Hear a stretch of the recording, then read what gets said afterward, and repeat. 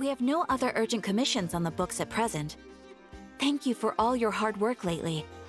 Perhaps you two could consider taking a vacation. Amazing! Paimon never thought we'd end up having downtime in Nod Krai. Things were pretty hectic when we first got here. Everywhere you looked, it was either the Wild Hunt causing chaos or the Ventui stirring up trouble. It felt like this whole region was one giant slime in a barrel, ready to go boom at any moment. Sure have. Things were looking pretty dicey, but in the end, we managed to turn it around. Whoa! Paimon just got deja vu! Oh, that's right. It's because we've done this like a million times now. Ah, yes. Are you two aware that the Moon Prayer Night is soon to take place? Oh, yeah! Lama told us that was coming up soon. Wait, why do you mention it, though? Do people in Nasha Town celebrate it, too? Paimon thought it was just for Moon Goddess worshippers. You're partially right. Most people in Nasha Town just see the festival as an opportunity to do business. They do not concern themselves with the religious element. The festival was first celebrated by the Frost Moon Scions. On this day, they would wear moon prayer blossoms and celebrate the birth of the moon goddess through song and dance. They would also prepare food and handicrafts and give them as gifts to others. Over time, it became Nod Krai's most lively festival. Oh, sounds like fun! Great! Well, in the meantime, since Catherine doesn't have any commissions for us, let's focus on some personal business instead. When we first got here, you mentioned that this was where your spaceship landed? We didn't get to follow up on it at the time, because we got wrapped up in that whole rare situation, but now we can finally start investigating it properly. Well, there's a saying Paimon's heard around these parts, which goes, if you lift up a rock, you'll find something you weren't looking for. By that logic, you'll never find what you're looking for while you're searching, but the moment you stop looking, it'll jump right out at you. Could be worth a try though, right? Anyway, Paimon suggests we focus on other stuff we want to do for now, and just keep an ear out for spaceship-related intel as we go.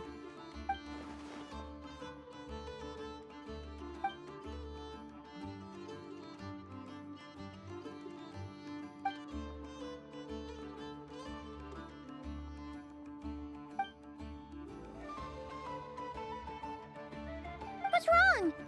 You look super serious all of a sudden. Huh? Paimon gets why you'd be concerned about Columbina, but what does the doctor have to do with anything? Oh, that's true. And now that you mention it, we're definitely overdue for a showdown with the Ventui. It is weird that he hasn't shown himself this whole time. What could he be up to? True. Paimon would much rather deal with Marionette anyway. She says the meanest things, but when it comes down to it, she doesn't seem like a bad person. Maybe it's the pressure of being a Fetus? Especially as a Harbinger. Does she feel like she's gotta act tough to keep up appearances or something? But then, every time we headed out with Rarier, she always wound up having to repair Polonia and her other robots. That's gotta sting. Losing face always hurts more for people who care a lot about their image. She's probably still furious about it. What? Relax! She's not even here! Huh? What's the matter? Oh, nothing. Sorry, we'll be on our way now. Where are we again? Oh yeah, Columbina? Right, yeah, let's go see Columbina.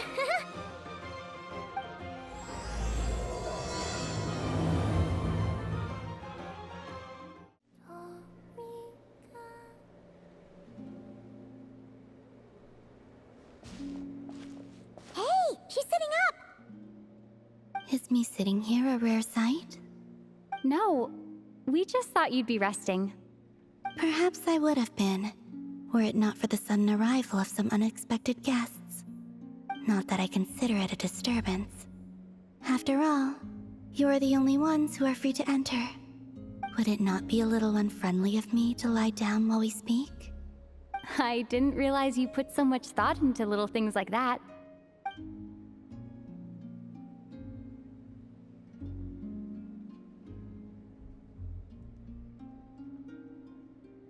Only sometimes. There have been moments lately where I think about you and your companions.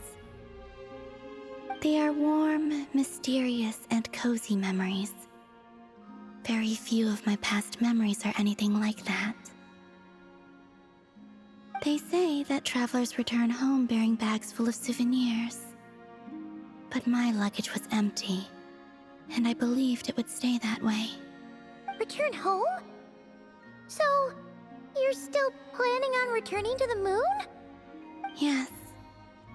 This planet continues to reject me, reminding me that I do not belong here. If I remain in Teyvat, there will come a day that I disintegrate. And I don't mean reduced to dust, or turned into food for the flowers. I mean, I will cease to exist entirely. Alright then. Well, we're sure gonna miss you.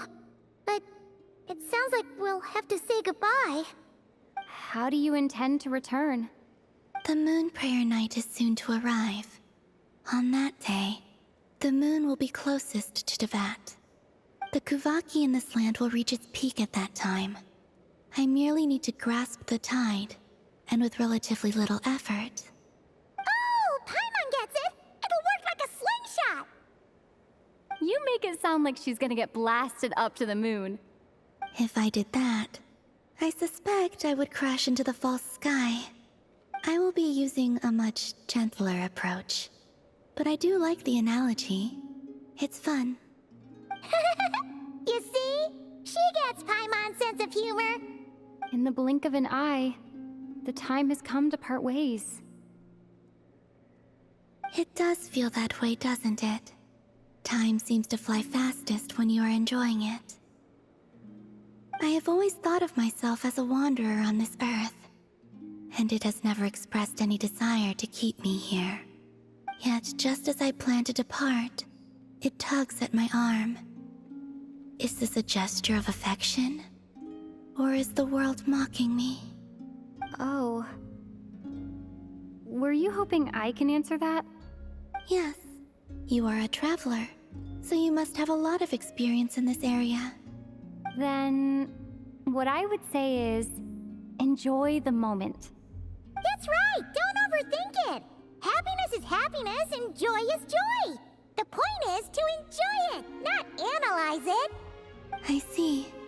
Then what I would say is, even though I am very tired right now, I am still happy. I can't tell from the tone of your voice. Oh, really? You don't think I sound happy? I'm just kidding. I could tell you were in a good mood today from the moment we saw you. Ah, a joke. Albeit not a funny one.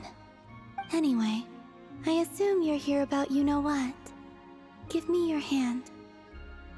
Actually, it's not that. There's something else we wanted to discuss with you. Oh, then do you still want to give me your hand? Or not? Sure.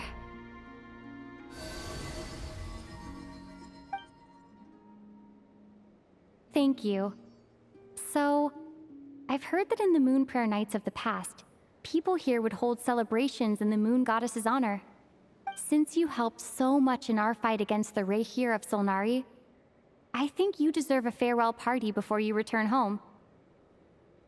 I haven't asked everyone else for their opinions on this yet, but I'd like to invite you to join the upcoming moon prayer night. I've never joined a moon prayer night before. I'm not sure what I would even do. Oh, don't worry about that! We take care of everything! All you need to do is show up. Of course, there's no need to force it if you're not feeling strong enough. It's just, this kind of felt like a golden opportunity. But they call me Kutar, and the Fatui have an arrest warrant out for me. I shouldn't appear in public right now. I'll make it work. You have my word. Yeah, we got your back! Well, she does. Paimon's actually not too sure what she's planning. All right. If you're sure, I will not refuse your invitation. I suppose it wouldn't hurt to pack a few more sights from this world into my suitcase before finally learning what my homeland looks like. Oh, if you see Llama, please tell her that my answer to the question she asked me is neither yes nor no. Rather, it is, there is no need. That was kinda cryptic, but sure. Guess it's between the two of you. We'll pass along the message. Bye for now!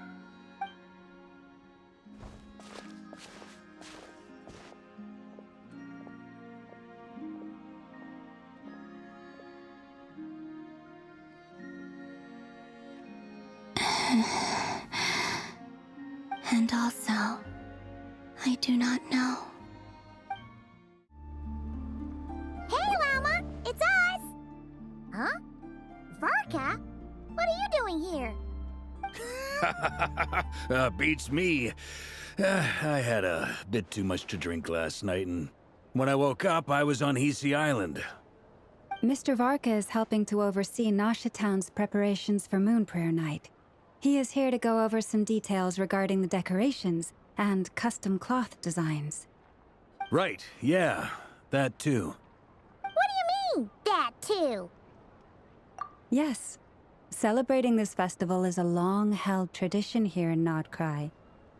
On this day, the crescent moon at the top branches of the verdant crest turns into a full moon, and the moon prayer blossoms bloom with a special radiance. Our people take these to be blessed omens. It's an especially welcome event coming off the back of all that nasty business with Rare. Everyone got put through the ringer recently, and now they're looking to turn their fortunes around. The big shots in town all agree that a big, lively celebration is just what we need to rebuild people's faith in this place. No wonder Catherine said that people weren't so bothered about the religious element. That's right. It's become more of a local custom by this point. The celebrations have little to do with whether the religious stories behind this event are true or not. Even the Frost Moon Scions are eagerly awaiting the coming of Moon Prayer Night, despite now knowing that their past beliefs were founded on a falsehood. That's fair. It's a bit like the lantern ride in Liyue. It's a chance for people to enjoy themselves, not debate the existence of the Adepti. Oh, one other thing! We just went to see Columbina. We went ahead and invited her to take part in the festival this time. Hope it's okay. Wait, so... you mean she agreed to it? Huh. That's quite a surprise. Then I suppose that she intends to return to the moon on that day. Oh, yeah! It's kind of a complicated process, but basically, it's like a slingshot. I understand. In truth, I had a feeling that she might make such a decision. Well, if Kutar has decided to participate in the festival, we should prepare accordingly. Yeah, exactly. She was saying how it could be risky for her to show her face in public. We were wondering if there was any way we could hide her. Unfortunately, the people who carved the statues did an excellent job of capturing her likeness. It will be very challenging to hide a goddess whose face everyone is so familiar with. Darn! We may have bitten off more than we can chew here. Nah, don't sweat the small stuff. We can handle that. Huh? Are you saying you have a plan? Not as such, no, but the most important thing with a festival is to keep the mood light and your spirits up. You can't go preparing for a festival with those long faces. You'll never convince anyone to enjoy themselves. The Mondstatter spirit is strong with this one. As it happens, I agree with Mr. Varka. Let's start by making our appreciation for Kutar the beating heart of the festive atmosphere. And who knows? Once we get the ball rolling, perhaps everything will just fall into place. Hey! Did you catch that? Llama said the thing! Or close enough, at least. I'm looking forward to the Moon Prayer Night already. We have a festival in Mondstadt called Windbloom, and you can always tell which couples are celebrating it for their first time by the smiles on their faces. Big, beaming smiles like their whole face is glowing. And I have a feeling we'll get to see that same smile on the Moon Goddess's face at this festival. Not quite the same, surely. Anyway, I'll take care of business in the city, but I'll have to leave the decor up to you and the Frost Moon Scions. No one else can capture that traditional aesthetic quite like you guys. But lastly, there's the final key element that brings the festival to life. Companionship. Before you leave, let me show you something that we've been preparing. Mr. Varka had asked to see it already, so you may as well tag along. Also, I have some further questions about Kutar's decision.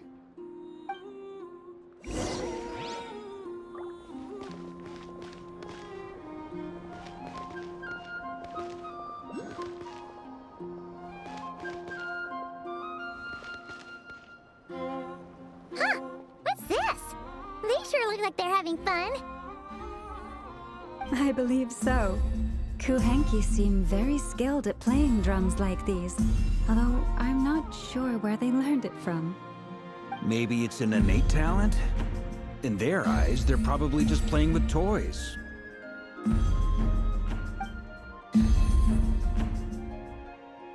Luanatar! You want to play too? Yeah. She looks more confused than anything. Maybe we can teach her next time if we get the chance.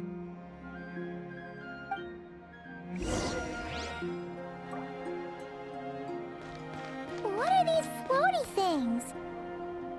Moon veils. We hang them from buildings in the city during the festival. When you look at the sky through them, it creates a lovely misty effect.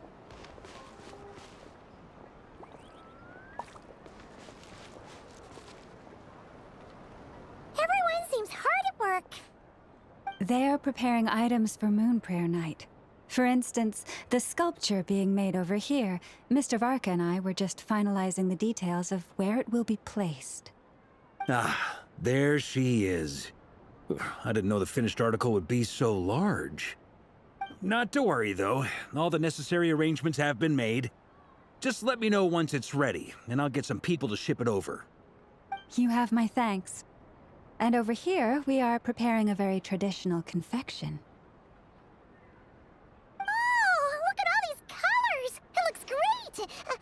Can Paimon try one? Of course. I have a feeling you'll like it a lot. You bet! Sweets and treats are Paimon's favorite! If you included those in the Feast of the Moon, I bet Paimon would have joined the Frost Moon Scions by now. There will also be verdant crests like this present in Nasha Town during the festival. The timing of Moon Prayer Night is not completely set in advance. We make a rough estimate, then observe the changes in the verdant crests and moon prayer blossoms to guide us. As such, the wait itself is a fun feature of this particular festival.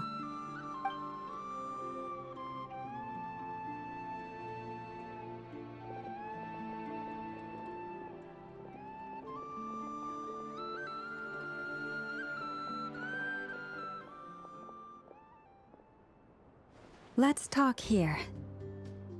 To tell the truth, I am very surprised to hear that Kutar is willing to participate in the festival. I once asked her if she'd be willing to stay with the Frost Moon Scions. I could introduce her to everyone, and we could be a family to one another. She did not answer, but she has not appeared here since. I took this to mean her answer was no, but if that were the case, she would not have accepted this invitation. Ah. I see. Maybe she is right. Maybe the Frost Moon Scions of today no longer need a moon goddess.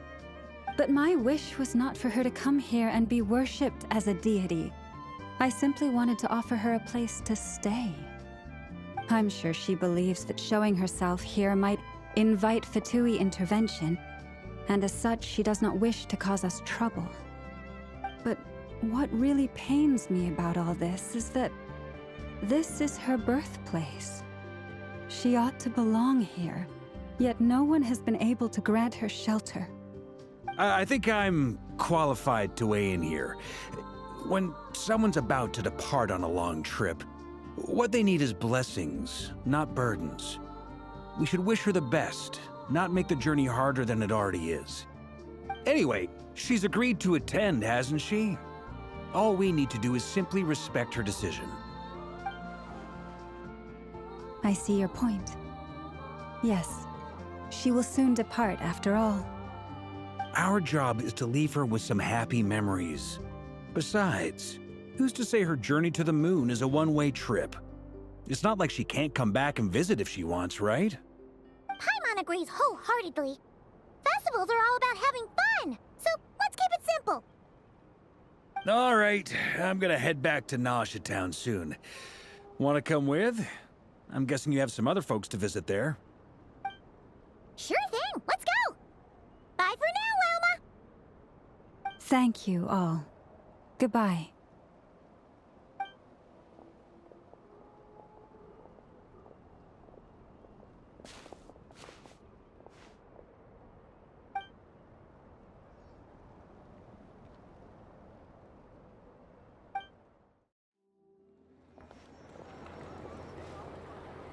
Huh? Hey, over there! It's Durin and Albedo with Flints! What could they be chatting about?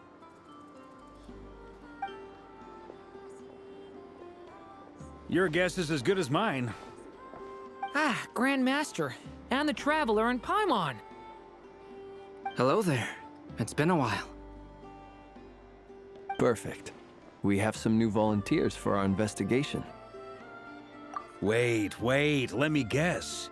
The righteous Lightkeepers are finally ready to hunt down the Abyssal Dragon? Haha. Yes, that too. Yeah, right! Oh, wait! Why does everyone keep saying that too? Well, to be precise, the facts match, but not the causality. Wait, so I guessed right? Half right! Don't act so impressed with yourself. Maybe I can explain. We ran into Mr. Flint's north of Nausea Town. At that time, we just noticed a few abyssal creatures out in the wild, but the strange thing was, I didn't detect any traces of abyssal energy on them at all. On closer inspection, we realized that they were not real monsters, but something akin to reflections in the water, or perhaps a mirage. Huh? What do you mean? Like, you could see them but not touch them? Exactly. It was very peculiar. They roared and tried to attack us, but we could not make any physical contact with them. I think I've heard of things like that happening in Nod Krai before, but I don't know much about it. Yes, it's a known phenomenon. Mirage-like illusions tend to appear in Nod Krai in the run-up to Moon Prayer Night. From a distance, they appear quite real. I myself thought that Misters Durin and Albedo were locked in battle with abyssal monsters when I first arrived. But after sharing intel and investigating a little further, we can confirm that these illusions are harmless. There is no great cause for concern. All the Mirage stories I've heard are either animals, rocks, or small houses. Abyssal monsters, though? That's a first. It's a first for me, too. So I'm planning to look into it further just to be on the safe side. I intend to inspect a few more locations. What about you two? Any plans? Alice contacted me a few days ago. She'd like me and Durin to assist her with an experiment. But we lost contact shortly after receiving the message. I'm sure that comes as no surprise to anyone familiar with her. We don't know when the wind will blow, yet when the wind blows, we will know. That, in a nutshell, describes how Alice operates. Yeah, that tracks. Okay. Well, I suggest we investigate this Mirage business in the meantime. It's piqued my curiosity, and I'm pretty sure I know someone who will already be 10 steps ahead of us. Well said. Right? Whatever's happening in Nod Krai, she always seems to be the first one to know. Let's go see what she knows. We can invite her and her staff to the festival while we're at it.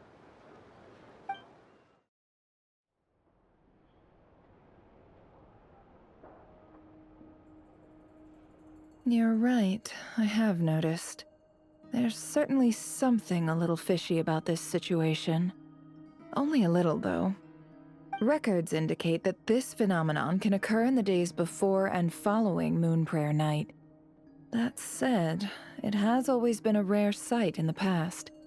The odds of encountering these phantoms are similar to looking up in the night sky, happening to see a shooting star, and managing to make a wish before it disappears.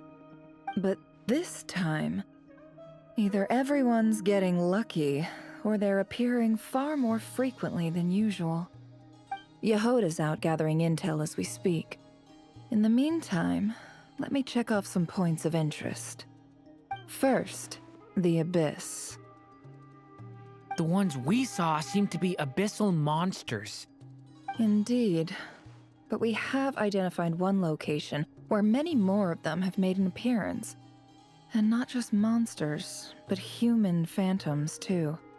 Given the scale and nature of the phantoms, it's almost as if someone's last memories are coming to life. Or perhaps the memories of multiple people. Oh. So you mean the phantom monsters are hunting down the phantom humans? Exactly. The phantoms can interact with each other, but we have no means of intervening. In addition, some of the human phantoms would seem to be from the very distant past. This is clear both from the clothing they wear and the stories they tell. They claim to be from Hyperborea, a name which I've heard from Lauma before. If this is true, it means they must be from 6,000 years ago. Did Paimon hear that right? 6,000 years? It sounds like this merits further exploration. That'd be a big help. I'll leave it with you, Albedo. My knowledge of ancient history is non-existent. I used to doze off every time the pre-Knights of Favonius era came up in class. It's quite a miracle that you were able to understand these phantoms' speech, given how long ago they lived. I suppose you're right. But I'll leave the archaeologists to ruminate over that conundrum. As an intelligence broker, my sole interest is in the value of the information I gather. Which, in this case, hopefully means earning myself some good favor with our dear Lady Moonchanter. So calculating. Whew, this intel broker logic always catches Paimon by surprise. Sounds to me like we could split the work up. I think the abyssal phenomenon is best left to Albedo, Flints, and me. Agreed. It coincides with my duty as a lightkeeper. For my part, I'd like to understand the Abyss better. Even a little knowledge would go a long way. This is certainly a rare opportunity to study the Abyss. But even rarer, perhaps, is the chance to make contact with the Ancients. The Curatorium will take the lead on investigating the Hyperboreans. We put in the work to learn what we know so far. It seems only fair that we get some quantity of exclusive intel. That just leaves our trusty team of 2 unassigned. Since you became an honorary knight, of course. This was part of my grand plan all along. Ha ha ha! Oh yeah, by the way, we managed to convince Columbina to come to the Moon Prayer Night celebrations. Would you and Yehoda like to join too? She agreed to that? Huh. Quite an achievement. Never underestimate the traveler, I guess. I'd be happy to join. No point shutting myself inside when the streets are all decked out. I doubt any clients will be visiting during the festival in any case. And Yehoda loves a party. so I'm sure she'll jump at the opportunity. No. No. No. No. No. No. No. No. No. Way to contradict me in front of... Wait. No, that's not what I have bad news, boss. So many people. All right, everyone inside, quick.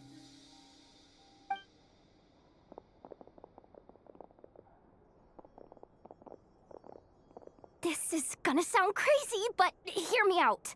I saw one of those phantoms at Star Sand Shoal, and it was some sort of flying ship.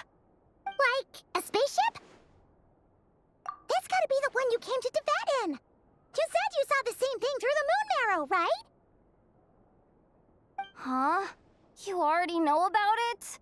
Ugh, I thought I was gonna blow people's minds.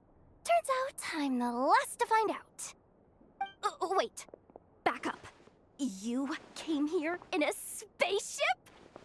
Now my mind is blown!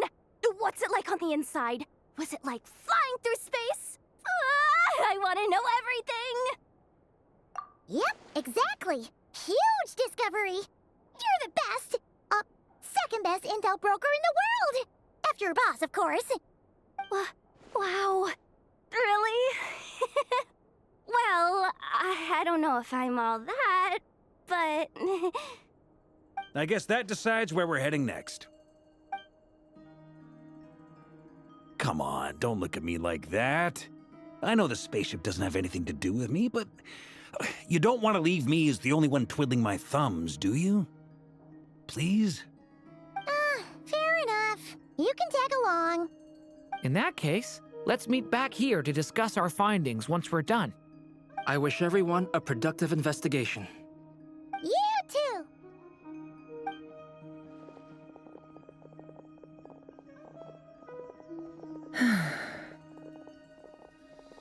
What's up, boss? Aren't we gonna head out?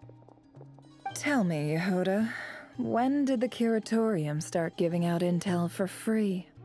Oh, sorry, boss.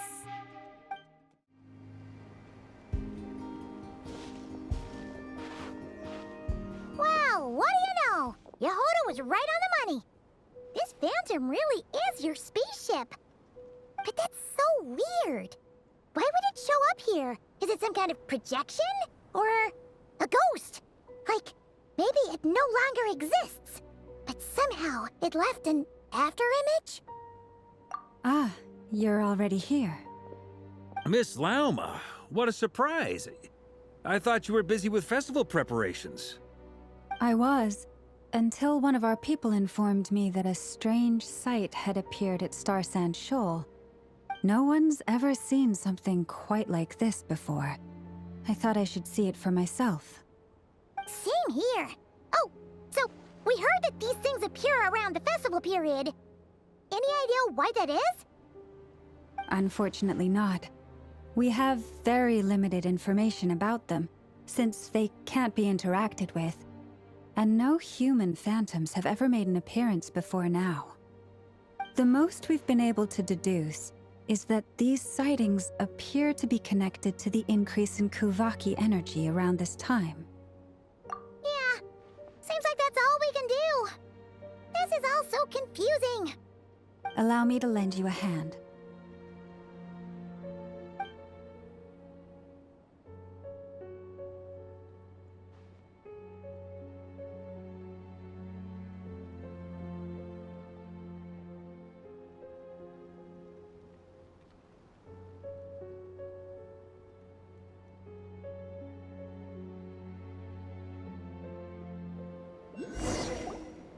Everyone, our friend here should be able to provide us with some information. Is that a phantom rhymehorn deer? I've heard about how the Frost Moon Scions live in harmony with the animals and can even communicate with them. That's coming in handy now, for sure. Okay. Yes, I understand. Then how about this?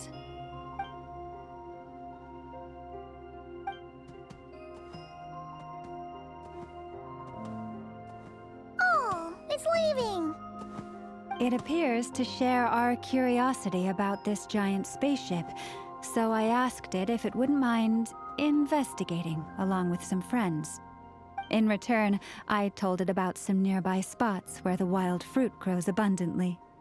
We may live in a different era from these phantoms, but I trust that the terrain, climate, and ecology here are more resistant to the effects of time than some things are.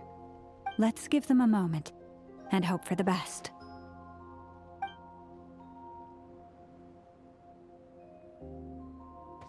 All back together? Must have been a lot of fruit. Indeed. Now let me ask them some questions.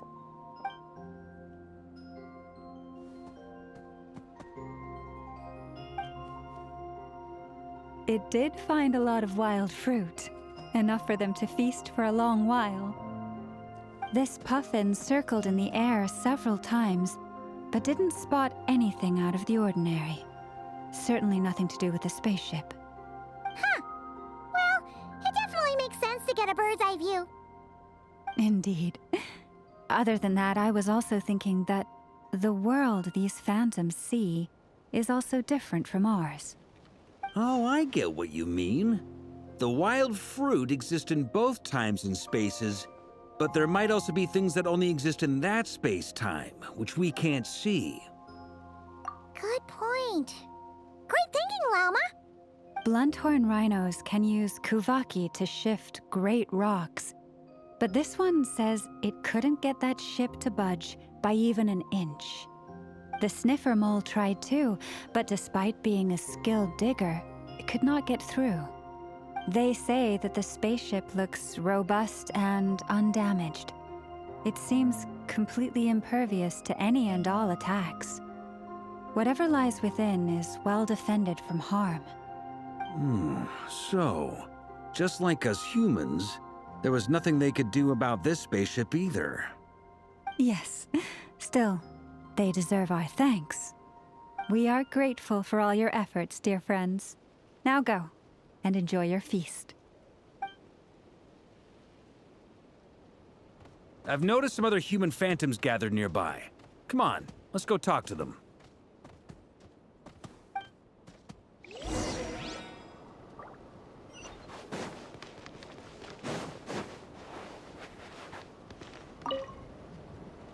What is this thing? I've never seen it move, and there's no way to get inside. Goodness knows. My grandpa says it's been sitting here at least since his grandpa was still alive. What about his grandpa? Did he say anything to your grandpa's grandpa about it? Huh? I don't know. In all likelihood, it was here back then too. Hard to imagine something this huge could move. Guess that means that as far as they're concerned, this ship's been around a long time.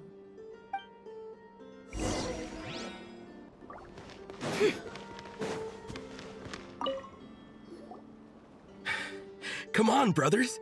If we can get even a small chunk off of this thing, it's gotta be worth a fortune. Today is the day we strike it rich. Huh? You mean Paimon? Yes, brother, I shall join you. Let's make our fortune. We should go with them. What the? This thing is crazy tough. I can't even scratch it. What's it made of? Sorry, brother. Looks like we'll have to seek our fortunes elsewhere. Enjoying yourself? I was just seeing if I could influence this phantom's perception by playing. But nope, no dice.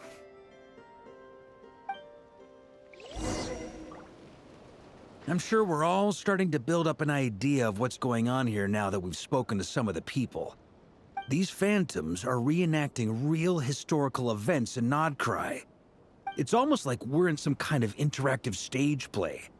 We can talk to the actors, but the plot is fixed, and we can't influence it. It makes sense. History is set in stone. The objective facts of the past cannot be changed. Paimon totally thought you were just goofing around earlier.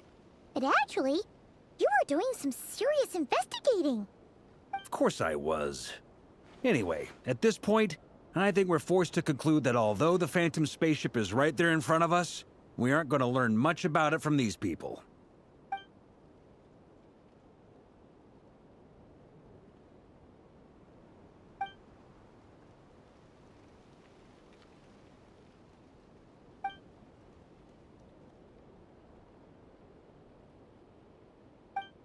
Don't be discouraged. If nothing else, this is proof of the ship's existence. And think about it.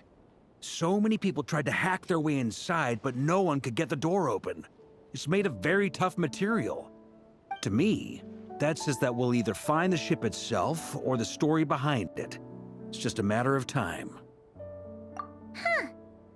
Every now and then, when Varka gets serious, he actually does seem like Grandmaster material for once. I wonder how the others are doing. Let's head back for now.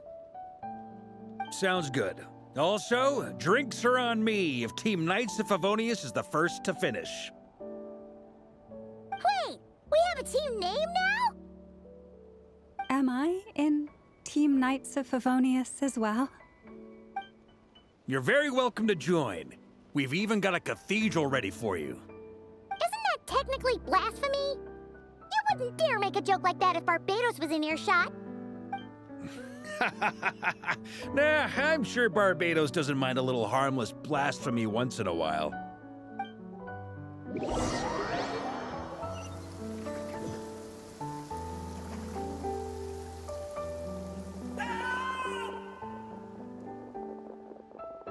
Oh, no! Get away! Oh.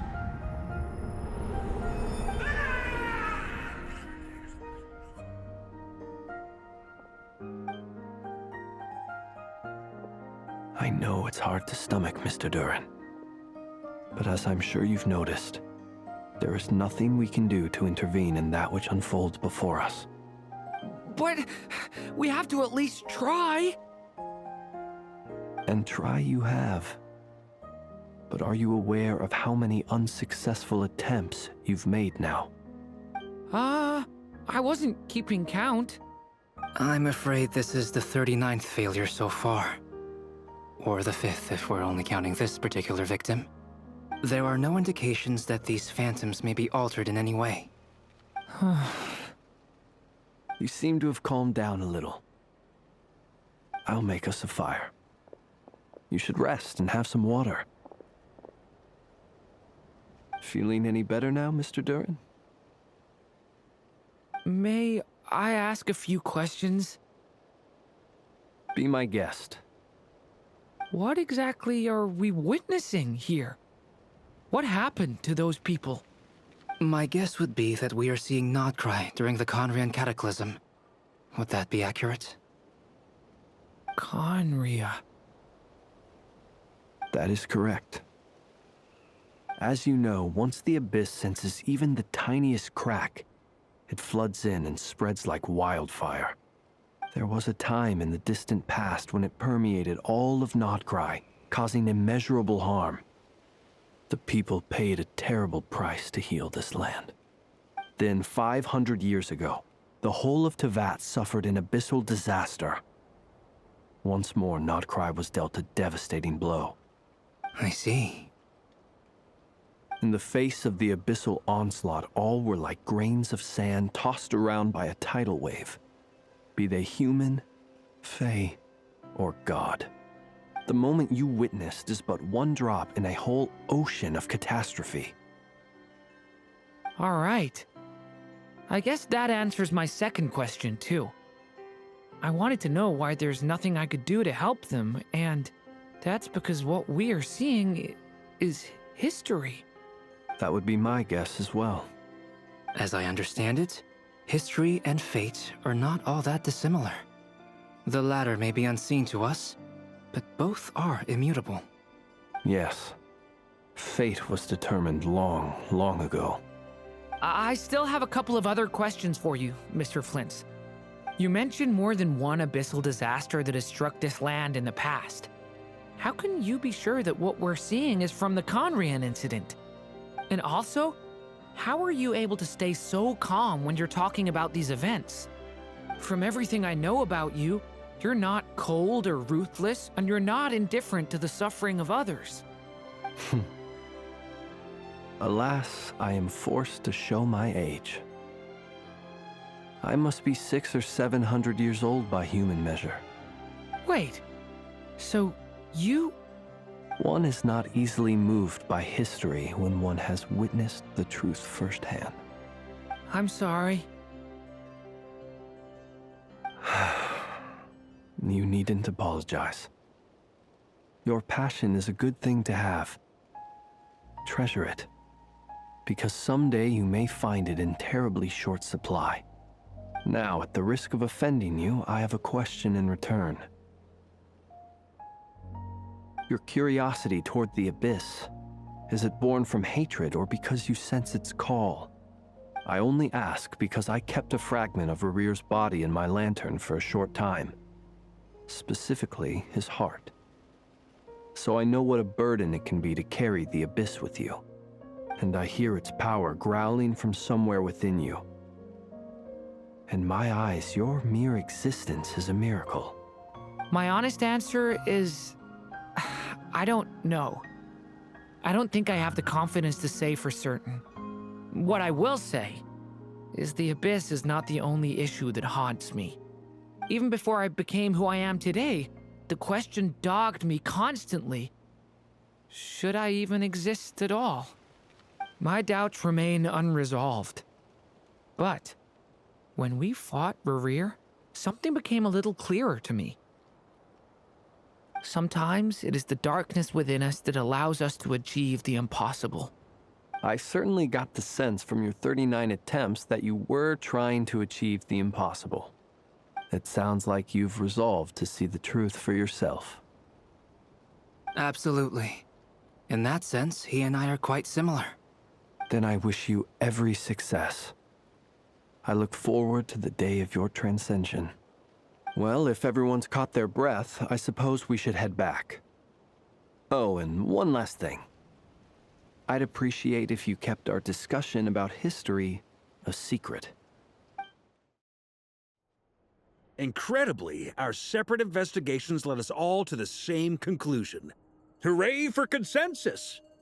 Yeah, but we barely learned anything, though. I totally thought this would be the mother lode. Talking with the ancients? I mean, come on! But nope. All we got was useless snippets of conversation. And all this stuff about moons and hyperopia.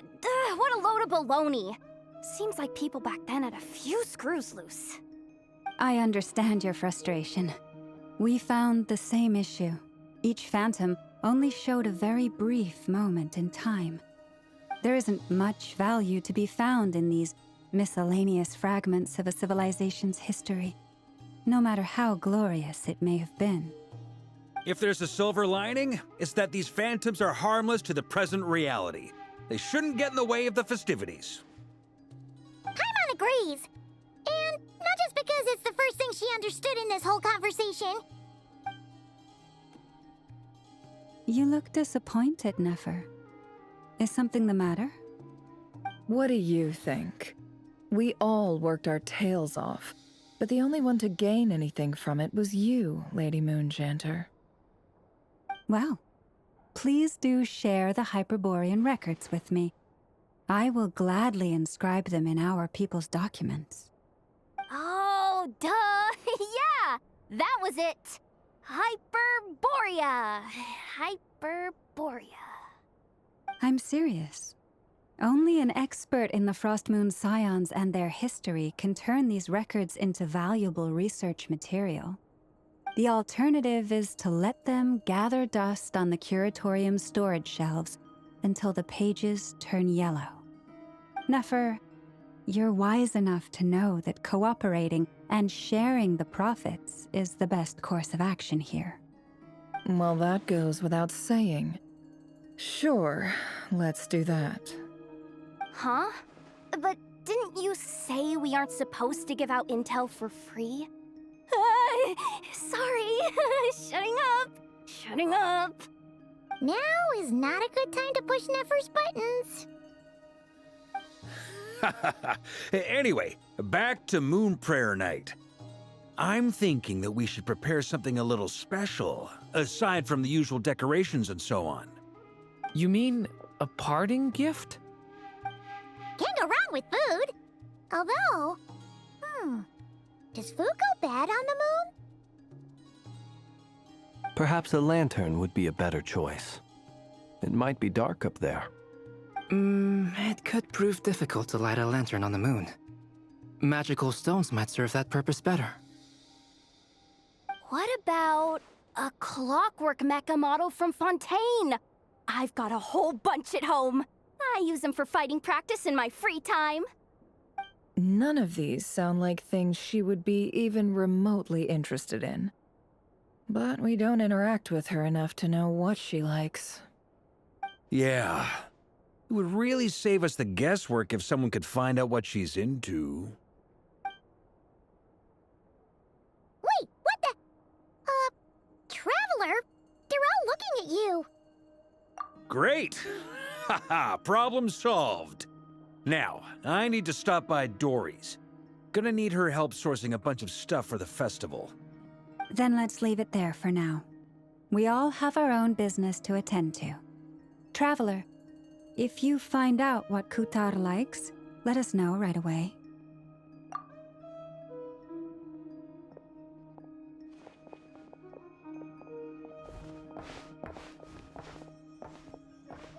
Is something the matter? I'm fine. It's just... I'm still feeling a little rattled after witnessing the horrors of the Abyss. But it's okay. This is something I have to work through. I'll be all right. Thanks for your concern.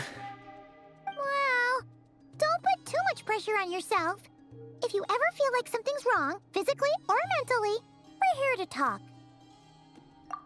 Come on. Stop treating me like a kid. Columbina, we're back! Huh? She's not here. Weren't there a few Kuhenki here last time, too? Where did they all go?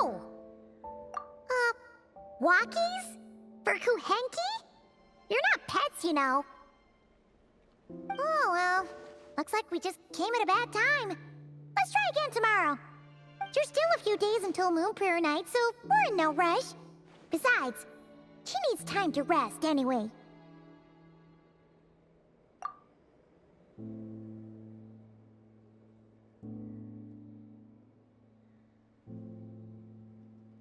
Columbina! Are you back yet? Oh, how strange. Looks like she still isn't here. Right?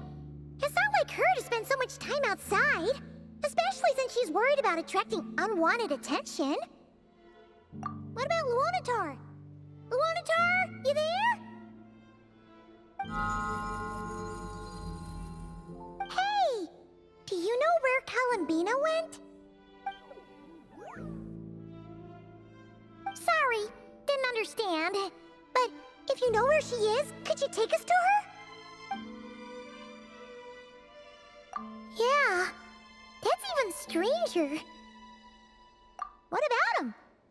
Oh, that's not good news. They change color when Columbina gets weaker, right? And they look super pale right now. Good idea. She might know what's happening.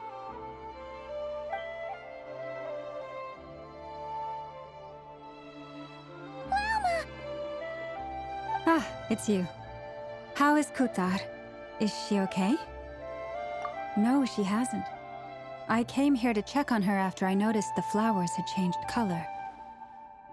Based on past precedent, she must be very weak right now. Even getting up to walk would be a struggle. It seems unlikely that she wandered off outside. Not to mention that she doesn't do that at the best of times either. So yeah, this is super weird. No. Very few people are in the know about Kutar's whereabouts. And if anyone suspicious had visited, they'd have left some sort of evidence. Come on, let's go to Nod Town. If anyone has seen her, someone there will know about it. It's Nod Krai's information hub after all. Makes sense. Let's go!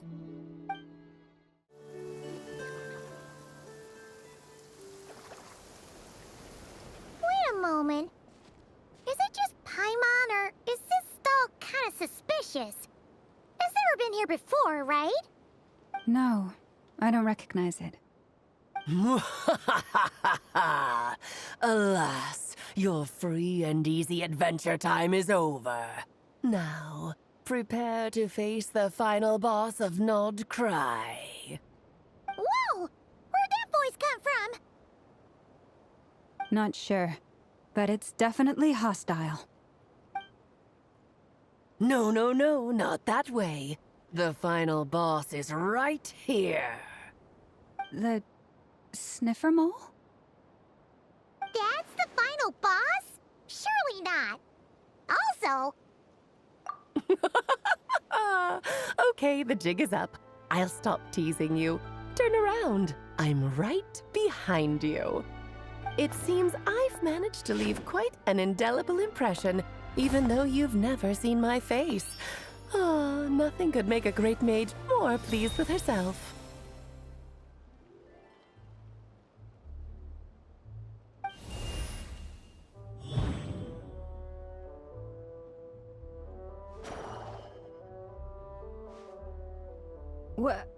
What is going on? I've heard that all the big shots in Teyvat have long, wordy titles that stun people speechless when they make their entrance. Unfortunately, none of them are affiliated with the Hexenzirkel, and we ourselves keep a very low profile. The notorious name-dropping doesn't quite work for us. Still, I, for one, think I'm really quite amazing. So that didn't stop me from coming up with a title anyway. Alice? It's really you this time? Not a lantern or a Dodoko, but Alice in the flesh? Oh, that's right. So, what do you think? How does it feel to finally meet me? You look like... Oh, that's the first thing you thought. A little surprising, but that actually makes me very happy. Because that means that when Klee grows up, she'll be just as stunningly beautiful as her mother. So she's a friend of yours? Kind of. This is actually the first time we've seen her in person. I see.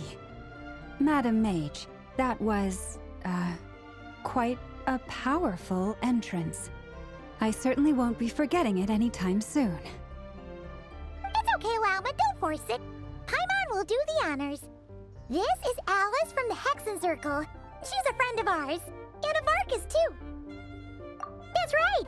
She's a good person, just kinda... unpredictable. Well, what is the human heart if not unpredictable? Hmm? If we could not do as we please, how would we differ from machines? I am Lauma, Moon Chanter of the Frost Moon Scions. It is a pleasure to meet you. Oh, I know. Before you got here, I spent a good, 15 minutes getting up to speed on Nod Krai's present situation. In other words, I've read the whole in the last episode part, so we can skip the pleasantries. Fair enough. Well, Miss Alice, I can already tell that you have quite a unique personality. You'll get used to it. Paimon sure is. So anyway, what are you doing in Nod Krai, Alice? Oh, I thought I told you already. This time, I'm the final boss. And what a formidable foe I shall be. Powerful, confident, decisive, and good luck finding my weak spot. You will never succeed. Oh, drat. My one weakness, and you found it in an instant. Fate has been dealt a devastating blow. Thus falls the great Dodo King. Why are you playing along with this nonsense? For funsies, of course. What's wrong, Paimon? Are you disappointed in me? Am I a gigantic letdown? No, it's just... you seem like a busy lady. And this is the one time you've shown up in person. Paimon figured it would be for something more high stakes than just goofing around. You're quite right. I'm here in Nod Krai because something big happened. Something big enough it caught the attention of the Hexenzirkel. It concerns the 3 moons, Teyvat's borders, and of course, the moon goddess you are currently searching for. Kind of. Why don't we discuss this over a pot of tea? My main reason for coming on this trip to Teyvat was, of course, to have some fun. But I do technically have a job to do as well, namely, maintaining the stability of Teyvat's borders. I'll skip over the complicated parts, but to sum it up, abyssal energies are all that lie beyond Teyvat's border. We'd find ourselves in a real pickle if they ever made it through. And the phantoms you've been seeing are a sign that the border has been disturbed. Ah, no wonder they tend to show up around Moon Prayer Night. Is it because the real moon is now so close to us that its power can cross the border? In part, but only a negligible amount passes through. Just enough to influence the verdant crests and so on. And as you've noticed, there has been an unprecedented number of phantoms appearing this year. The influence of the moon beyond the border cannot explain this. No, there is another far greater factor at play. The trilunar syzygy. A trilunar syzygy. Eons ago, before the heavenly principles came to Teyvat, it was the then 3 moon goddesses who controlled the laws of this world. Oh, that's exactly it! The 3 goddesses split these powers amongst themselves, promising never to consolidate them into one singular body. This was meant to keep the world stable. But, fast-forwarding to the present, the eternal moon's marrow is with you, while the iridescent moon's marrow, which should never have appeared in this world, has been retrieved. Add that to the presence of a moon goddess in the flesh and... the power of all 3 moons is gathered here in Nod Krai. There hasn't been an event like this since the War of Funerary Flame. And it's having a noticeable effect on Teyvat's borders. Because I wish to give my darling daughter a peaceful, sunny environment to grow up in. Is that a good enough reason? Kinda sounds like you're dodging the question, but it does make sense. Well, that's one reason anyway, and the most important one. The others are a little complicated to explain. For instance, cleaning up after dearest Miss R. Albedo can tell you more about that if you're curious, but right now, I have a more important question to ask you. Why are you collecting the moon marrows? I see. Nicole told me about that legend once. Nicole? You mean Mage Anne? Oh, so you remember. Yes, of course. That was a story about fate, her area of expertise. But back to the story of our dear moon goddess. I'm afraid her intended method of returning to the moon is unlikely to work anymore. What does that mean? She may be missing, but she hasn't gone anywhere. She has disappeared.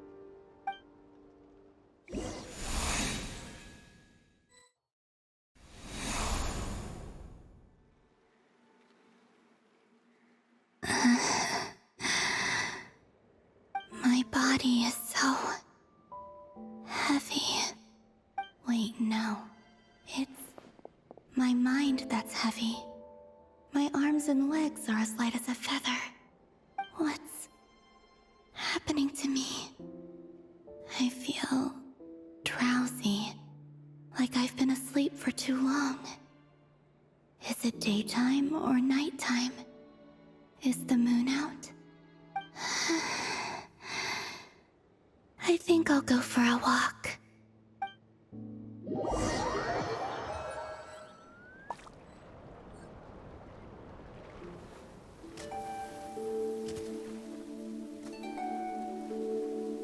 Are you out for a walk too? Huh?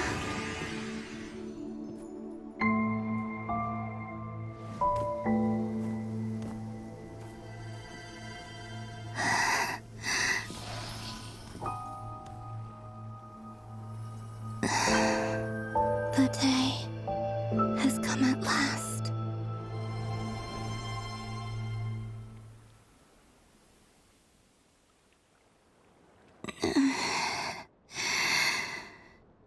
Have I grown so weak that I can't even sustain my physical form?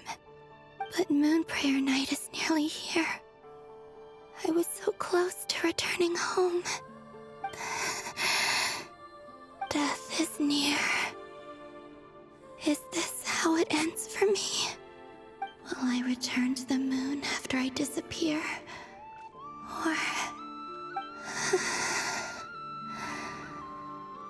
I don't want it to end like this. So far, at least, I still exist. Even if not physically, I can still feel. But as my power wanes, I'm sure that too will fade.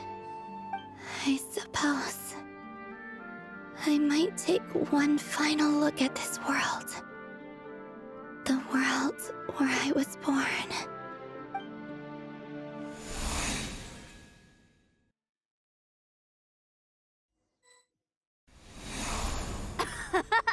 Come on! Come on! Wait for me!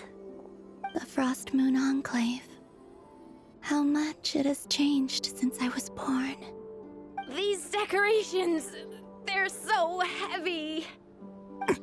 It's times like this when you kind of wish men could be priestesses and acolytes. How fascinating. I've never had the chance to be privy to people's private lives in this way. In the past, people would get so solemn and serious the moment I showed my face, like they were frozen stiff. Karina, Lametti, it's time to eat. Coming! I want to watch them a little longer.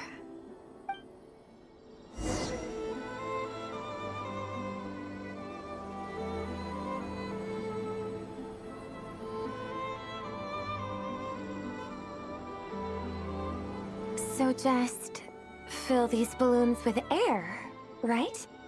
Yep. Try a couple now to test things out. The rest can wait till Moon Prayer Night. Think fast. Rita! Teasing an acolyte of the Frost Moon Scions? Surely that's a punishable offense. Take this!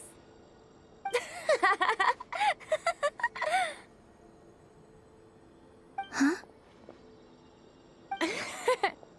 All right, enough horsing around. Lady Lauma gave us a task. We should get back to it. The task is just to check that the balloons don't leak, right? Doesn't matter if we fill them with air or water. Yeah. Okay, you got me there. And you got me there. But still, we can't use all the balloons before the festival even starts. We won't use all of them. And as long as Lady Lauma's trusted acolyte doesn't snitch, this can stay as a little secret between friends. A couple more can't do any harm, right? Oh, you menace. Then, think fast! Is pumping a balloon full of water really so much fun?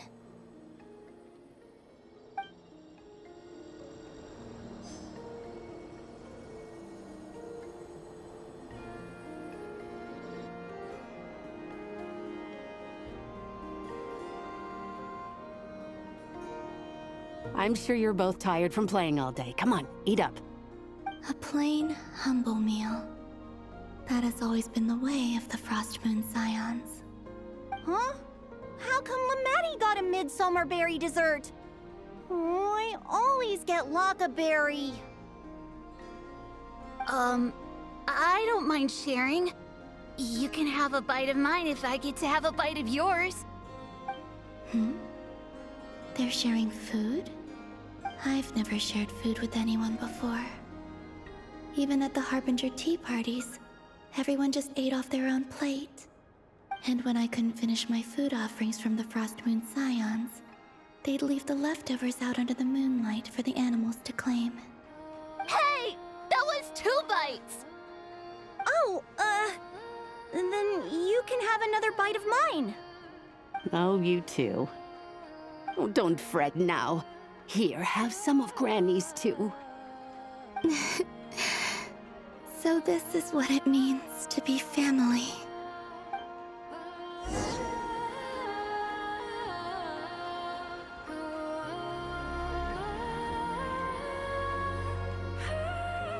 I'm seeing so much that I'd never usually get to see. They'd never act like this when I was around. It's nice, being able to just watch people in peace in these final moments. What a rare opportunity. I think I'll go take a look around Nasha Town, too. Maybe the Traveler will be there.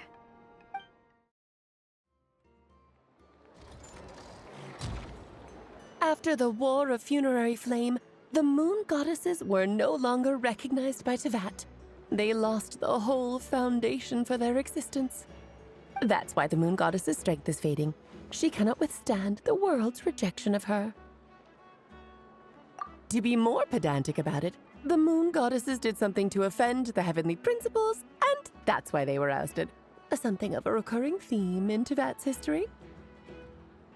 Theoretically, speaking so candidly should put me in their crosshairs too, but they can't tell me what to do. I'll say whatever I want. Anywho, the Moon Marrow energies were but a drop in the bucket for her, and that battle against the Ray Hair of Solnari only weakened her further. Fortunately, it happened close enough to Moon Prayer Night when the Kuvaki concentration here is high. That's the only reason she managed to survive this long. What do you mean, fortunately? You said she disappeared. We're too late. Oh, what a headache. I thought this was all common knowledge. I guess I have some more explaining to do. Okay, buckle up. It's time for another lecture.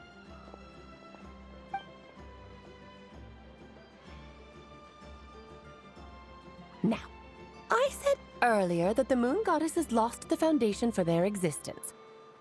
The reason for that has to do with the natural order. Basically, the rationale for their existence in Teyvat was lost. The same logic applies to the present Moon Goddess, too. Consider her existence so far. Her comrades in the Fatui called her Damselette. And she was worshipped as Kutar by the Frost Moon Scions. But these connections have now been severed, whether by her hand or yours. So, the rationale that once sustained her existence is now gone. Wait, we did that to her? Oh, well, strictly speaking, yes. But let's not start pointing fingers, shall we? I'll only end up as the big bad villain, and that's not the kind of final boss I want to be. Of course I do. I'm only the greatest mage in the whole entire world. Now, if you wish to find your Moon Goddess, there are two problems we need to solve. Firstly, we'll need to strengthen the connection between her and Teyvat, at least enough to sustain her until Moon Prayer Night. Strengthen her connection. But does that mean I'll have to rally all the Frost Moon faithful behind this? I'm afraid a bygone faith and a former home won't be of any help to her now. Do you know her name? Her name? Yes. Names are very important things. A name is a fundamental concept that anchors one's entire existence. Then your first job is to find it.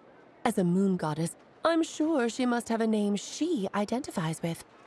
Neither Columbina nor Kutar is her true name, and she's never really accepted either of them. So, finding out her real name is enough to sustain her existence? Yes, I know it sounds like a small step, but every journey begins that way. So for now, that's all we need to focus on. The second problem is with her plan to use the Moon Marrows to return to the moon. Unfortunately, piercing through the false sky will take an enormous amount of power. Given her current condition, she won't be able to provide anywhere near enough power, even if she recovers her physical form. But no need to fret. Nicole's the expert in this field, and I'm sure she'll figure something out. Wait, Mage N is going to help us out too? That means we've got 2 Hexacircle mages on the case. This is turning into a pretty big deal. Actually, this is more of a side quest for me. Like you said, I'm a busy lady, so I can't stay for too long. I'll have to return to Tibet's border soon. That's the upside you get for looking out for my little Klee. Hopefully that will incentivize you to carry on keeping her company in the future. Anyway, jokes aside, you'd better get moving. It will take quite a miracle for the Moon Goddess's consciousness to hold out till Moon Prayer Night. Oh, I suppose I might as well tell you where Nicole is before I leave. Off you go now. Time to meet your new friend. Oh, yes, and a little suggestion. Don't forget to mind your heads. What? I wonder how Durin's doing. I should really go see him before I head back. You really are super busy. I most certainly am. There's so many children I have to keep tabs on just in Mondstadt. Durin, Albedo, Venti, Varka. Klee didn't make the list, huh? Of course not. Klee is my pride and joy. I have no qualms about her, because she's the best child in the whole wide world. Yep. Klee's a little angel. I'm glad you agree. Well, all the best. See you when I see you.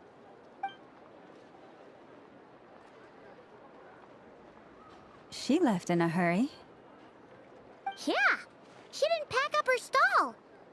Should we handle it for her? I must say, I'm now very curious about her daughter. Klee, wasn't it? What's she like? That's a long story. Come on, we'll fill you in as we go.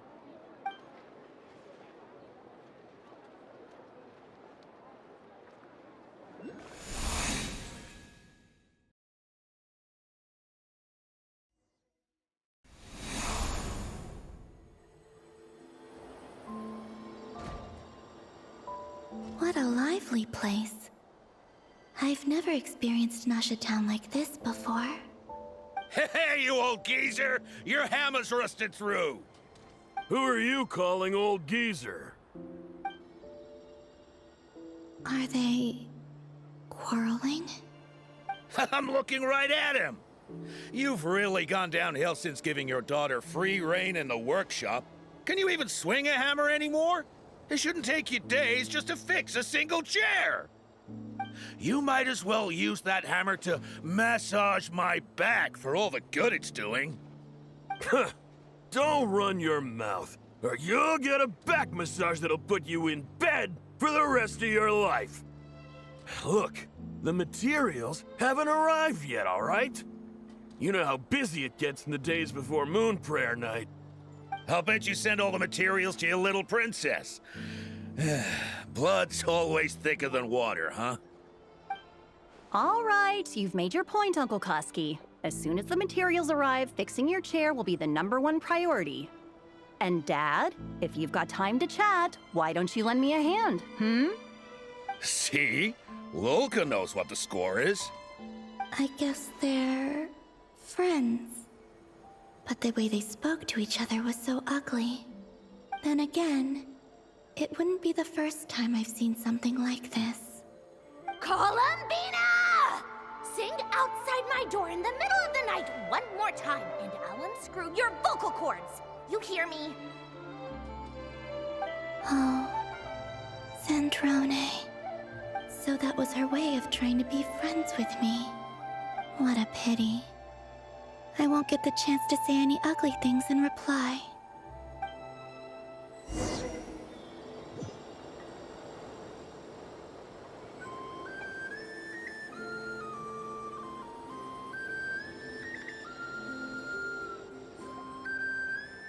Hey, have you decided what to give her for Moon Prayer Night? I sure have. She's gonna get the surprise of her life when she's least expecting it. Then I'll whip out the ring and pop the question. The surprise of her life. What a fun turn of phrase. Cool, I get the picture. You can spare me the gushy details. Ooh, looks like we have a customer. Hello there, ma'am. Would you like some Moon Prayer Night candy? Huh? Is he talking to me? Can he see me? Here you go.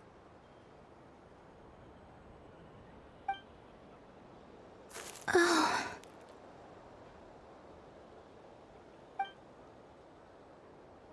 Come back anytime. Right. Now, where were we?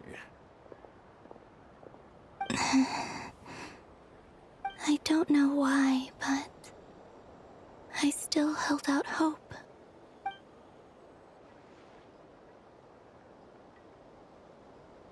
The most important thing right now is to find that mage.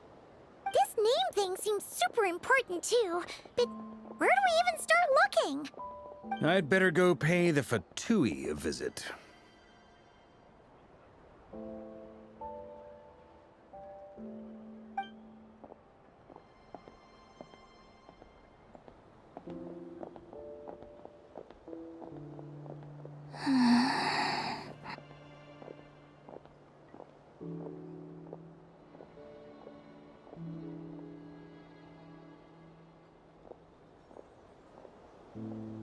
Columbina?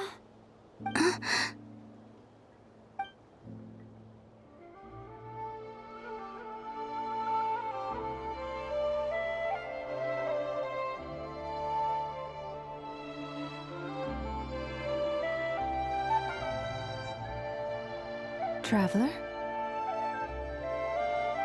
Let's go! This is no time to be spacing out!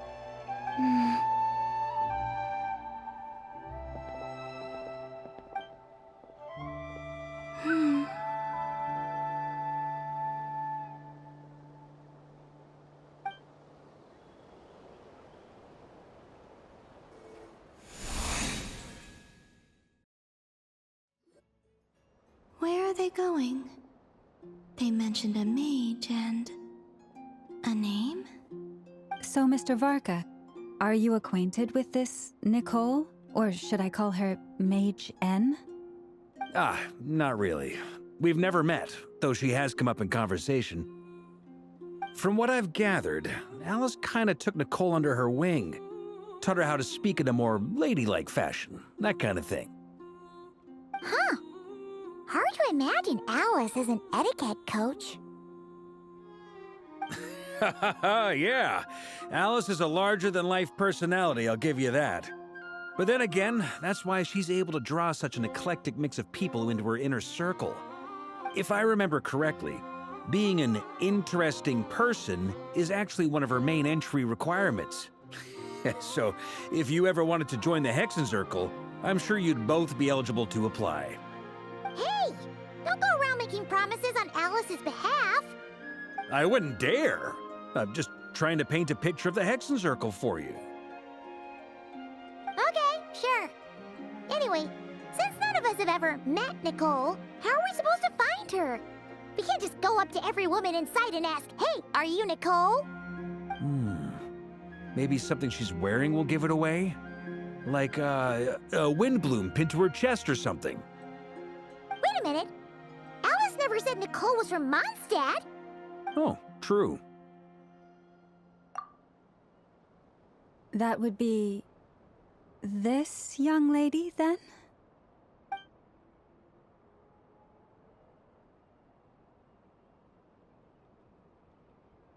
Hey there! Sorry to disturb you, but... are you Miss Nicole? Varka, Knight of Boreas of the Knights of Favonius. Alice might have mentioned me before. Ah! Have we got the wrong person? Sorry. Well, this is awkward. When I shook my head, I meant, no, Alice hasn't mentioned you before. Huh? Where is this voice coming from? My apologies. For certain reasons, I am unable to speak. This is the only way I can communicate with you. It might take some getting used to, but I hope you can understand. Hey, it's fine. I'm more shocked by the fact that Alice never speaks about me.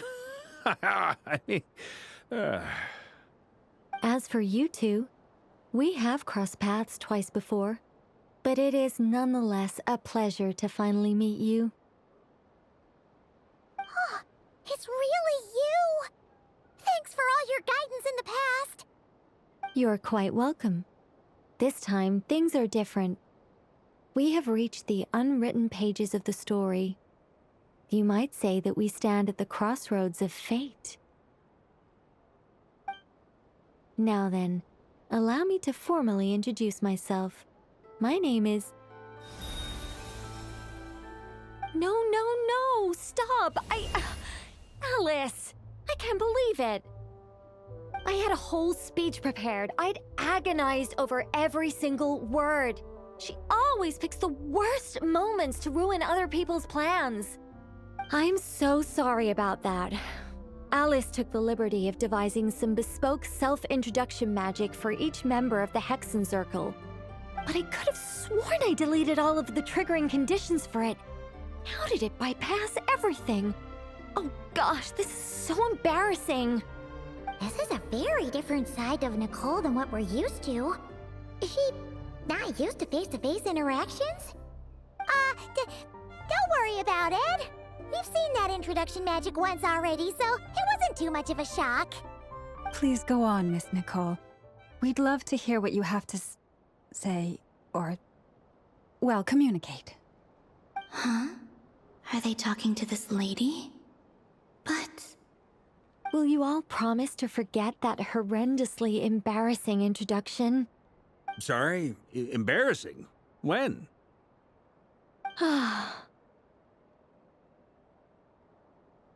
Yes, my name is Nicole, and I am one of a very few angels who have retained both their preferred form and their power. The Traveler and Paimon should be no strangers to this concept. There is another of our kind in Natlan. They call her the Lord of the Night. Right! Paimon remembers her. Yes. Well, I have retained more of my power than she. It's because I don't have a long-term duty to fulfill. To be more specific, no. We'll be here all day if I get into the specifics. Moving on. If I'm not mistaken, you are here because you wish to learn how one might reach the moon beyond the sky. That's right. Is that something you can give us any guidance on? Yes, I do know a way. It began with the Hyperboreans, who lived after the War of Funerary Flame. Blank looks. Maybe I should start with the background of the war. Or maybe not. It shouldn't be an issue. I'll fill in the gaps for you when we have more time. Anyway, after that war ended, the three moons retreated to beyond the false sky. The Hyperboreans were humans I once aided. They accepted the civilization and creations bestowed upon them by the angels. But despite accepting many blessings of the angels, many among them still held on to their faith in the moons. They were reluctant to accept the new order.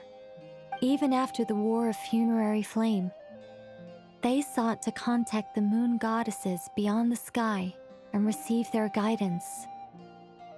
But all three had passed away by that point. This mage has a unique method of communicating. Is she talking about the moons? Yes, but they did not know. And so, still they prayed for the moon goddess's mercy. After building titanic structures that consumed vast amounts of Kuvaki, at last they glimpsed the moons and heard their voices. But of course, they were gravely disappointed, for it was then that they realized the three moon goddesses were dead. Oh, that's such a sad story. It is. Humanity was in a very sorry state at that time. The angels who had once aided them were gone, and the War of Funerary Flames had left them homeless and destitute. Just a second, I gotta ask. How relevant is all this history to the task at hand? Well, I mean, it's...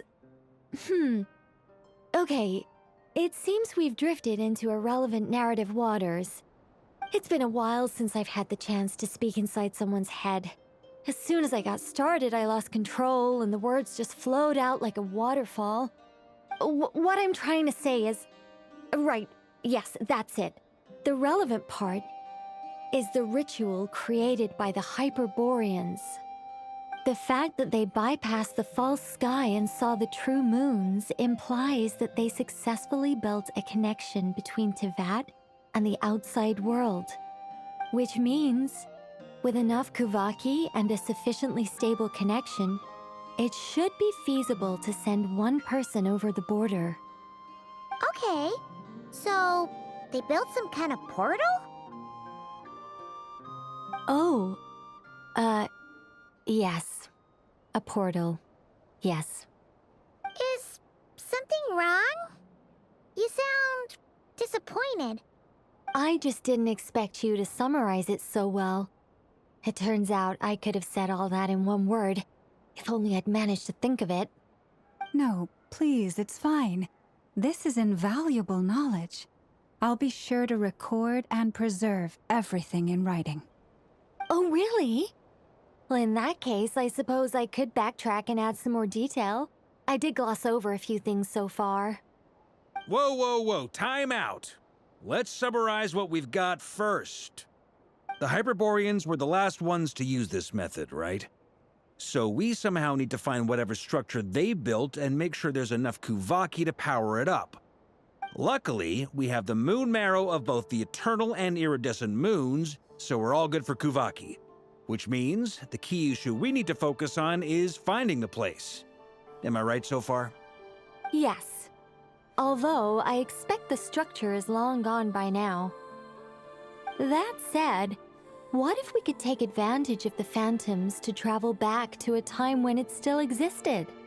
Well, travel back isn't quite accurate. It's more like we'd be creating a handshake between 2 points in space-time. We wouldn't even have to pick a time when it still existed. It could just be a time when it still appeared in phantom form via projection, or we could project our own phantoms, fold them together, and... You look lost. Was that too hard to follow? Yeah, things got a little, technical there. Paimon's brain is reaching capacity. All right. Let me think about how to put this more simply.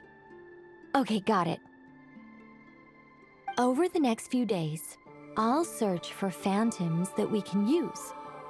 Once I find one that meets the criteria, I'll let you know and we'll regroup. By completing certain rituals, specific individuals will be able to enter the phantom and make it to the Hyperborean structure. If everything checks out and it looks feasible, we'll just need to wait for Moon Prayer Night, and we can send the Moon Goddess back home. I'm really skimping on the detail here. Is this making any sense at all? I think so. For now, we'll just wait to hear from you. Yes. Basically, yes. Great. Counting on you. In the meantime, we'll focus on finding the Moon Goddess's name. My name? Are they looking for a way to stop me from disappearing? Excuse me, Miss... Go on, Miss Nicole. This conversation was a little all over the place. I didn't catch your name. I am Lauma, of the Frost Moon Scions. Ah, I did wonder. I noticed that you listened very intently when I spoke about Hyperborea and the moon's history. If you'd be interested, I'd love to visit you this evening and go through it again in greater detail. Also, if you were serious about making a record, it would be too risky to simply write down the raw details as is. I would suggest some tweaks. Maybe rewrite the stories as fairy tales or fables, perhaps even prayers. Anyway, we can cross that bridge when we come to it. So, see you later then? Oh, and no need to prepare anything. Just a cup of tea will do. See ya! She seems friendly. It's just... It's so nice to find someone who's actually willing to listen.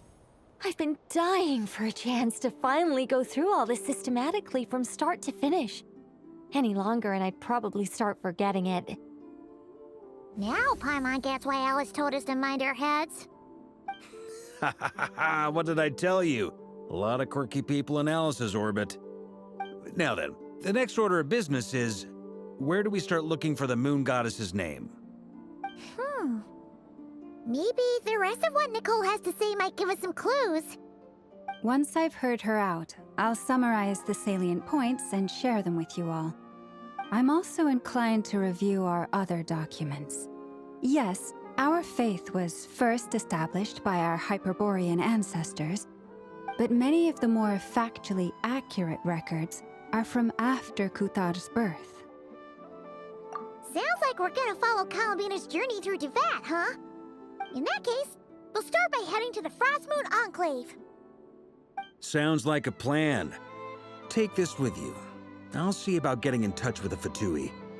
It'll probably just be Arlecchino and Sandroni again. They're the only ones who would want to help. Thank you, Mr. Varka. Don't mention it. Honestly, I'm more comfortable dealing with the Fatui than prying into the details of a young lady's childhood. Catch you later. I should follow them, just in case there's some way that I can help. A while ago, I took the time to organize all documents in our possession that pertain to Kutar. What you see here is the material I consider reliable. You're saying there's unreliable material too? Yes. Most of the information we have was transmitted through an oral tradition. Inevitably, some of her stories were mythologized and deified over the years through countless retellings. That's why I organized them into reliable and unreliable. There's no sense seeking answers in history unless we can ensure the veracity of the historical record. Makes sense. All right, let's take a look through.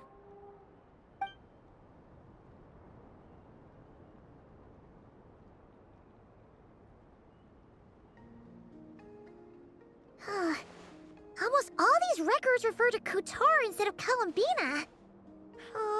Although neither of those is her real name. Paimon's not sure what point she's trying to make. What we can gather from these records is that the Frostmoon Scions worshipped her as a god, placing impossible expectations upon her. I cannot fault them for their earnest faith, but for all their devotion, worshipping her day in, day out changed nothing. I imagine that none of it resonated with Columbina. It wouldn't surprise me if, even back then, she had already begun to reject the name Kutar and everything it represented. Lauma speaks the truth. When I heard them call upon Kutar with hope and expectation in their voices, they may as well have been calling upon somebody else. Well, that's a bit complicated. I looked at the level of detail, perceived authenticity, prose style, and how realistic their portrayal of Kutar seemed to be. Amongst the Frostmoon Scions of today, only I know of her existence, and I alone have spoken to her face to face. As such, I know that there are certain things she simply would never do. That being said, I have sensed some changes in her lately. Changes? Me? Seems like this is getting us nowhere. For what it's worth, why don't we check the unreliable sources too? Sure. Give me a moment.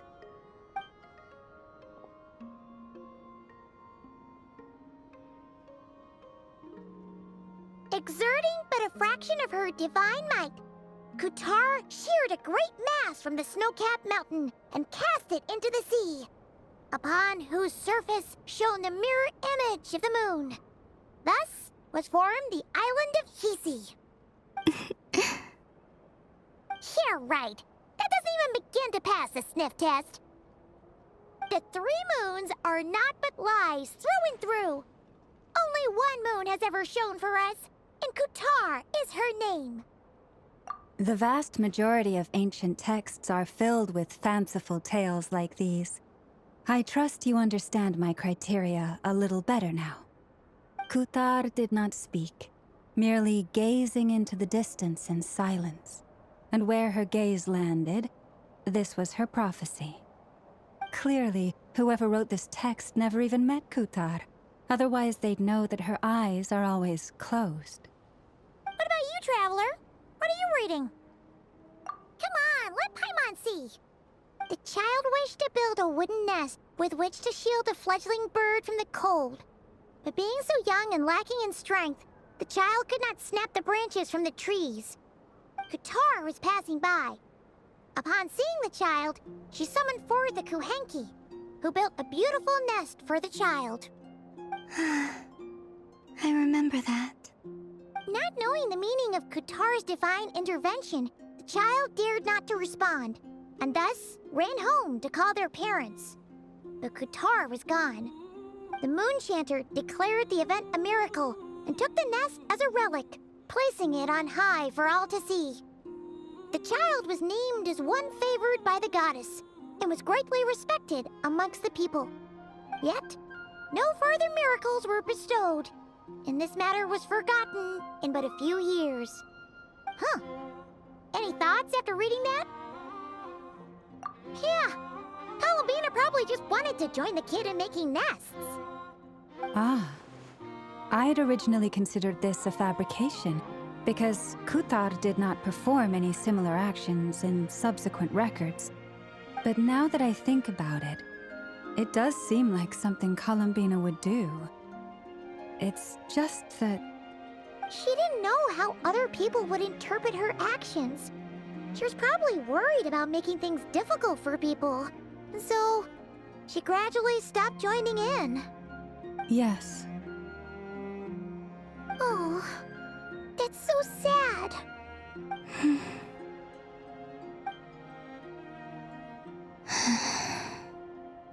And now, I can make no such gestures of warmth, even if I want to.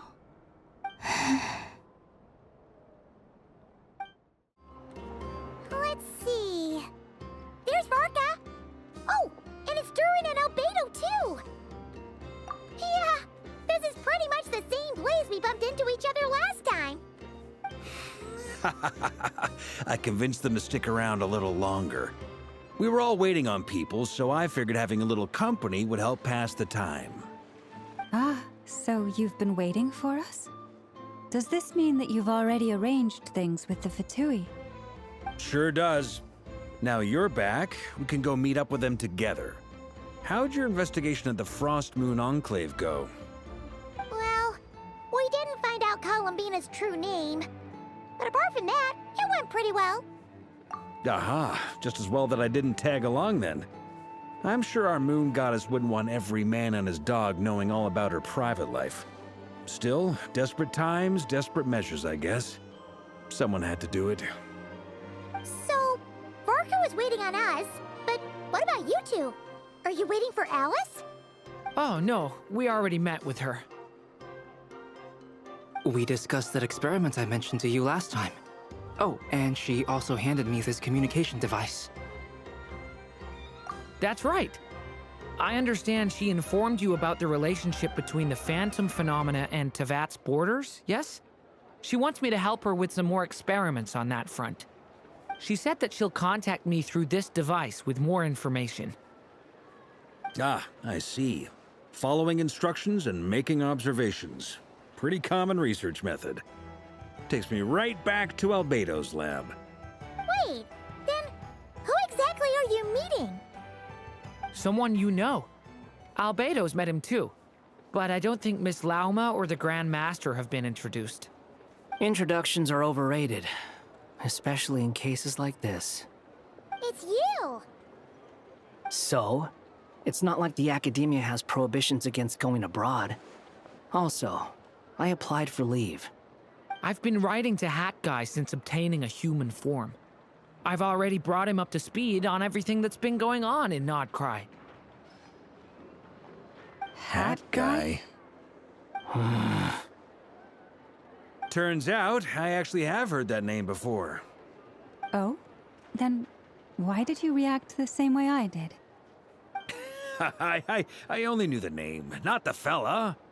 But since we're all here, let's do some introductions for what it's worth. I'm Varka, Grand Master of the Knights of Favonius. Lauma, Moon Chanter of the Frost Moon Scions. And I'm a Driosh from the Vahumana Darshan of the Sumeru Academia. Hat guy. Good to see you again, Mr. Guy. I believe we last saw each other on the boat ride here.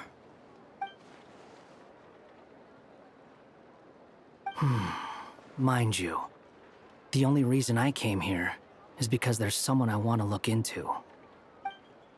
Who's that?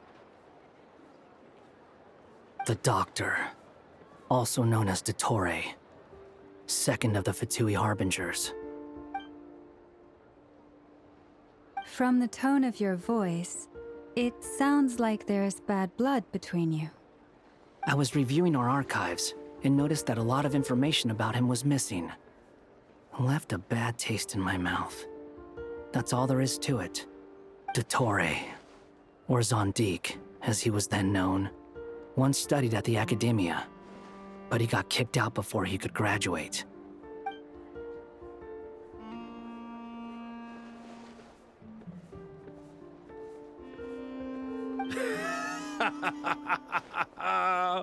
So the Harbinger's #2 man is a college dropout?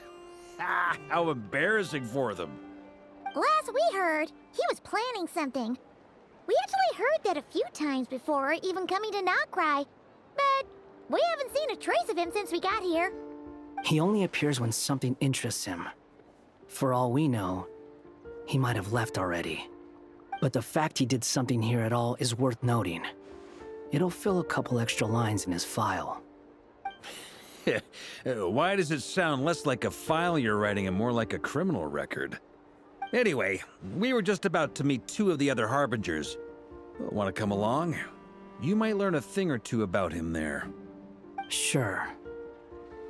Even though they're Harbingers, well, they're old acquaintances of ours, so, you know, when you talk to them, try to be...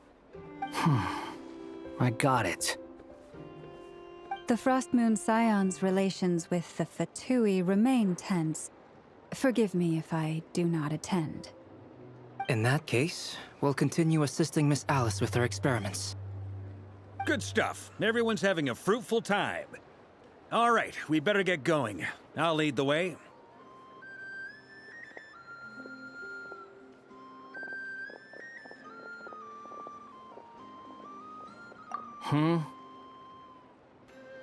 Well, yeah, that's obviously part of it. But I'm not the only one who has a score to settle with him. Neither you, nor Lesser Lord Kusanali, nor I want to see him meddling with things again. What's the hurry? Don't worry. Pigeons always know which way home is.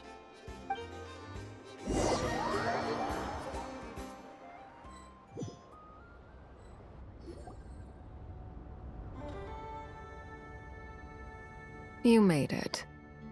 Who is this? A scholar from Sumeru. They call him Hat Guy. He's an old friend of the Travelers. Wait, this is the Academia representative you wrote about? He doesn't exactly look the part. I believe this will prove my identity. You'll notice it bears the seal of the Sanctuary of Surasthana. Well, what do you know? So it does. All right then. My mistake. It's fine. I expected as much. What? So as I mentioned in my letter, the Academia's got its eyes on Dottore. But this matter remains top secret. Apart from those assisting in the investigation, the fewer people who know, the better.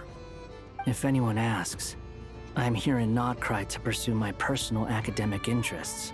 Gotta say, Varka, You did pretty well to keep all this under wraps for so long. Sounds like you got in touch with the academia about this way back. you flatter me. Where do I even start? Remember that time we fought Rerir at Star Sand Shoal? He sure let me have it then, didn't he?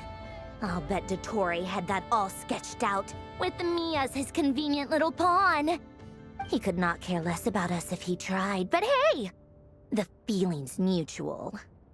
Does Dottore really strike you as the sort who values his relationships with his colleagues? Fair point. Definitely not. Which is why I always keep my guard up whenever he starts making suspicious moves. To that extent, our motivations align. On top of which, I consider you trustworthy people. Now, back on topic. In the wake of the Reikir of Solnari episode, Sandrone and I grew suspicious about Dottore's complete inaction during the entire affair.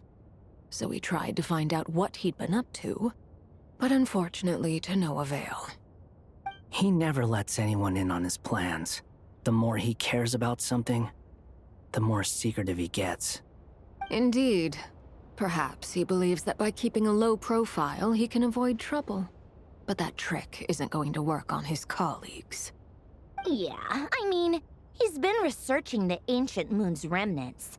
And he's been trying to get his paws on the moon marrows. Only an idiot would believe he doesn't have something more planned. With this in mind, I returned to Snezhnaya and relayed my thoughts to Her Majesty the Tsaritsa, entreating her to have him recalled. That's pretty direct. Did the Tsaritsa agree? Yes. I made it abundantly clear that the Fatui's business in Nod Krai is almost concluded, and we do not need 3 harbingers in this territory. Her Majesty concurred. Accordingly, Dottore has returned at her orders. I imagine he is continuing with experiments, which no one besides he would ever have any interest in. Common sense might mean nothing to him, but he's not stupid. He knows that no good can come from opposing the Tsaritsa. Smarts alone won't get him all the way.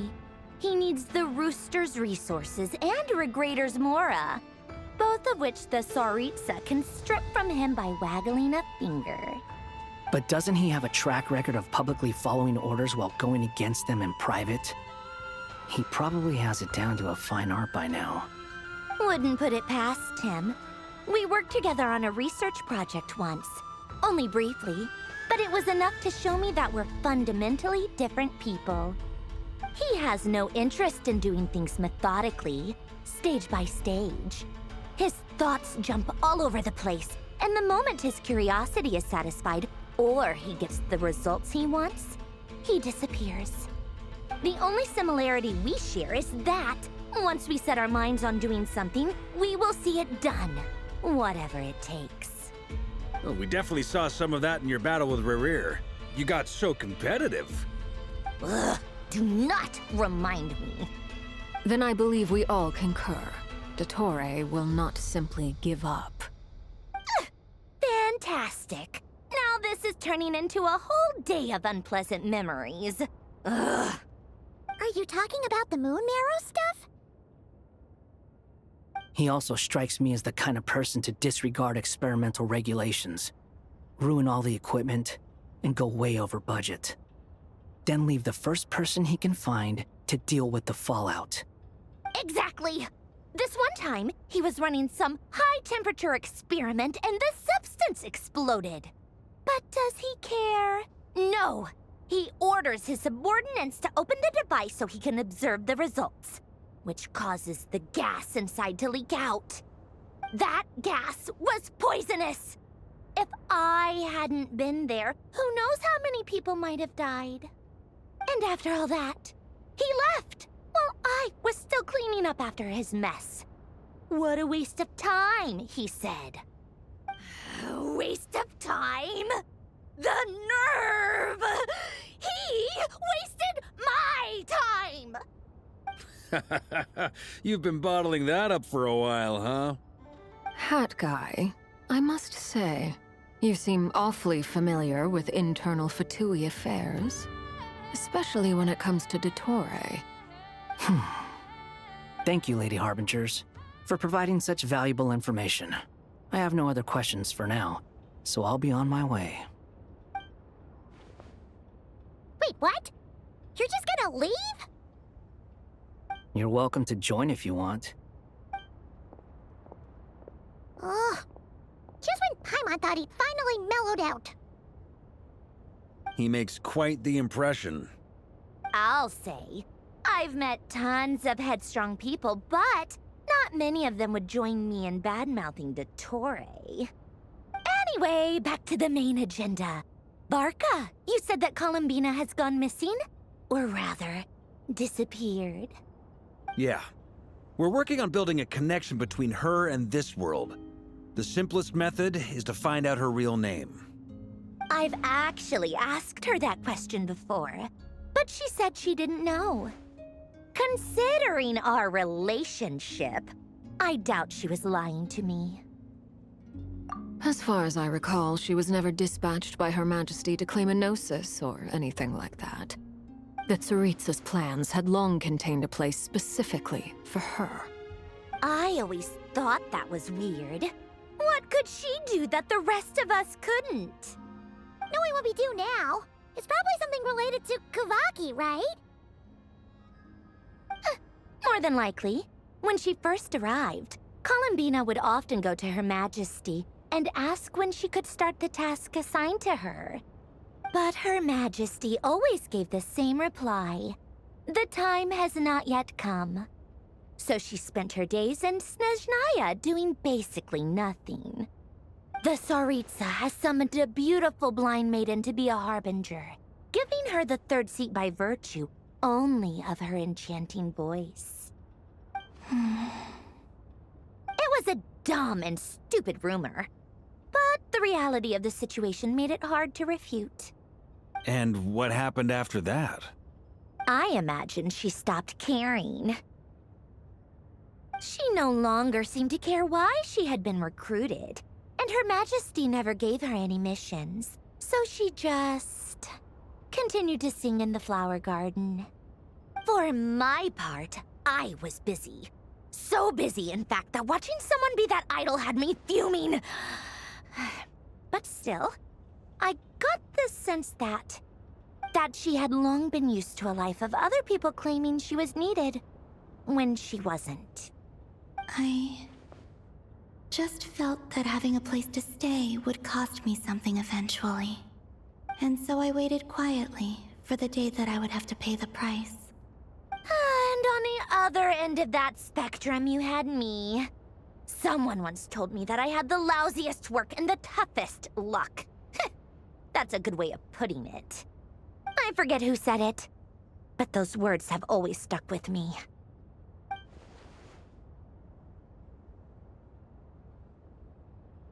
But you've done your job exceptionally well all this time. Because at heart, you are a conscientious person. What is it? Something come to mind?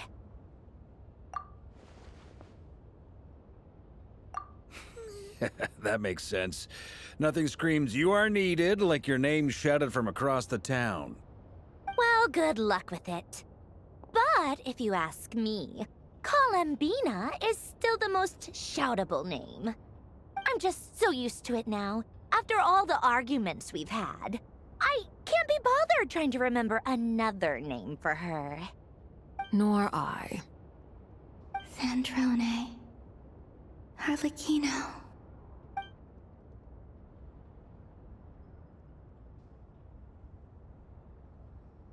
Huh! It's a Sealy! Does that mean Nicole has news for us? Ladies, I thank you for your hospitality. If the chance ever comes up, I definitely owe you both a drink sometime. I'm sure it will. You can make your own way out. Heck, you've been here enough times, you probably know your way around better than I do. Okay! Time to do what adventurers do best. Follow that Sealy!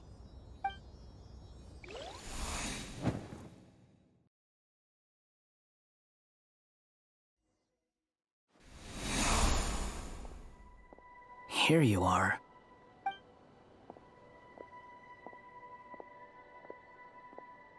Oh, hat guy. How come you're back so soon? Did things go all right with the Fatui? Fine. Dotori's been summoned home by the Tsaritsa. Couldn't get much more than that. How about you? Any progress with the investigation? Unfortunately not. We've tried everything. Different phantoms, different locations, different points in history. But the results are the same each time. Abyssal monsters roaming the land. People crying out in despair, with no hope of being rescued. Every time I see it, I can't help but think, is this what it was like in Mondstadt when Dragonspine Durin attacked?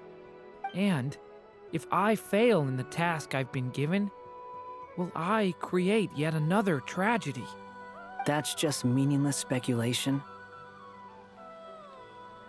When we encountered similar phenomena previously, I tried to interfere with those illusions, using sounds and lights to guide them. However, we could not change their fates. At most, we were able to extend their existences. The events of the past are like fate that has been written into Irminsul. There isn't a living thing in Teyvat that can escape its past. But Miss Alice instructed us to try to find ways to change the outcome that these phantoms face. It's an impossible task. Can't you just refuse? Since she asked us to do this, I feel like it can't truly be impossible. Or if it is, well, mages can make the impossible possible. I could not have been born as Durin otherwise.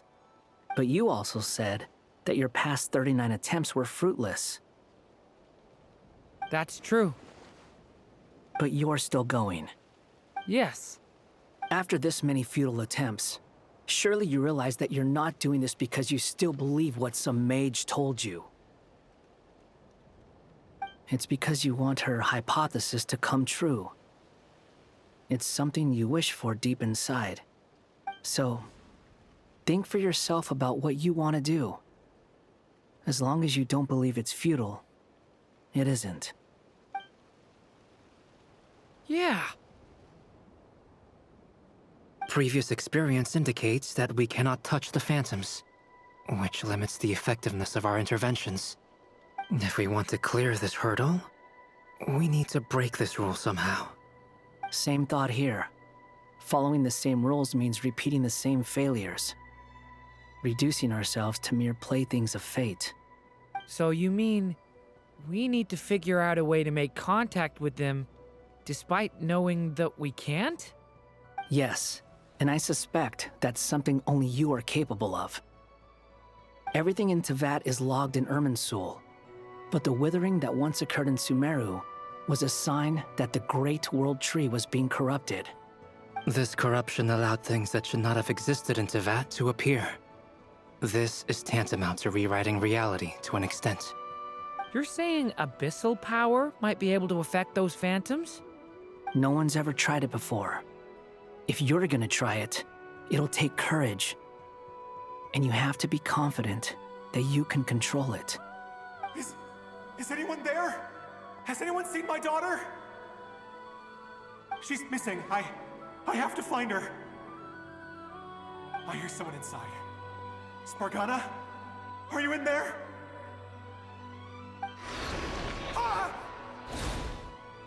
If I can use my abyssal powers to warn him that there is danger here, maybe it'll change his decision. Maybe he'll stay away. Yes. The important thing is not the nature of the power, but rather how you use it. To intimidate and obstruct. Sounds about right for the Abyss. Let me try. I should be able to influence that thing. Have you seen a little girl? What? This isn't the time for that! Just run! Where are all these monsters coming from? I hear someone inside. Spargana? Are you in there? Where are all these monsters coming from? What is this? Looks dangerous. I should get out of here.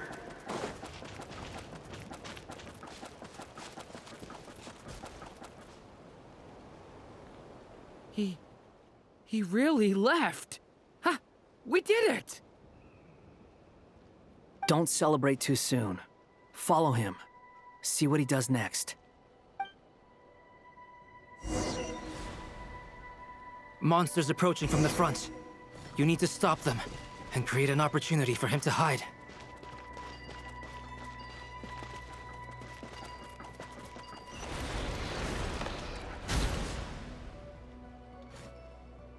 Help me!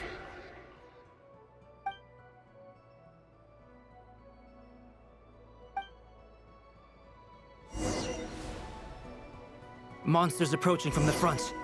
You need to stop them and create an opportunity for him to hide.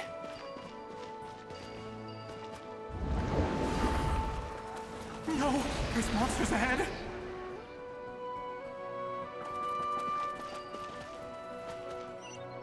Wait, is that the barrier I saw earlier?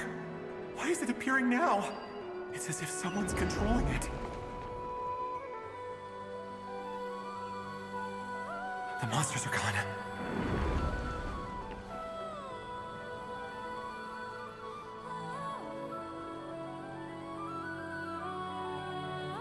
The barrier's gone too. How odd. Anyway, I guess I'll keep going. Quickly, let's keep up.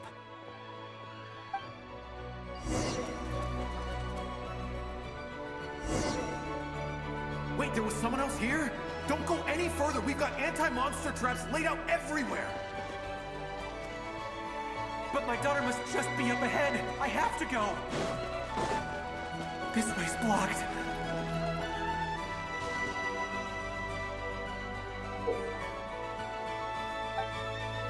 We might be able to use the explosives over there, but we need to take care not to hurt him.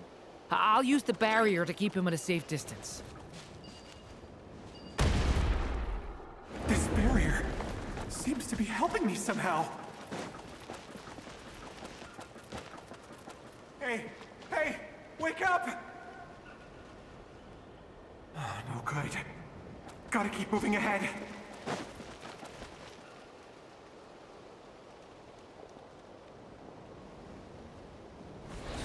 So many monsters! There's still a chance, Durin. Use the traps.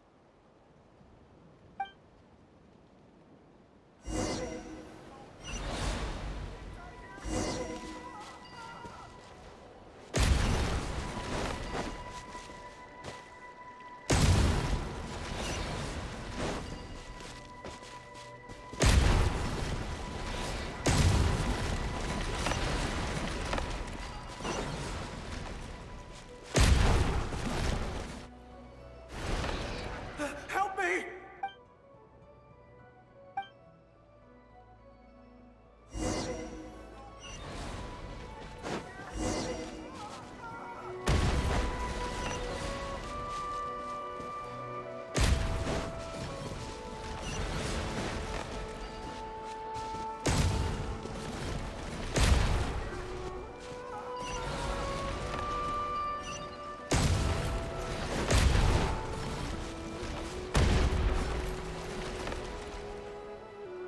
This is a new development. I've never seen this happen before.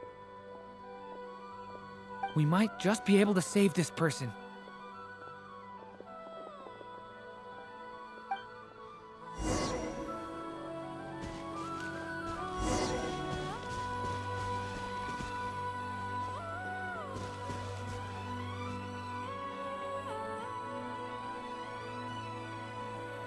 Hello there. Have you seen my daughter? Spargana is her name. She's carrying a large backpack. Get out while you still can, you fool. You won't find any survivors here. But I can't just leave her here.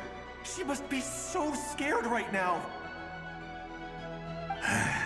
Sorry. Wish I could help, but I haven't seen her. You'll just have to keep looking. Okay, thank you.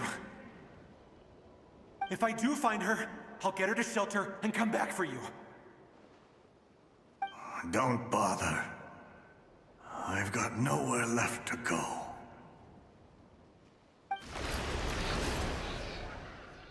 What's that noise? Monster!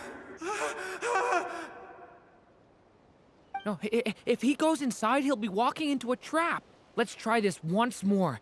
This time, we have to stop him.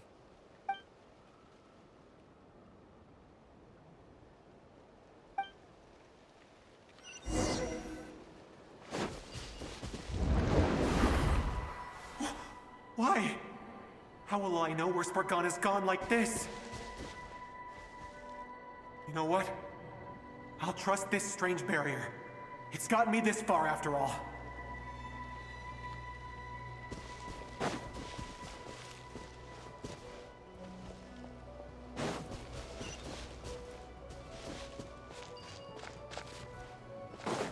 Spargana?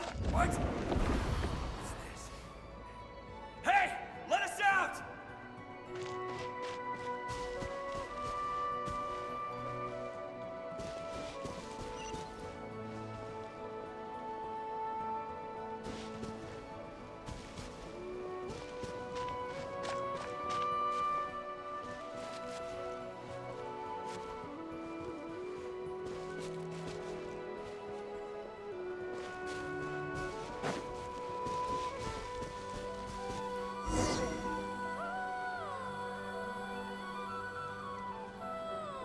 Huh? That looks like one of my daughter's books! Thank you. Thank you! Yes, it's one of hers for sure. That's her name on it right there. She left her backpack here.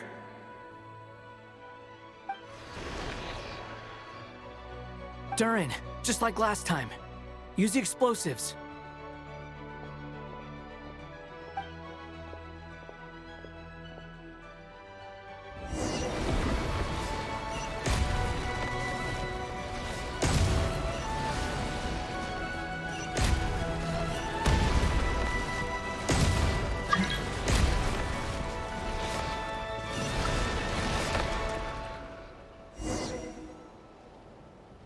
It won't work. There's not enough left. If he makes it in, he'll die. But then, this clue could be the key to him finding his daughter. It might not be the only one. Better he misses that clue than loses his life. I guess so.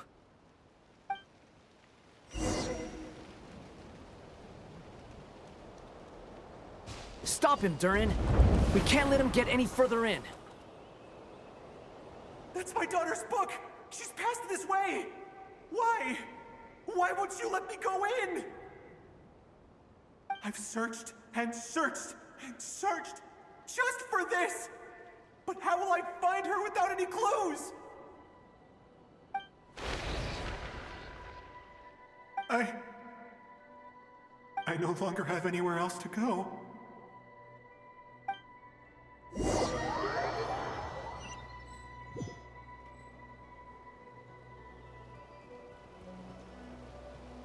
I'm sorry. I'm so sorry. He refuses to go anywhere else. Whether he opens this door or not, all that awaits him now is death. We couldn't change his fate. Albedo? Hat Guy? Let's try one more time. I don't know how we're gonna do this, but I don't want to give up either.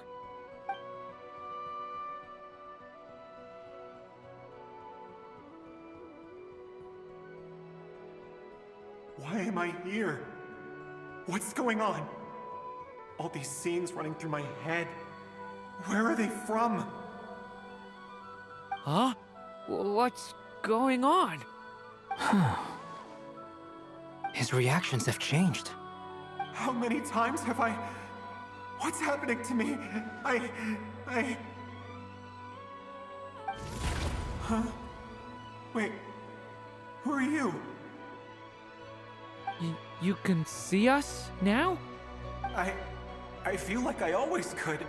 but that I only just realized you were there. I'm sorry, I don't know how to describe what I'm feeling. But you were the ones guiding me using that marked barrier, right? I haven't done anything yet, but those monsters, those deaths, they feel like memories. Like things I really did experience. I won't find my daughter. In fact, I'll ultimately die trying to find her. Isn't that right? Well, no, it isn't. Yes, it is. Even so, we're trying to find a way out of this. You've not seen my daughter either, have you? It seems she really isn't here.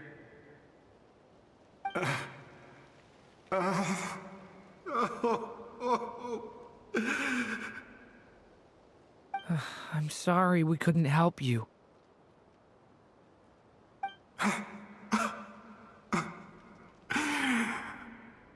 I'm just tired.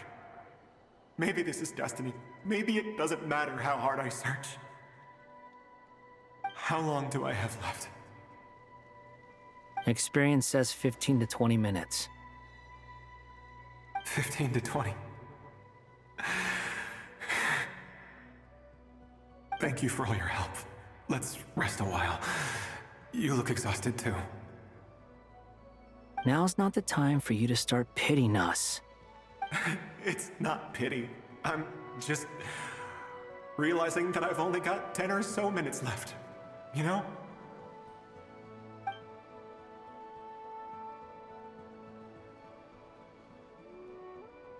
You say you're from Mondstadt, yes?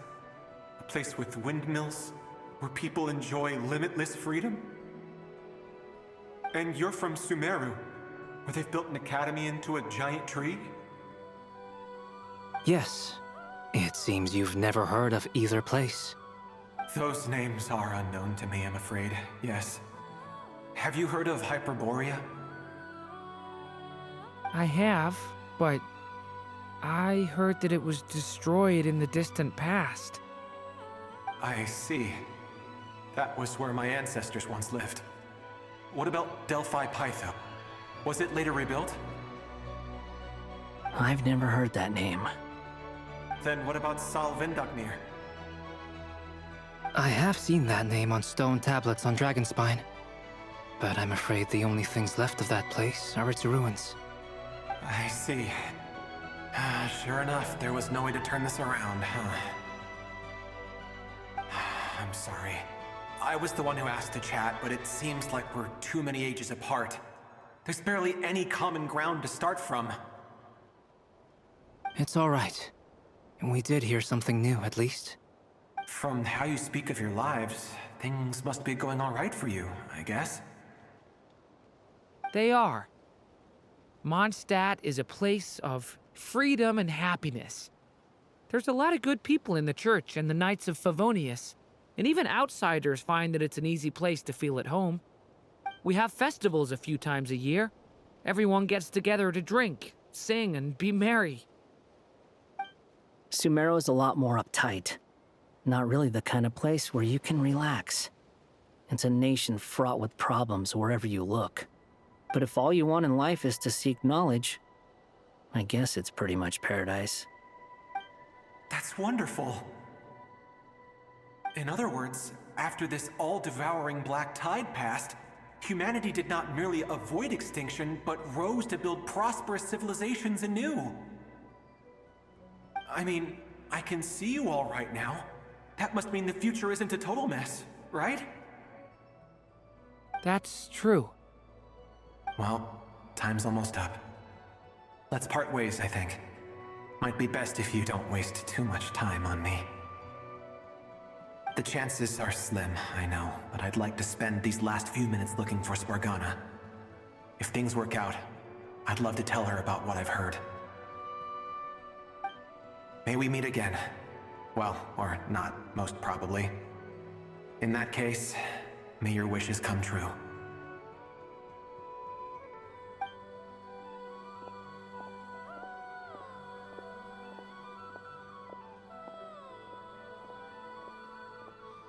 He's gone. In a few minutes, he will meet the end that was his to begin with.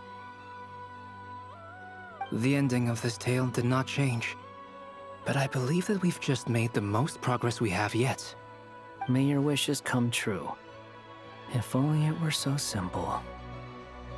Hat guy, could I ask you a question? You've never talked about your past. It seems complicated, and it weighs heavily on you, too. Would you be willing to tell me about it? I mean, sometimes it's better to get things out in the open. Take that guy we try to help, for instance. At least he said goodbye with a smile, right?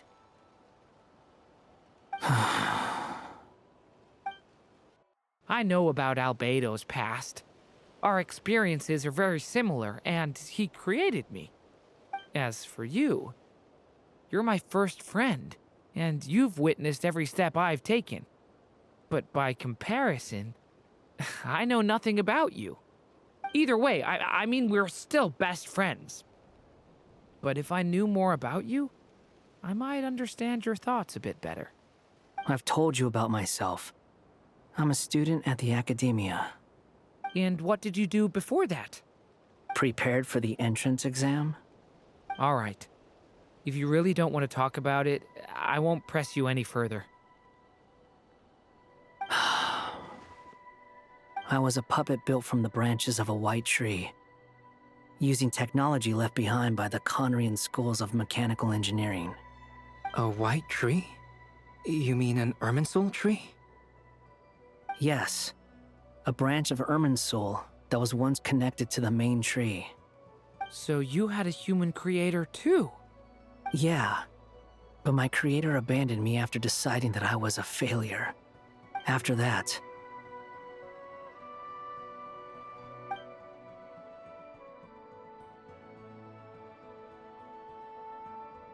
Durin. Resisting the influence of the Abyss, suppressing the urge to destroy, trying to do the right thing. None of these things are easy. But no matter how hard they are, trying to rewrite past wrongs is far harder. You asked me if you would create a new tragedy if you failed.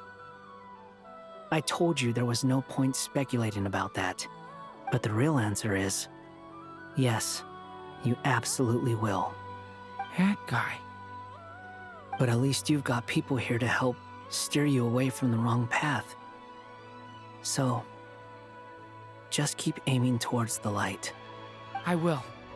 I promise. All right, break time's over. Hello, Durin speaking. Hello, friends, it's me. What have you been up to, I'm detecting some unmistakable fluctuations here at the border. The amplitude isn't particularly high, but they're completely different signals from the ones before, and the scale is comparable to those I've detected previously. Alice, we were unable to save that person. However, he appears to have retained a portion of the memories gained through that cycle, and was able to hold a conversation with us. I see. Well, that is rather odd indeed. It definitely merits further attention. Could I trouble you to keep trying the same approach? I need to gather some more data. Counting on you. I should probably have Nicole come and check this out as well.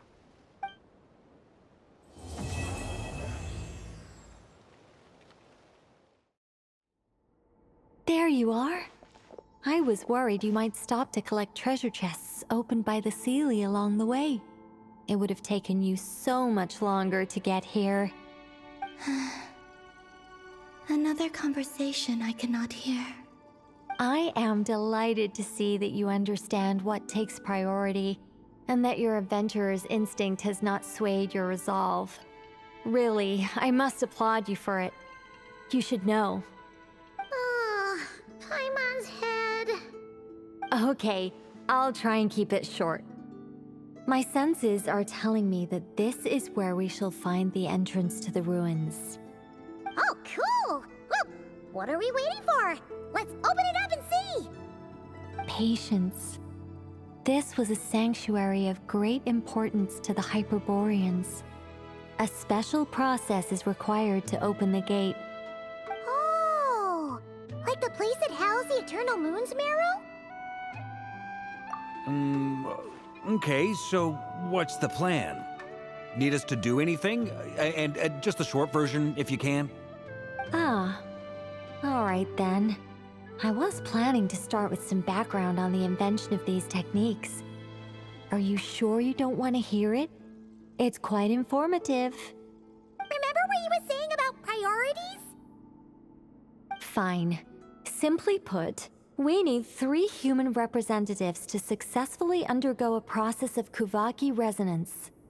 Think of it as a test from the 3 moon goddesses to see if the entrants are qualified, with the most recognizable qualification being Kuvaki.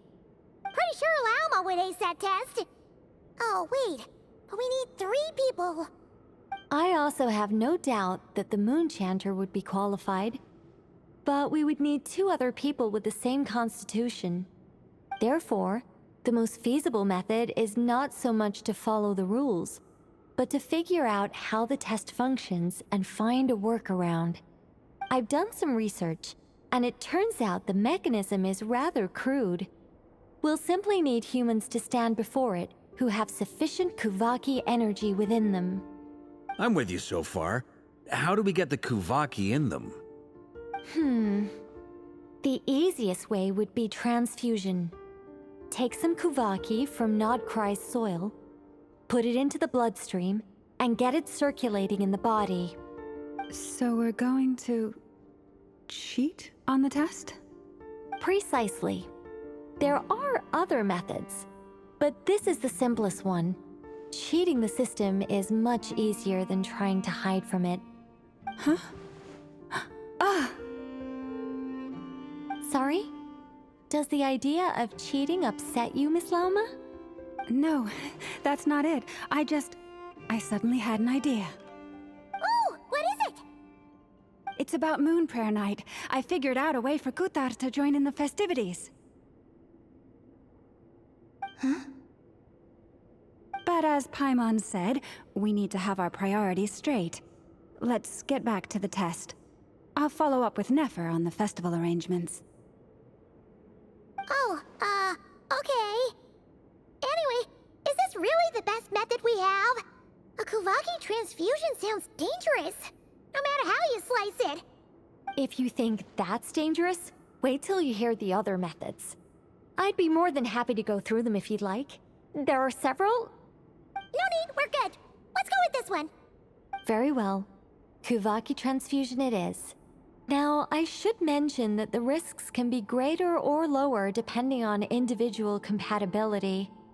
It would be rash to simply infuse the Kuvaki and hope for the best. If the body rejects it, the reaction can be quite severe. The symptoms are similar to another condition that some people living here suffer from, known as congenital Kuvaki sensitivity. So, before we execute our plan, I will perform a simple test of my own to see who is compatible and who is not. Once that is done, we will have to complete the resonance process as rapidly as possible. The participants must remain stationary while the Kuvaki circulates and bonds with them, and they mustn't eat or drink anything. What? No eating or drinking? That's some hardcore fasting. They'll all be monks by the time they're through. 3 days. Oh, that's so long! And we still need to find 2 more people who are not just compatible, but also willing to volunteer. Fasting? What are they talking about? Really? Don't you want to think this through? Haha, count me in too. 3 days without food? I can handle that. Miss Nicole has made it clear that this is the easiest way. The way I see it, there's nothing else to discuss. It's time to step up.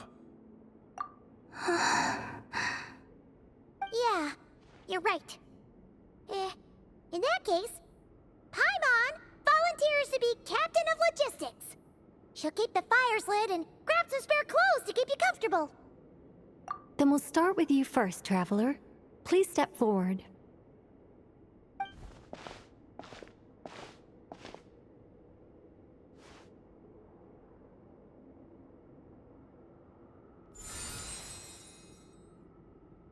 How's it going? Do you feel anything? How about now?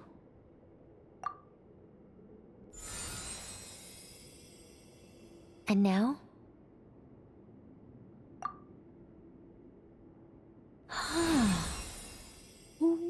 What about now? You guys, it's not a competition, you know. All right, I'm officially impressed. Even as a descender, you can withstand far more than I imagined. It's like I summoned a giant stone titan to arm wrestle you, and your arm hasn't even moved an inch. In my last attempt, I infused 5 times the amount of Kuvaki required. Yes, safe to say, compatibility won't be an issue for you. You're eligible to join. You're next, Mr. Varka. Sure, here goes nothing. All right, I'll start where we left off. 5 times the required Kuvaki dose. Whoa, whoa, whoa, hey, wait a minute. How's it going? Ooh, no, not great. I kind of want to puke. Feels like I've been drinking too much. A few bottles of wine, then a big stein of Dark Horse, with some hard liquor from Liyue mixed in. You think this is funny? I just lost to a young lady in an arm wrestling contest. I'm never gonna live that down. My apologies. I'll lower the concentration and try again. Oh. How's it going now? I'm not as dizzy as last time, but I can still feel it pulsing around. In that case, you wouldn't be an ideal choice, Mr. Varka. Let's try someone else. Okay, let's go ask some of our other friends then.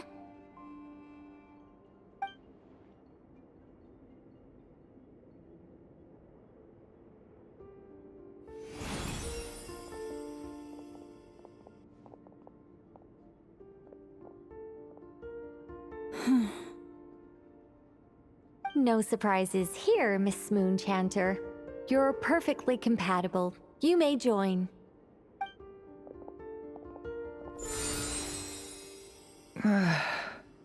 I'm getting a slight headache. Shame. You were so close. Whoa, time itching all over. Allergic reaction. We can't have that. Huh? Well, are you gonna start or what? The Hexenzirkel is an organization that cares for and protects children. We will not have them do dangerous things. Not even tests.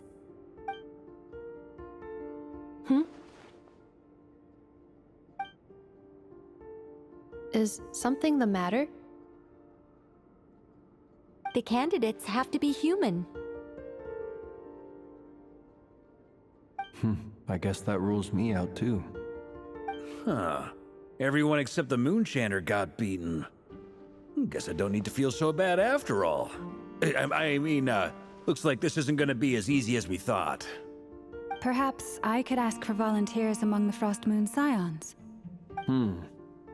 I'll see about talking to some trusted Lightkeeper colleagues.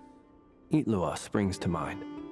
In fact, I think we had some former Frost Moon Scions join our ranks recently.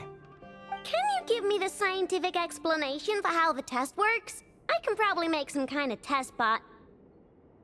Then we can just zip through Nasha Town, going up to people and pressing a button to check their status. Wouldn't that be way easier? No. Wow! No elaboration for once. How about I contact the Knights of Favonia's garrison in the Wave Chaser plane? Shame that Lohan's already left. And that guy's even tougher than I am. Strange. The moon goddess is clearly revered by many people. So why is she on the brink of disappearing? She mentioned that the world has rejected her from the very beginning. And when we fought the Rakhir of Salnari, it seemed like she exhausted her power for our sake. Also, Paimon's not sure revered is the right word for how people feel about her. Gratitude, certainly. For my part, anyway. It's basic reciprocity. She helped us, so she deserves our help in return. Yeah. Even though she looked like she didn't care, she still saved a ton of people, including me. A review of the relevant data leads me to conclude that Miss Columbina is a good person. Yep, you bet! They really think so? I'm super surprised that Columbina isn't her actual name, though.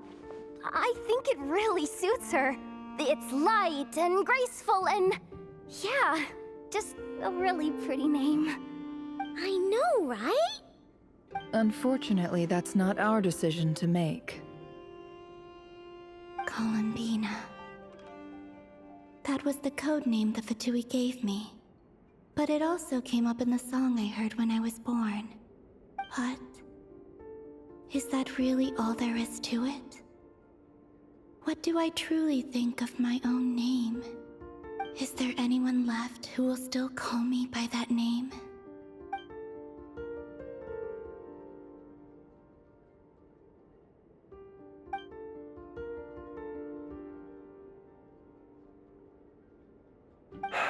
Moon Prayer Night is getting closer by the day. We're running out of time. We need to look for other candidates.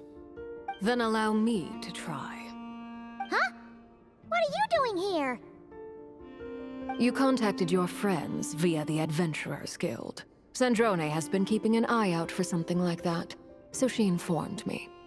Since I have the ability to accommodate a moon marrow, I should prove to be a suitable candidate. Arlecchino.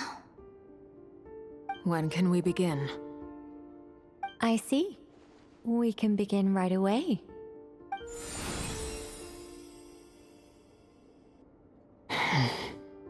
How was it? Did you feel any discomfort? Not at all. Then it seems we shan't need to look for additional candidates after all. Cool. All right, like Paimon said, the rest of us can take turns making sure the three of them stay warm and comfy. Then, my job is to take care of the caretakers. I will ensure everyone receives food and accommodation. I'm ready as well.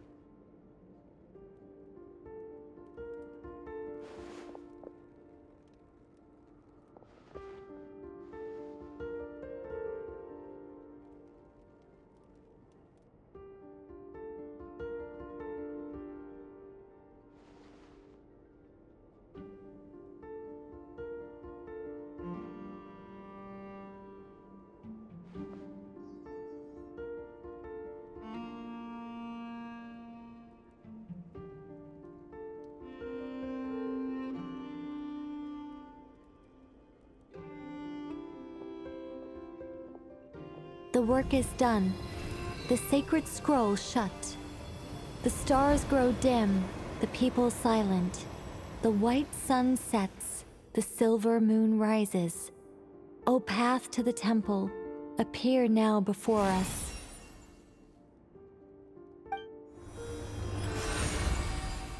Wow! It really opened! So that's what all this is about. They've been trying to open this gate. Come, let us enter. It might be best to eat something first. Take care to chew properly and swallow slowly. It will give your body time to readjust to the digestion process. They will head in soon. They will need to enter this gate.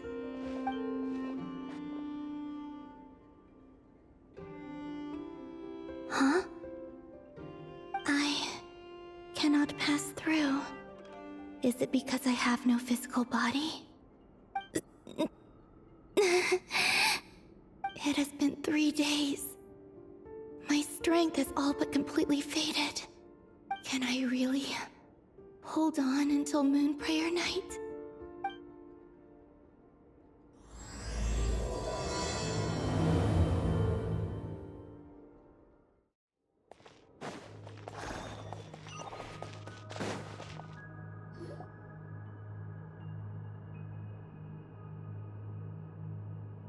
Are these people... Judging by their clothes, they appear to be phantom Hyperboreans from the distant past. That could mean they have some clues about the moon goddess's name, right?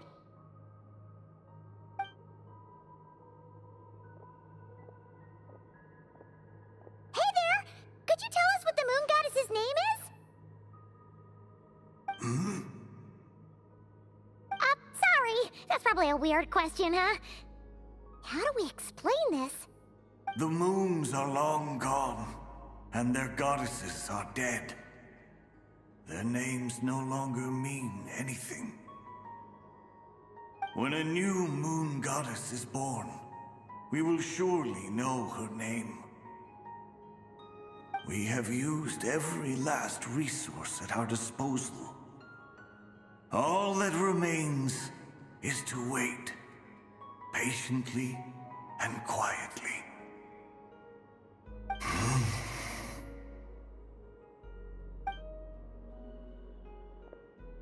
Were the people of the past all this devout? It looks like this phantom doesn't intend to converse with us any further. Surely the new moon goddess he speaks of must be Columbina. Alas, Kuthar's birth came long after the age in which he lived. But, maybe if we find a phantom from a more recent age, they might know Columbina's real name. True. Keep an eye out. We should be able to tell which era they're from by the clothes they wear. Yeah, you've been pretty talkative this whole time. What changed? Oh, nothing. I'm fine. You all make good points. When the Hyperboreans speak of moon goddesses, they mean the 3 from truly ancient times.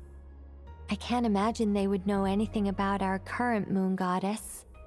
There once was a time when the moon goddesses blessed them greatly and protected them from harm.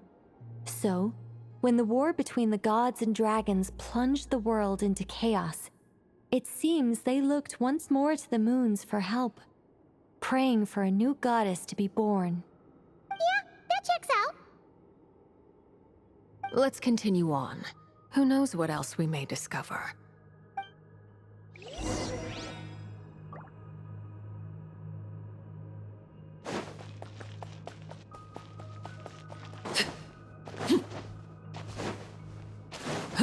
There's a door blocking this path. Not a problem. Try this.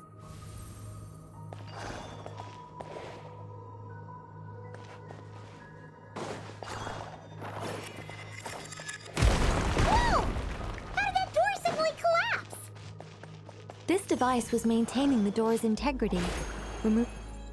Is this our destination? Impressive. More precisely, this is a device that will help us reach our destination. Let's go. We still have a long distance to cover.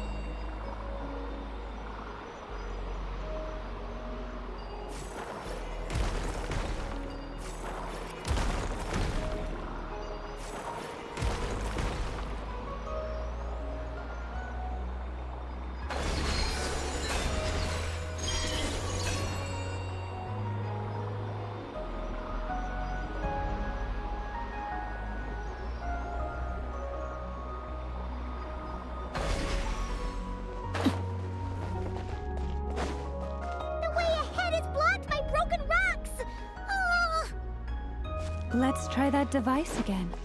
Remember the door from earlier?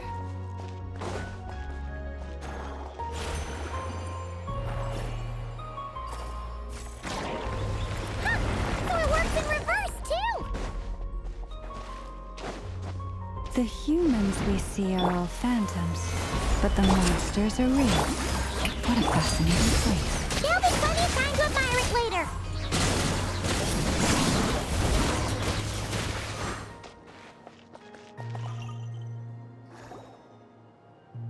Ooh, there's a whole bunch of artwork in here. Seems pretty old. Nicole, this is probably your area of expertise. What do all these paintings mean? Let me see. To understand these murals requires some knowledge of the history surrounding the War of Funerary Flame. I shared a little of this with Lauma before. Yes, I think I follow. The dispute between the Moon Sisters, the transformation by Nibelung. Oh no, it's no trouble. I'd be delighted to share the tale again. Alright then. Tevat's 3 moons and their goddesses were brought into being by the will of Nibelung, the then ruler of Tevat. But when the heavenly principles came, they changed the world completely, down to its very foundations. The moon goddesses were nowhere near strong enough to challenge this entity. But the heavenly principles did not view them as heretical entities that had to be removed. Essentially, the 3 moons existed to keep this planet alive and operational, which did not directly conflict with the heavenly principles' aims. Nevertheless, the inherent precariousness of this arrangement would soon be revealed. Nibelung returned, yes. He did, and thus began the War of Funerary Flame, a battle for dominance between Nibelung and the heavenly principles. Discord would soon emerge between the 3 Moon Sisters. One would voice the opinion that they should follow Nibelung, for it was he who first hung the moons in the sky. Another would argue that taking sides in the conflict would only bring the world closer to ruin. There was no telling where it would lead, especially since their creator had returned, bearing the perilous power of the abyss. Nibelung would eventually discover their disloyalty. He had all 3 imprisoned before transforming the moons into weapons with which to fight against the heavenly principles. What? Weapons? Yes. The very moons that had once defended the planet became instruments of death and destruction, striking terror into the hearts of all living things.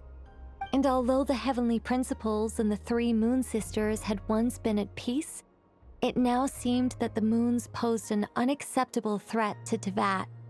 It is possible that the heavenly principles did not know of the goddess's imprisonment. If so, the weaponization of the moons would surely have been viewed as an intentional breach of the peace agreement.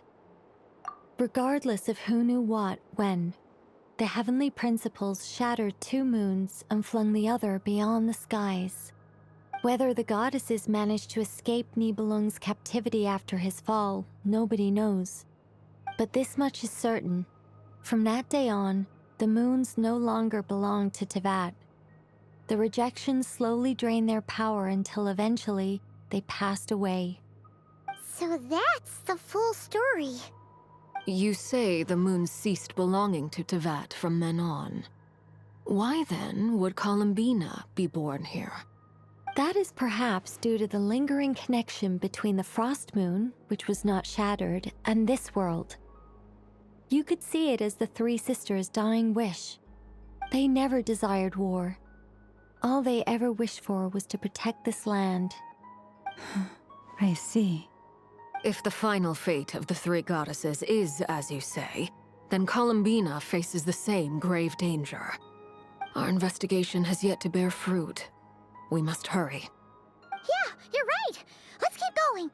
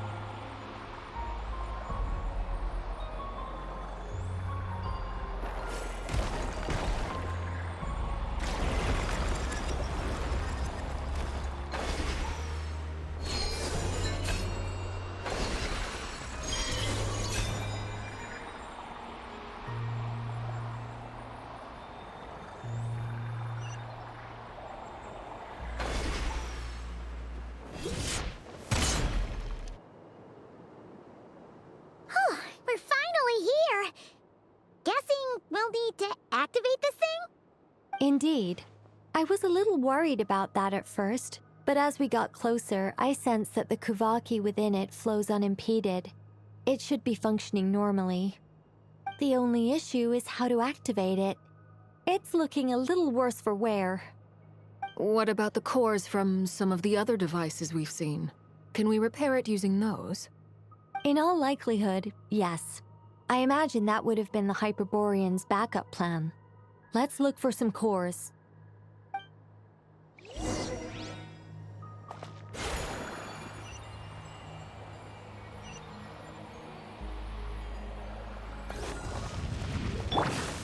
Gather! Get to work! Strike a pub! Overruled!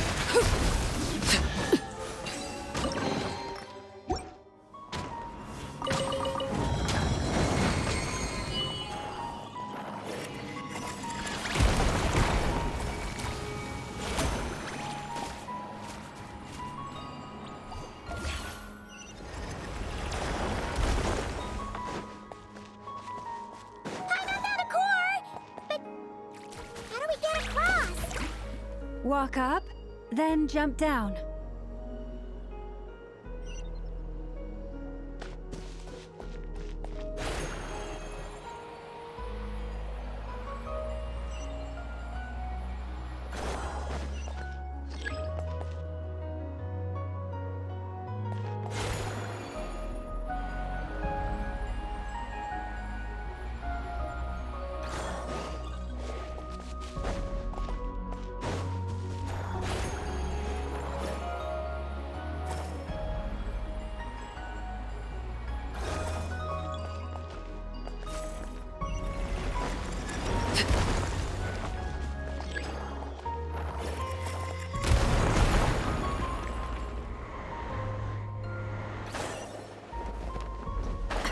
That should be enough cores. Let's head back.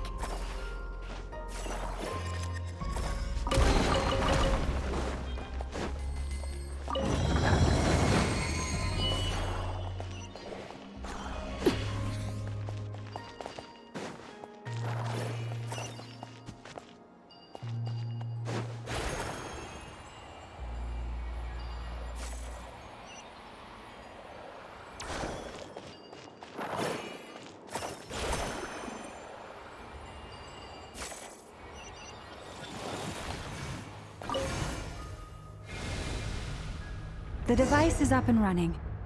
It's hard to believe that the ancients were capable of constructing such things. Paimon sees our destination!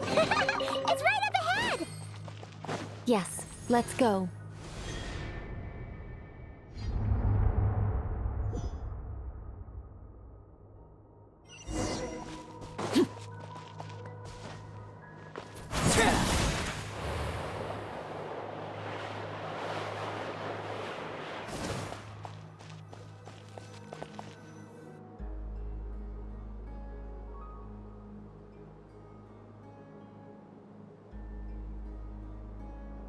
This is where the people of Hyperborea communicated with the moons. We need only place the moon marrow upon this platform on Moon Prayer Night, and we shall be able to open a portal to the moon and send our moon goddess back home. The assumption being, of course, that we can find her first. That's right. You want to know if it's safe there, don't you?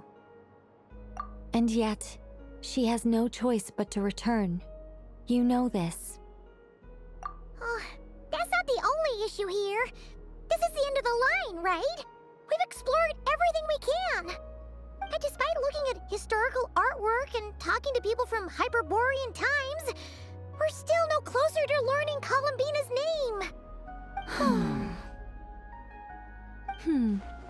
If it's not too much trouble, could you tell me exactly what Alice said to you about finding her name? Oh, sure. What she said was... Then your first job is to find it.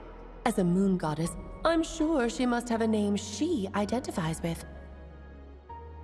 Neither Columbina nor Kutar is her true name, and she's never really accepted either of them.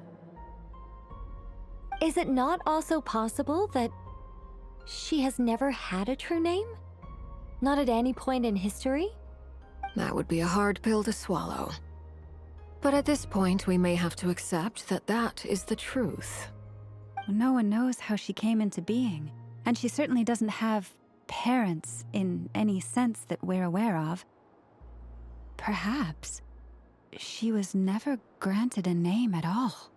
But does that mean there's no way to get Columbina back? She's just gonna disappear and there's nothing we can do about it? Huh?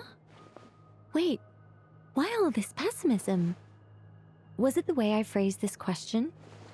You all seem to be taking this in completely the wrong way. Well, just because she's never had a real name in the past doesn't mean she can't have one now. What? Think about what Alice said again. She never once said that you'd have to find a new name, did she?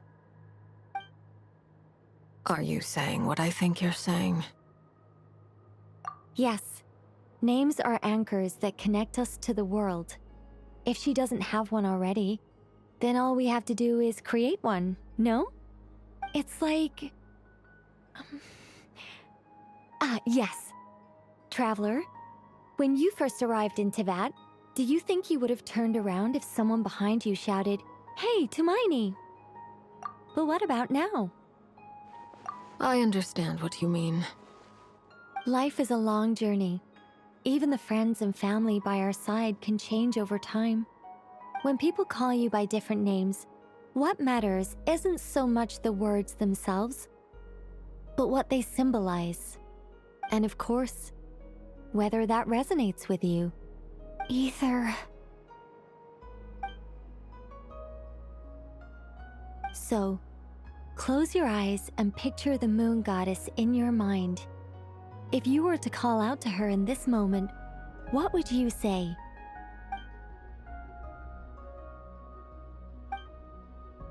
Columbina. Columbina. Paimon would call her Columbina too. Well, she has long forsaken everything that Kuthar represents. I think from now on I should call her Columbina too. Well, it sounds to me like you found your answer. Are you sure? Is it really that simple? We haven't found her this whole time, and not for lack of trying. For a journey like this, the process is every bit as important as the outcome. Had you not searched far and wide, rejecting every other answer you were offered? How could you have come to an answer you felt was finally correct? Oh, it all makes sense now. This has Alice's fingerprints all over it.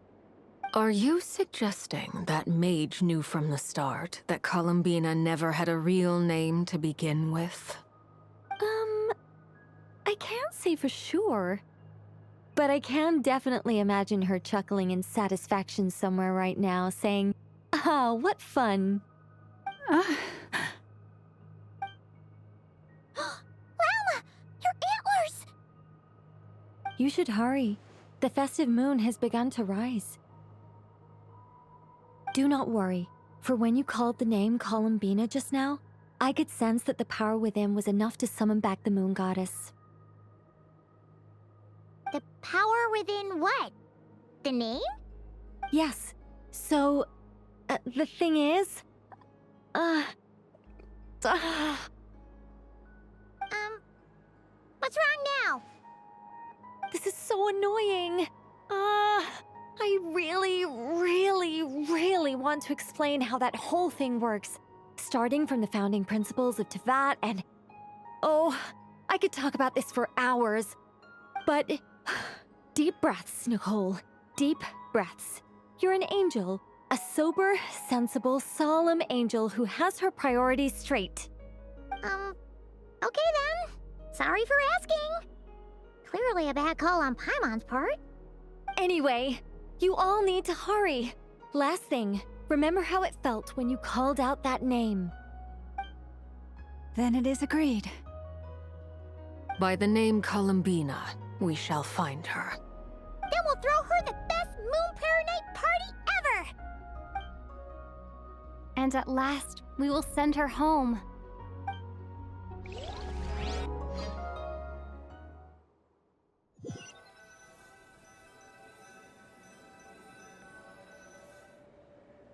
I can barely move anymore. My consciousness is fading away. Have they come back out? I'd love to see them one more time.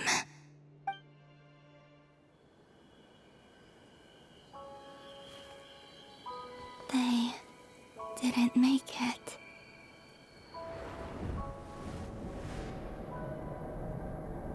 Could you tell me your name? My name is... Columbina!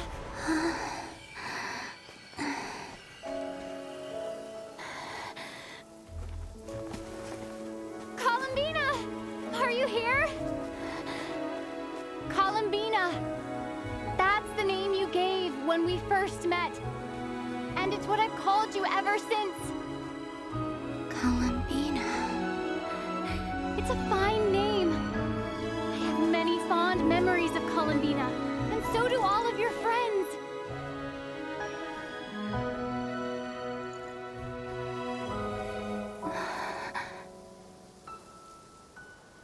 If you like this name,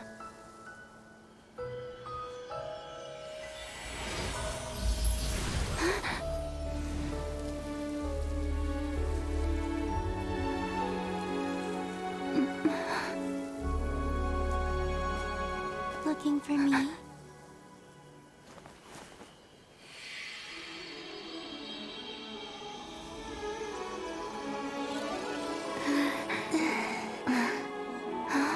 I like it. You can carry on using it.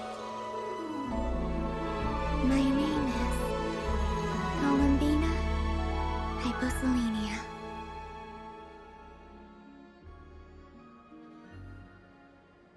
Columbina Hyposelenia. That's a wonderful name. I never thought that Columbina would become my real name. But after I met you and my other friends, the things that this name stood for slowly began to change. It went from being a Fatui code name to something my friends call me.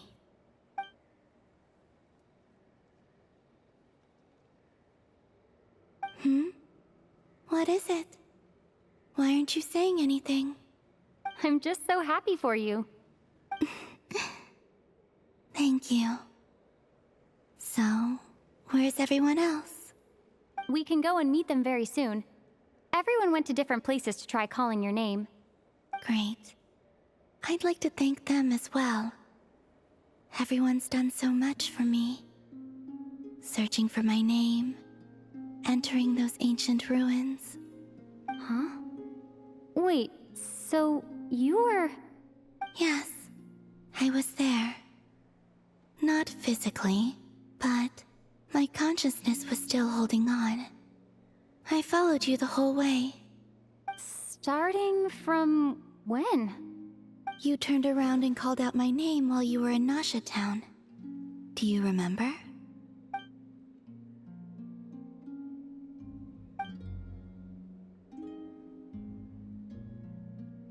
Let's go.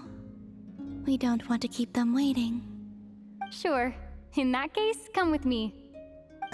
But... Hmm? Before that, could you call my name one more time? Sure. Come with me, Columbina Hyposelenia.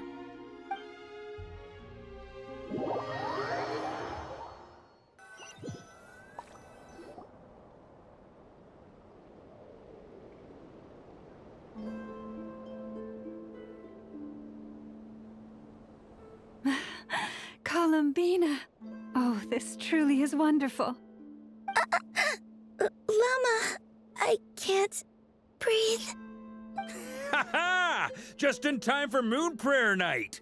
It's good to have you back, Miss Columbina. Yeah, we were worried sick. Thank you, my friends. With your help, I now have a name that belongs to me. Columbina hyposelenia. Where's the second half from? You added it yourself? That's right. It means... Born beneath the moon. Yes. And by extension, it can also mean born beneath this world. A fine name. Now, as much as it pains me to interrupt this beautiful reunion, I feel obliged to remind you that the Moon Prayer Night celebrations in Nasha Town have already begun. Don't you want to enjoy the festivities? There's so much to see and do. And some of the ambient lighting and entertainments were sponsored by the kind souls in the Hexen Circle. Nicole? Why have you turned into Dodoko? So you're Miss Nicole. Thank you for helping us, and for helping me find my name. It's nice to finally hear your voice. You're quite welcome. Guiding lost people to hidden treasure is what we Seelie do. And if you ask me, spiritual treasures are far more precious than material ones. Chests are all well and good, but this was what it's all about. Ah, so satisfying. Anyway, I had to go help Alice. It seems like she ran into some trouble. That's why I couldn't be here in person. But don't worry, we're with you in spirit. We'll be celebrating right along with you. Keep an eye out for the Hexen Circle's festive stalls in Nasha Town. I think you'll like what we came up with. Alice said she even managed to rope B in this time. The Frost Moon Scions have also prepared various attractions. I believe Aino and Effa and their crew are setting things up as we speak. On that note, Nefer, about that request I made. It's all in hand. Yehoda is on site to ensure that everything goes off without a hitch. Wonderful. In that case, Traveler? Huh? Come on, Columbina. It's time to celebrate the best Moon Prayer Night ever.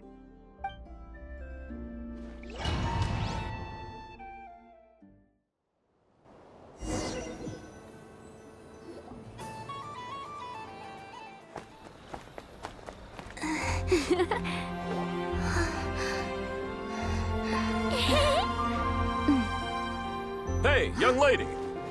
Would you like some Moon Prayer Night candy? Happy Moon Prayer Night.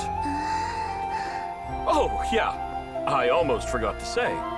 Welcome home, Moon Goddess.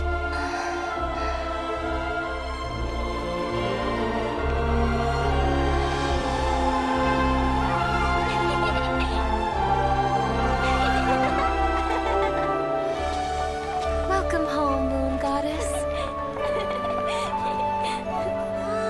Welcome home, Moon Goddess. Welcome home, Moon Goddess. Turning Nasha Town into her home is a festive gift. A rather brilliant idea. Perhaps this is what Nod Krai, Columbina's home, should have been like all along.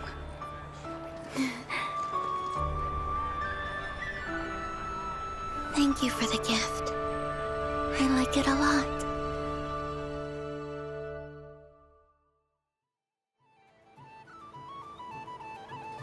This feels like the surprise of my life. I do. I never imagined I'd ever get to enjoy Moon Prayer Night with everyone so freely. If you're happy, we're happy. Quite a strategy you came up with. Hide the tree in the forest. It's not your usual style, Lauma. Is there something about Moon Prayer Night that enhances what's in your head as well as the antlers on top? Apparently so. It even inspired a perennial penny pincher to use their resources for a greater cause. It truly is a magical festival.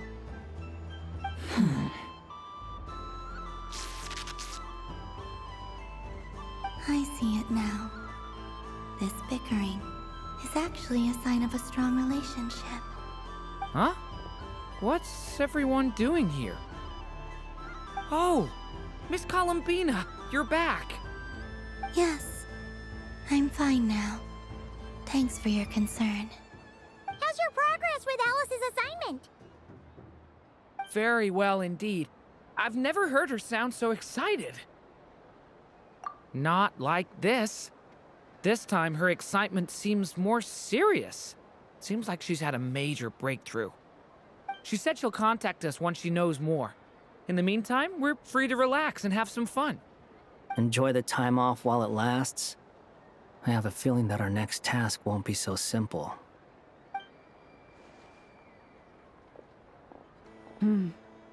I should go.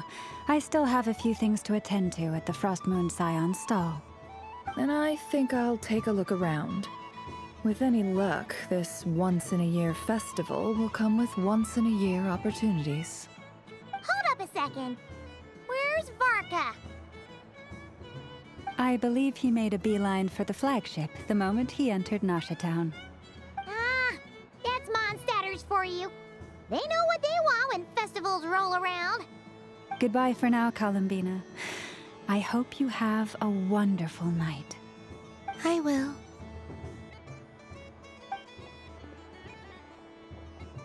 Well, in that case, don't just stand there.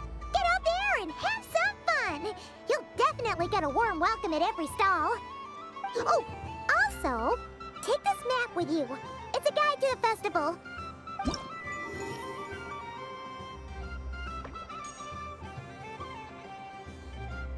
The Frost Moon Scion stall is over here. Lauma's invited a whole bunch of cute animals to celebrate too. Over there is the Hexencircle section. Alice seemed more excited than anyone about this festival, so she insisted on making it a grand affair. Oh, and then there's the Nasha Town local specialties, including... Actually, forget that. Better if you go check them out for yourself. Thank you. It looks like a lot of fun. You're not coming with me? We'll be around. But don't you want to browse by yourself for a bit first?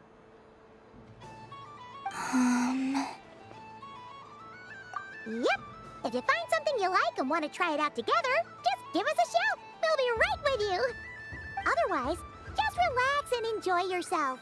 There's so much on offer, so try to experience as much as you can. And don't forget to stuff yourself with all the delicious festival food. All right then. Off I go. Where should I go first? This must be the mage's stall. It feels like I've entered a fairy tale.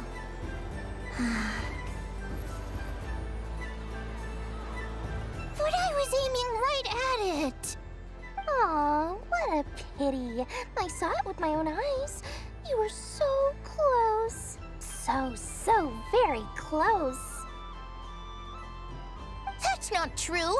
It dodged out of the way right as I was about to snag it. I'm sorry?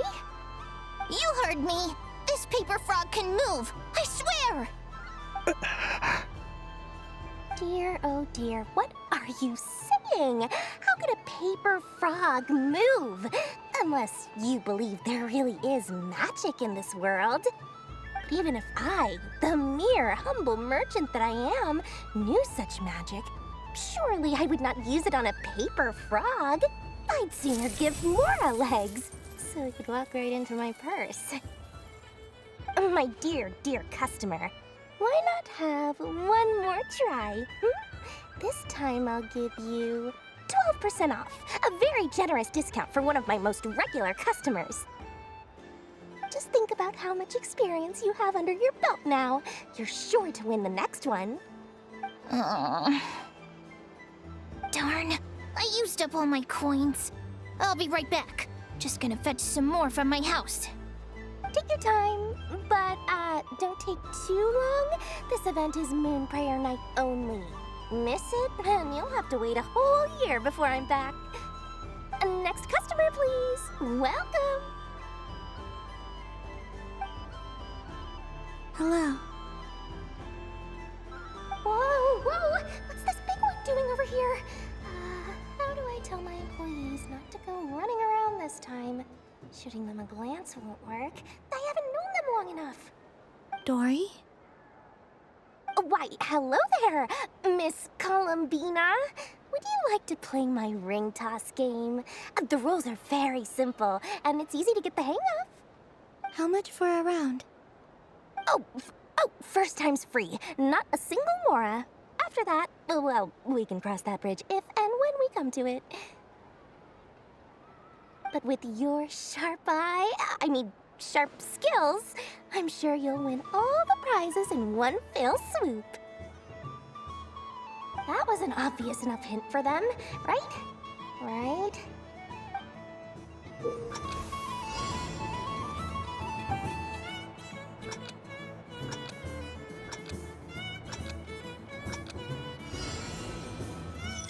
Here comes the ring! Oh, peanuts.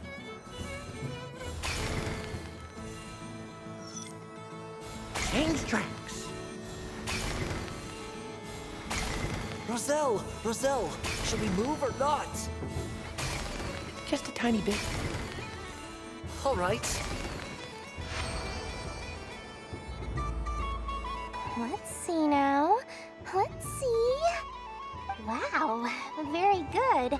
That's the highest score we've had all night. And here's your prize. Now, how about another round?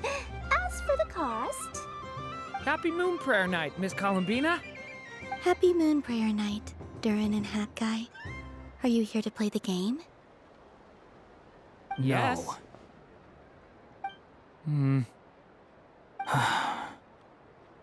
You said we were just coming here to say hello. I did, but then I recognized a few more people as I got closer.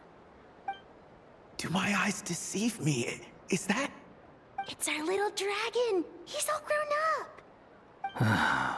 Someone's popular. Well now, since you came all this way, why don't you try out this lovely game we have going? First try is free! He'll have a go. I'll pass. It's only one free try per customer. You can't give your try to him. I'm aware. How has Elder Almond been lately? He's in great shape. He goes for a run in the forest every morning to stay fit and healthy. He tried to go boat racing with Firecracker a while back, but he couldn't even make it onto the Lotus Leaf. Firecracker was in fits of laughter. How about you, little dragon? Can you still fly? Yes, I can. But you've become less chatty. Has growing up been tough on you? We call that maturity. You know, the thing people sing about. The knight wields a sword of stone to defend those hearts that are made of gold. Stone is very heavy. That's what keeps him from talking too much. That's awesome! I want to be a knight when I grow up too. Ring, here I come! Oh, the hat-wearing man. I never thought I'd see you again. You seem more determined than when I saw you last on the train. If you say so. Oh, I do say so. The people you once helped see it clearly. It's because you are once again on the right track. May the engine in our hearts propel us to the station of our dreams. I can move! I can move now, Roselle! What are you doing, running into the rings like that? You got them all so quickly! I have never seen anything like this in all my travels. Is this guy actually an old friend of theirs? But how? They're origami animals and clockwork people from a fairy tale. Getting to know them would be quite an arduous task, unless they share a hometown? I have to get to the bottom of this. Next time I see the Great Mage Alice, I shall demand answers. Thank you, Dory. I had a lot of fun. Now for your prize. Where did I put it? Give me a moment to dig it out. Oh, sweet grand prize. How I wish I didn't have to let you go. Good thing I've already turned a profit from the customers earlier in the night. Otherwise, I'd have wasted all my hard work. Okay, I'm back. What? I leave for 2 seconds and someone's already claimed the grand prize? Oh, well, these things happen, you know? Perhaps you'd be interested in one of the other prizes instead. We've got all kinds of wonderful goodies here. Is this the thing you wanted? Here, you can have it. Huh? But... Don't worry about it. It will be happier with you. Oh, thanks so much, Miss. Moon Goddess. Oh, goodness gracious, Columbina. Give me strength. How am I supposed to make any more money from this child at this rate? Daddy, look! That's the game I was telling you about! Forget it. She is the Moon Goddess after all. I'll think of some other way to swing this. Maybe I can try to hook this new kid. Huh? Oh, someone already won the grand prize. You can take mine if you want. What? Why? Why are all these bleeding hearts coming here to ruin my business? Happy Moon Prayer Night, everyone. Happy Moon Prayer Night.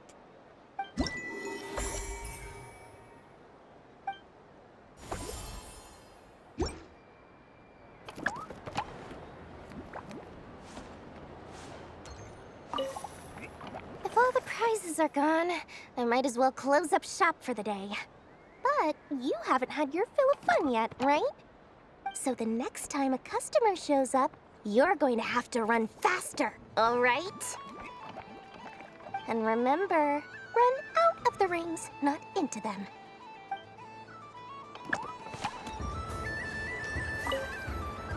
Done being a do-gooder yet? Thanks for coming here with me, Hat Guy. Are there any games you'd like to play? It's your turn to pick. I'll come with you. Why does that hamster think you've grown up? You haven't changed at all. I know you don't mean that. You're just taking the opportunity to make fun of me, aren't you? Even if you won't admit that taking some time to compose yourself is important, I can see that you're doing it in practice. Otherwise, you'd have taken off your hat and flown away by now. Looks like Albedo's socialization program has been far more useful to you than all those Vahumana textbooks.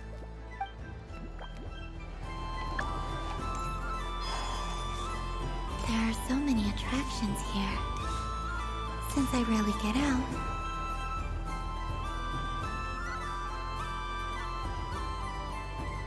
Well, look who it is. I heard someone went and disappeared on us the moment we let her out of our sight. They looked all over for you. Frankly, I didn't think you'd be back for Moon Prayer Night. Were you worried about me, Sandrone? You would like that, wouldn't you? Do you even hear what you're saying?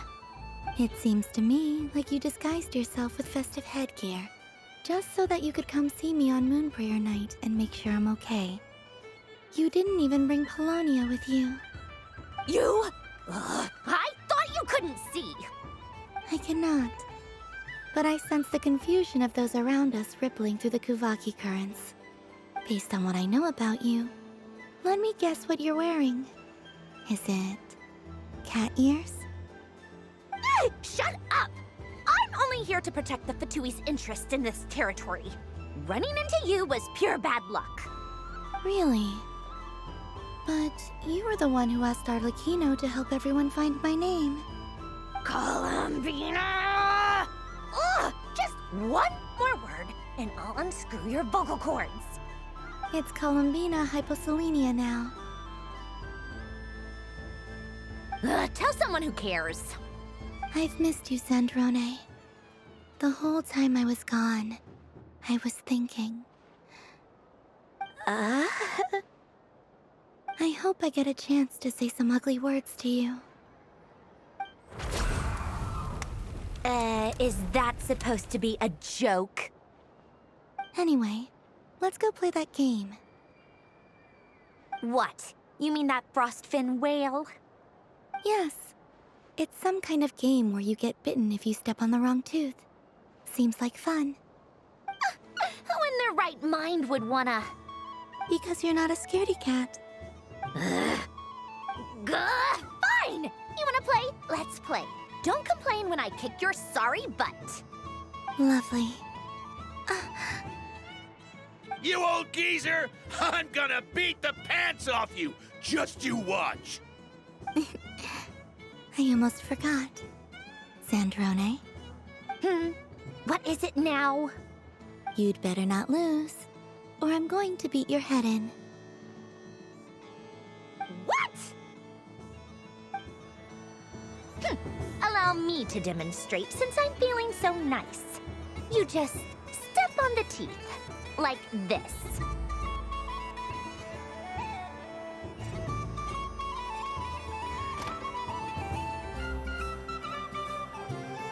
Which should I pick? Your turn, Sandrone.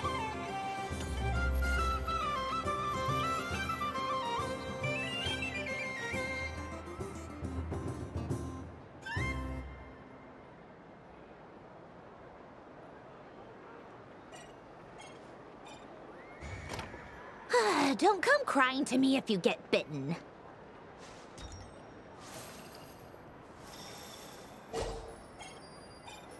There are less and less teeth remaining.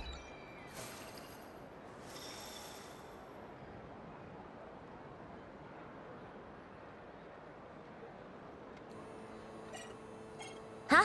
What's that noise?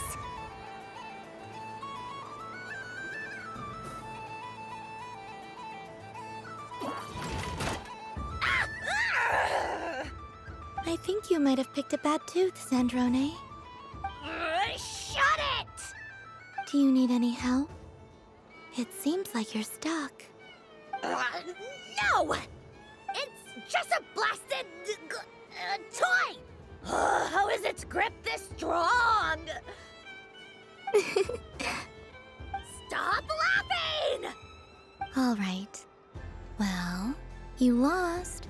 So just like I promised... Hey! What are you doing?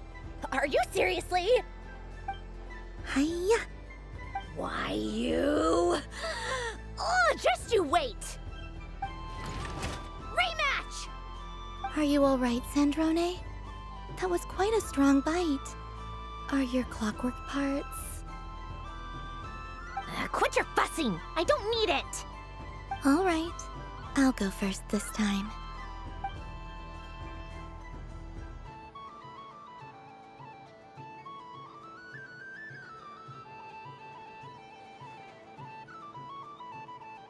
I see it now. She can sense which teeth are rigged. So I just need to avoid the same ones that she does.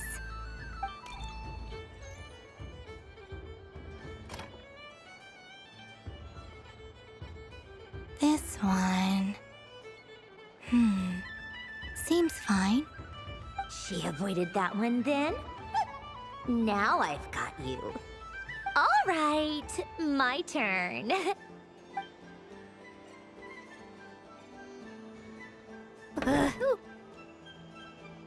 What? Looks like you lost again, Sandrone. Wait! There's more than one bad tooth! Bonk.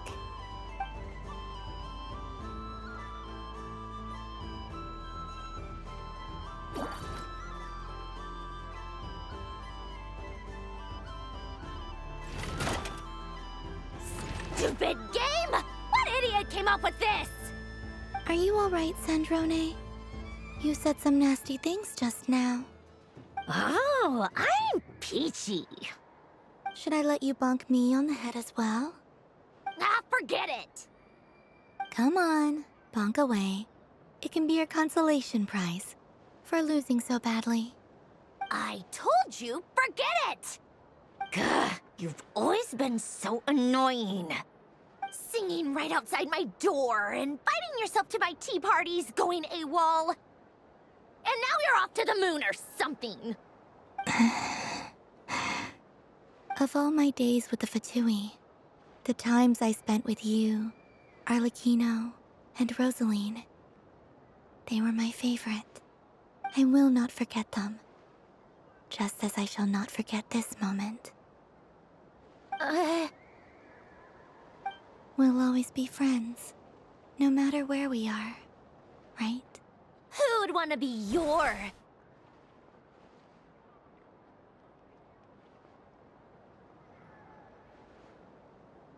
I'll miss you, Sandrane.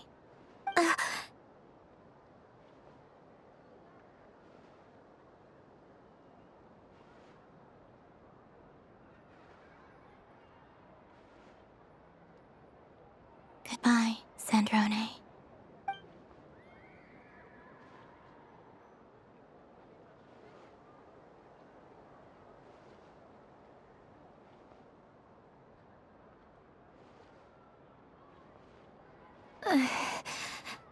I'll miss you too, Columbina. Sorry, what was that? Ah! Ah! Yeesh! No need to freak out. What's wrong? We've been looking everywhere for you. What do you want? Oh, nice ears. What do you want? This. Huh? It's your turn to draw something. You're one of her friends too, aren't you?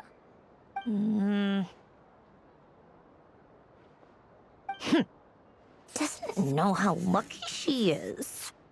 Sorry? Nothing. I'm done. Take it. Oh, that was fast. Oh, and one more thing. Last time we spoke, you mentioned you were interested in the Narcissan Kreuz Ordo's research, remember? There were too many people when we last met, so we didn't get the chance to do this. What are you talking about?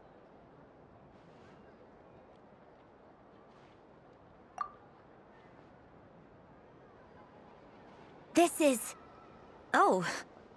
Alain, Renee, and Marianne. Huh. The Holy Blade.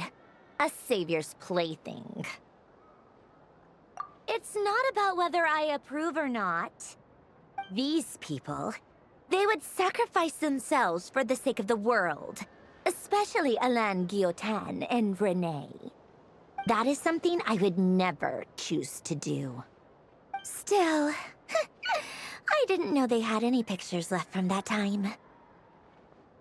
If I'd have thought to bring a camera, I'd have...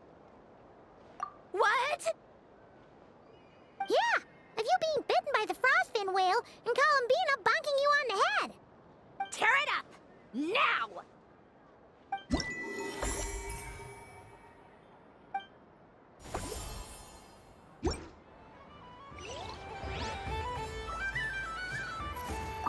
What's there to see on that moon anyway? Let her go up there and cry alone. See if I care.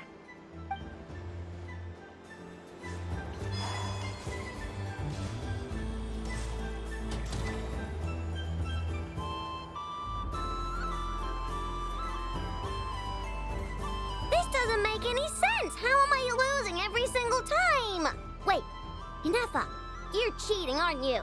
Yeah, that must be it. I am not cheating, I know. Uh-oh, sounds like Inefa's turning into a big baloney bot. I think it's time for some serious maintenance. Moon Goddess, help me. Miss Columbina, I know, is attempting to cheat. What the? I'm not the cheater. You're the cheater. How dare you throw it back at me?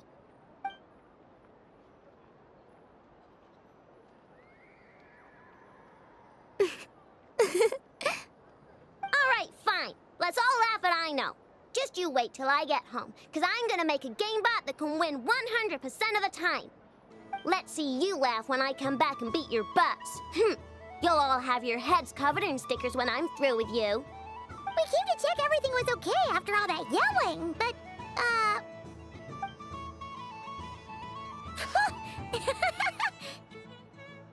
Whatever it is, it sounds like cheating is allowed. Kuhenki concentration.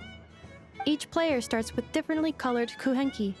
Each round, they draw one kuhenki from their opponent. When a player has two kuhenki of the same color, they make a pair and can be discarded. Any that can't form a pair must be kept. The round ends when a player can't form any more kuhenki pairs, and that player gets a sticker.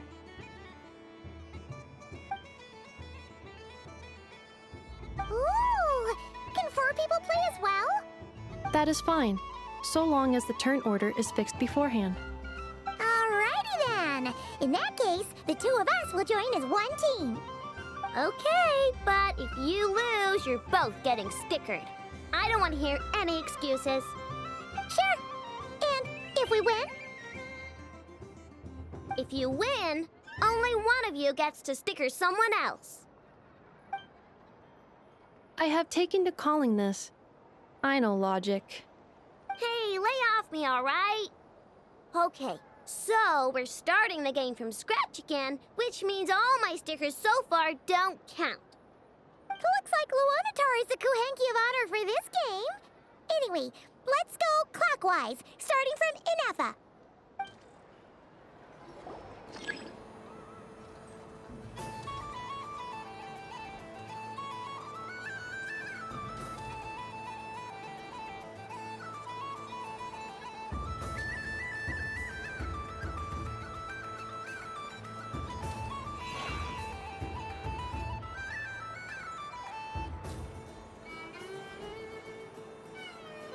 Nice! That's a pair!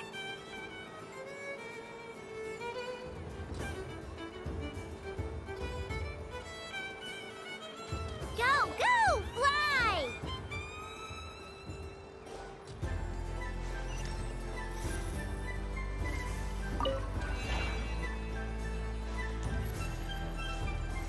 Go on.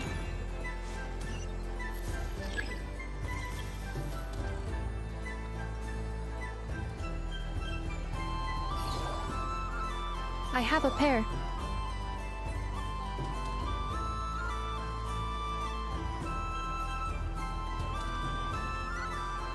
Uh-oh! We gotta pick up the pace!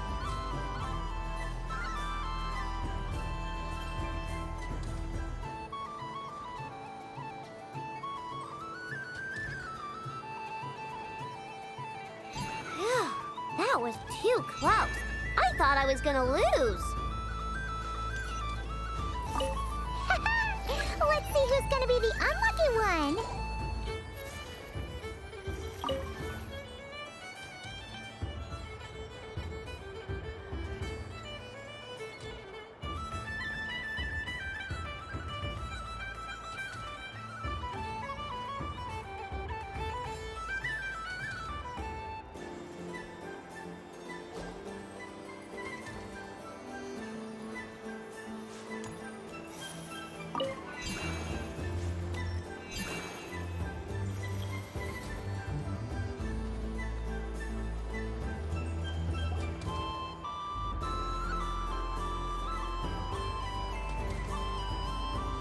Let me pick a good one.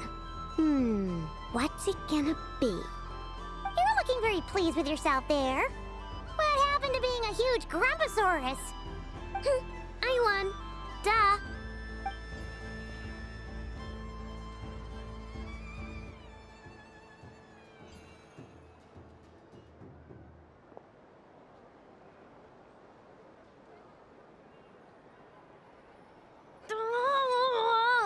Me again?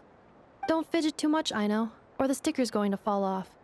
I don't care. If it falls off, it falls off. If a pair of Kuhenki get discarded, why not a pair of stickers? Huh? Huh?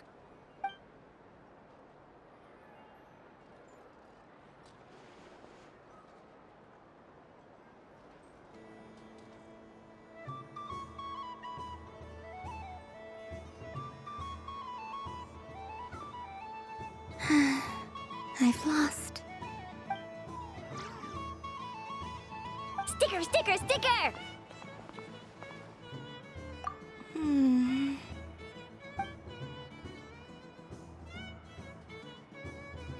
Cute! You think so? Shame. I can't see it for myself.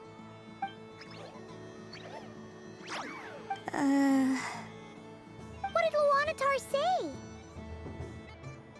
She said it looks so cute that she wants me to lose a few more rounds.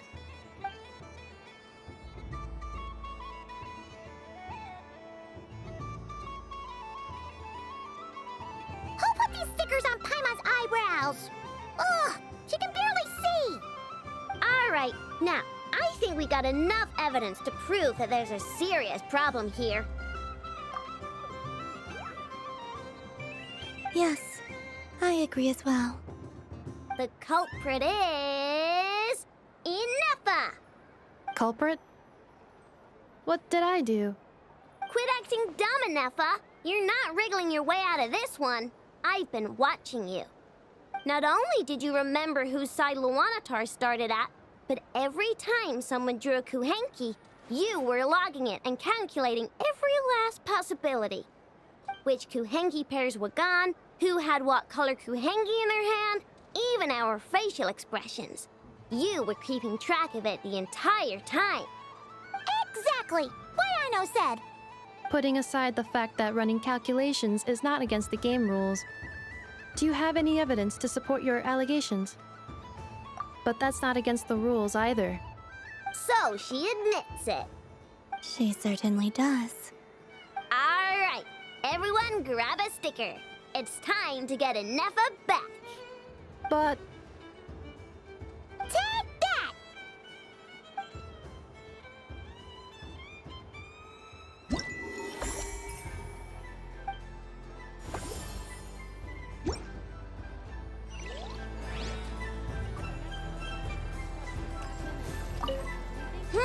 I'm never playing games with you ever again, Ineffa!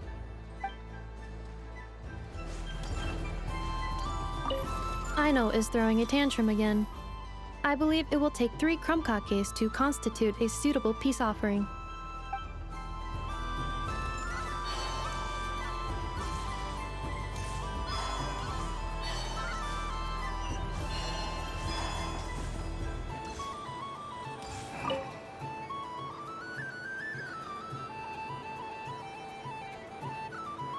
I wouldn't say it's unfair, exactly. I mean, your voice goes right into people's heads. How would you explain that to the kids? You can't just explain it away as magic. Is something the matter? Ah, Miss Columbina! No, nothing you need to worry yourself about. Ah, impeccable timing. Stick around for a second, Miss Columbina. I need your input on something. This self-proclaimed Knight of Justice has yet to give me a satisfactory answer. I, for one, would like to hear your verdict on the matter. Hey, now, I left the flagship just to help you out, Miss Nicole. What's going on? So Alice and I are both using long-range remote control spells that work on similar principles, allowing us to attend this festive fair in Dodeco form. Sorry, let me backtrack a little. While similar, there are some key differences. Alice, being a great mage, wanted her Dodeco to reflect something of her own charm and mystique. So she adjusted the way its tail moves when it spins around. An entirely gratuitous move, in my opinion. I hardly see how anyone is going to notice that. If anything, I'd say that anyone who stares intently enough at a Dodeco's tail to notice such a small detail is someone we ought to be highly concerned about. I only say this to emphasize that my question has nothing to do with tails. Now that we're clear on that, why is Alice's Dodeco permitted to interact directly with the children celebrating Moon Prayer Night, while mine is not? Your voice speaks directly into people's minds. See? Exactly what I said. Miss Nicole? Ugh, I can't stand it. I know that probably makes me sound like a whiny child acting out in front of their parents. And it's a little embarrassing now that I think about it. But hey, I've said it now, I can't take it back. That would be even more embarrassing. Also, don't go reading too much into that analogy. It was off the top of my head. I'm actually an awful lot older than either of you. Miss Nicole, are you saying that you'd like someone to play the game you've prepared? I'm not so invested in that. It's just something cobbled together using items I borrowed from Alice.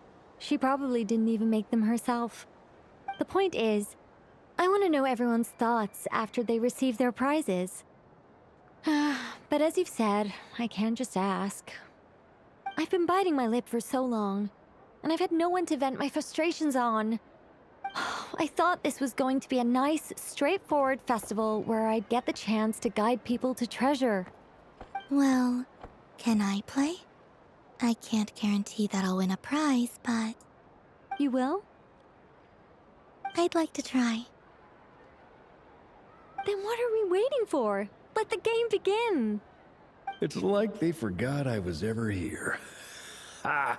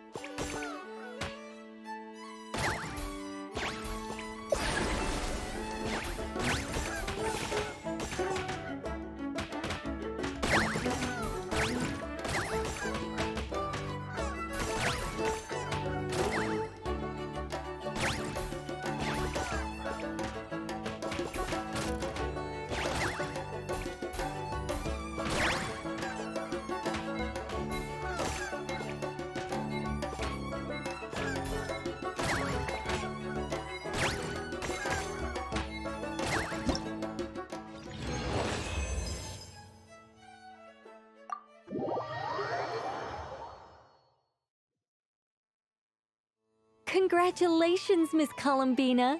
With your great wisdom, you have overcome every obstacle in your path and conquered the great challenge posed to you by fate. Fate? Well, something to that effect. If you'd prefer something more poetic, it could be the icy winds or the dawn. Anything you like, really. You could even go with the challenge posed to you by Dodeko, if that's what you're into. Anyway, you can take or leave my suggestions. Moving on. All my hopes are now resting on this. Can I open it now? Stop teasing me! Please, I'm begging you. No more talk. Just open it. Wow. What a lovely sculpture. Classic and cute at the same time. Thank you, Miss Nicole. I'll always treasure it. There we go. Music to my ears. You have my sincerest gratitude, Miss Columbina. Thank you for sharing your precious time with me and fulfilling my wish. Don't mention it. You've all done much to help me. And still, I'm the one receiving all these gifts. I don't suppose you'd like to play again, by any chance? Don't get me wrong, once is plenty. You're under no obligation to indulge me any further. And besides, I don't have any other prizes for you. Alright then, happy Moon Prayer Night.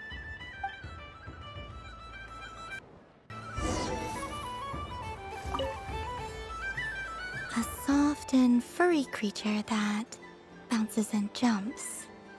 Welcome home, Moon Goddess. This one talks, too. Allow me to introduce myself. I am a Dodoco from a distant archipelago, the most mischievous of all my Dodo brothers and Dodo sisters. When the going got tough, I powered through, and when I met obstacles, I boomed them away. That sounds like a lot of fun. Doesn't it just? Oh, but then the trouble started. Recently, I found a lovely beach, the same beautiful jelly color as my hometown, and so I dove in to have a look. Only to find it overgrown with seagrass and nasty little spiky fish everywhere, looking to turn me into a Dodoco kebab. I made it back to shore by the skin of my teeth, but my tail was sorely hurt. Couldn't you just boom them away? Oh, I wanted to, believe me.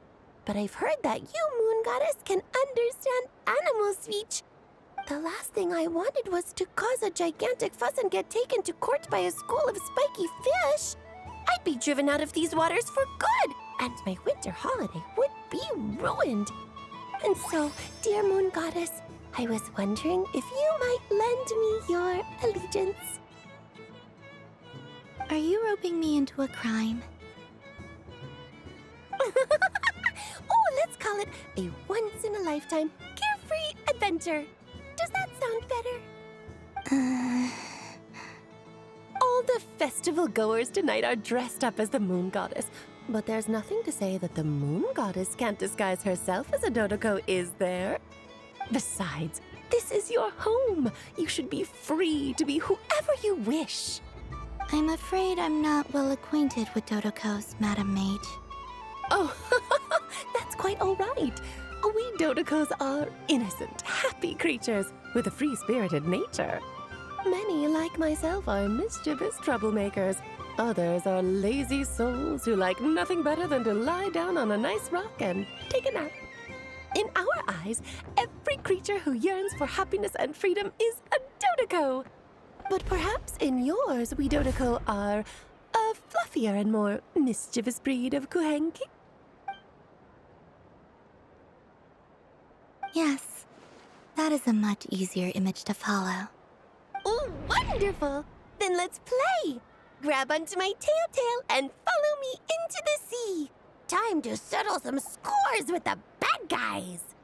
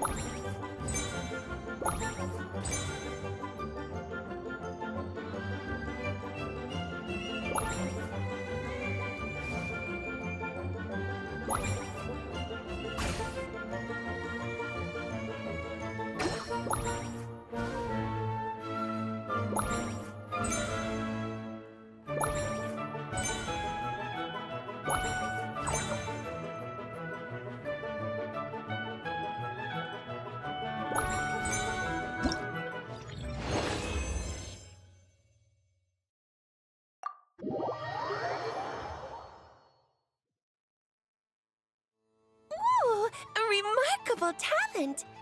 So, what do you make of it?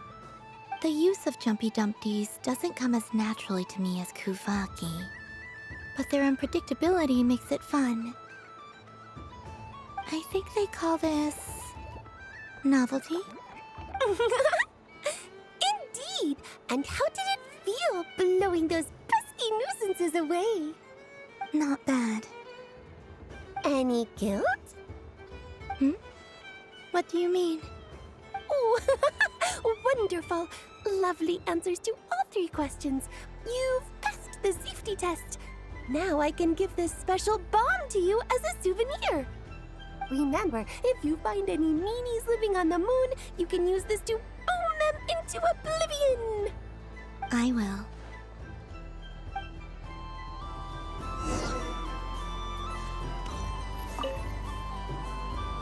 Welcome home, Moon Goddess. Oh, you're the genuine article. Alice was right. This Moon Prayer Night was worth watching after all. Another one that talks. Greetings. Pleased to make your acquaintance. I am the Hexenzirkel member they call B. Barbeloth Trismegistus. Columbina Hyposelenia. Pleased to meet you too. Hyposelenia. A fine name indeed. Now then, Miss Columbina, do you wish to hear a mage's divination? Divination? The Frost Moon Scions used to ask me what would happen in the future. Is this like that? From the perspective of the one seeking answers, perhaps. As you look to your journey ahead, if you seek to understand the unknown, resolve your doubts, and soothe the confusion in your heart, divination could be for you. The unknowns on my journey. Of course, if one wishes to peer into fate, then hydromancy is the more precise option. But that is a complex affair, and to relegate that majestic art to the status of a festive amusement would seem somewhat uncouth. Besides, it is sometimes better to not know fate with great certainty. Hence, I shall use the suitably festive Luna Arcana to tell your fortune instead. It is more popular with the youth in any case. Lunar Arcana. Indeed. Unlike hydromancy, this will only display possibilities and trends. People like to think of themselves as creatures of agency and free will. Peering too far and too clearly into the future is detrimental to both body and soul. I'd like to give it a try. Of course you may. Come then, take a seat, Miss Columbina. Before we begin, are there any specific questions you would like to ask? Let's stick to general possibilities and trends, like you suggested. Ah, very well. Then I shall use the basic Lunar Arcana deck. Now, try to relax. Cast your mind upon the things you have experienced and the things you are soon to experience. I will shuffle the deck. Would you like to cut the cards yourself? You do it. No problem. Now then, to make things easier for the seeker, that is to say, you, I shall decipher the cards from your perspective.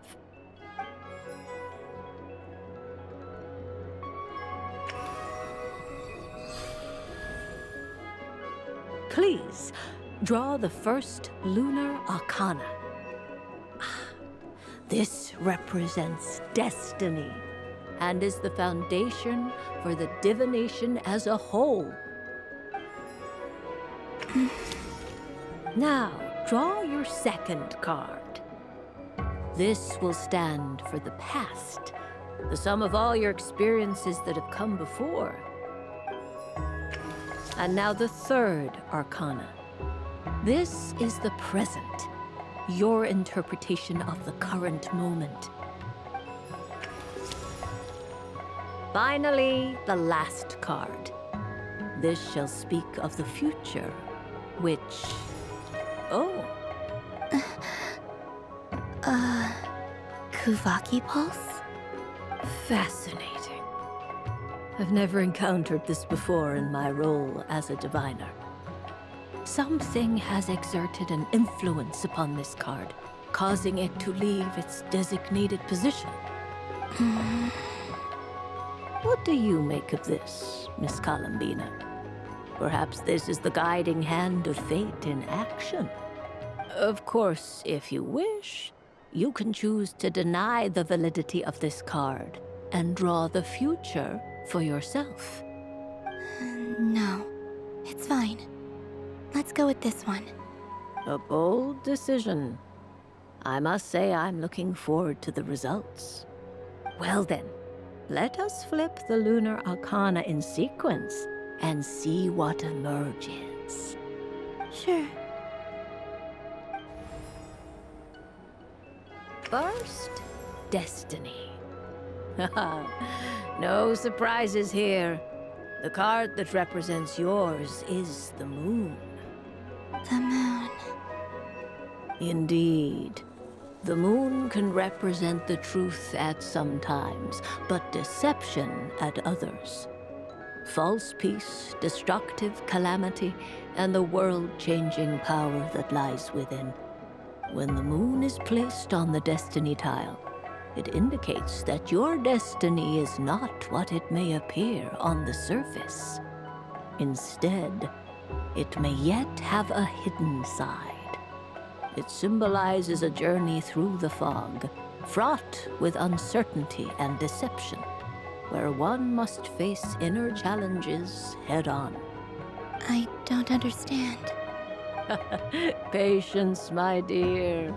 This is but the first card, which serves as a basis for the interpretations that follow. Our divination will only grow clearer from here on out. Now then, flip the second card, the one that speaks for the past.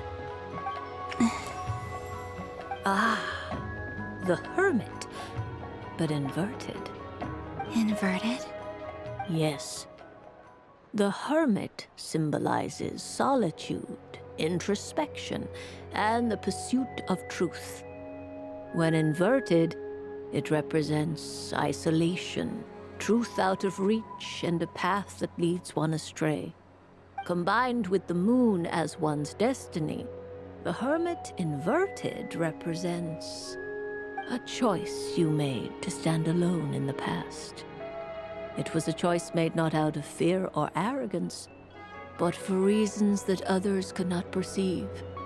You fumbled through the darkness without a guide, but you did not find your way. Rather, you went astray. More than once, it would seem. Is this about how I became Kutar despite not wishing to become a god? And how I joined the Fatui because I yearned for a place to belong? I suspect only you know the answer to this question. All is not lost. The past is in the past, and so it shall remain. Shall we look into the present now? Oh my. The Lovers. One of the most interesting Luna Arcana. What does this one mean? This means that you have had an unprecedented emotional experience. The joy of finding your soul becoming intertwined with that of another. A precious and wonderful thing indeed. It's true. I've made a lot of friends recently, and they are very good to me. I like them a lot. That sounds lovely. I am most delighted for you. The Lovers can also represent important decisions, perhaps related to a parting of ways. Now, if I were to guess... Yes. My return to the moon. I understand. Parting with friends is never easy, Columbina. But rest assured, this is not the end of your journey. There is always another story waiting to be told. The future always lies ahead.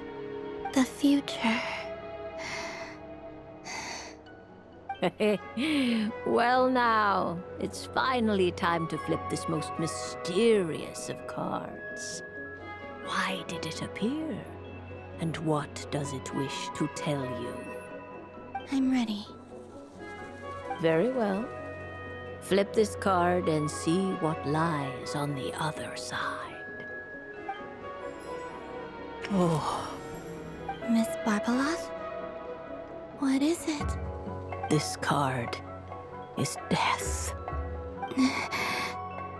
That doesn't sound very good. It depends on how we interpret it. It is true that it can represent an agonizing death, a complete and utter end, but at the same time, it can also represent rebirth. Do not forget that your destiny card is the moon.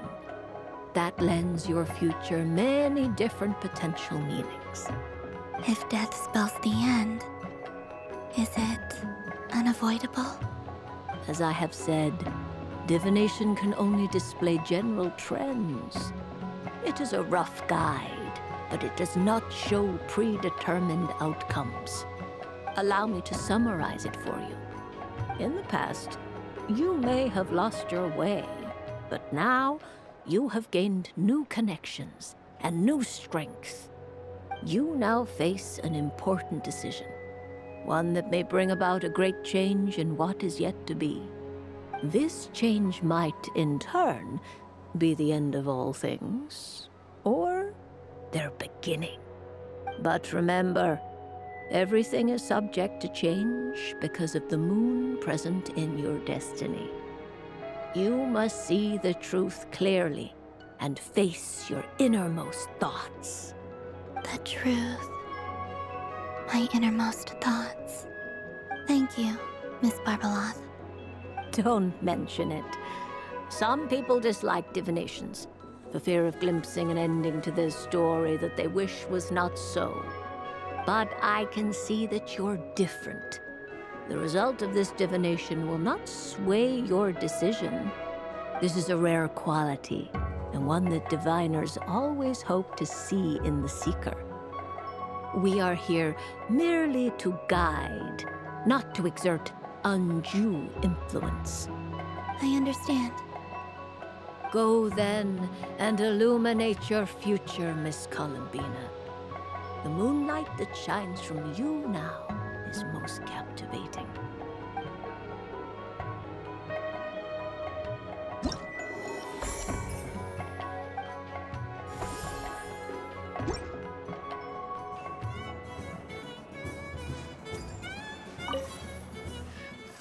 It'd be rude to just leave without saying anything.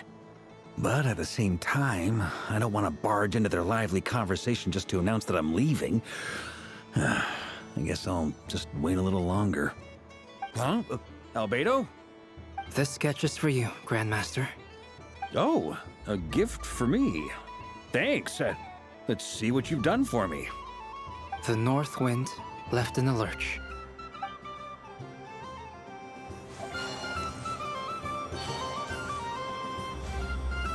So this is... Wow, the Frost Moon Scion stall looks kind of plain, but it's pretty cool once you get into it. I don't go to Hisi Island much, but it's got that, like, old world cultural feel. And if culture means we get more festivals, I'm all for it! Hello, Yahoda. Columbine... hello, Moon Goddess? That was too close. I almost gave the game away in front of the staff. Oh, wait, what's the deal with her shoes? They don't make a sound when she walks. I could do with a pair of those. Do you like balloons too? Balloons? Oh, you mean those? What's so fun about balloons? I'm not a kid anymore. They're probably more up Aino's alley. Yes. The animals seem very curious about these strange flying objects. I was drawn here by their voices. I recently learned a fun new game you can play with balloons, so I decided to come and give it a try. A new game?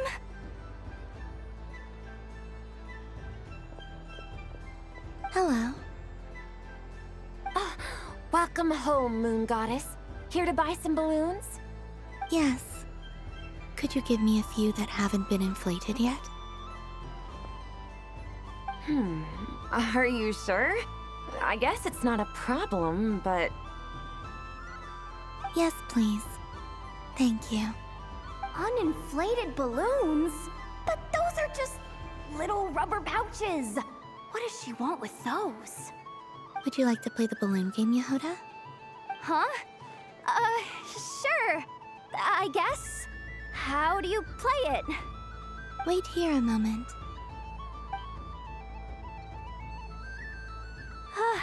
Oh. This is so weird. What have I got myself into now? I thought I saw Columbina nearby. Uh-oh! That's the fourth Harbinger! Although she's helped us out quite a bit, she's good people, right? Is she looking for Columbina? Oh, guess that's my ticket out of here. I'm not sure my heart can take being sandwiched between two Harbingers.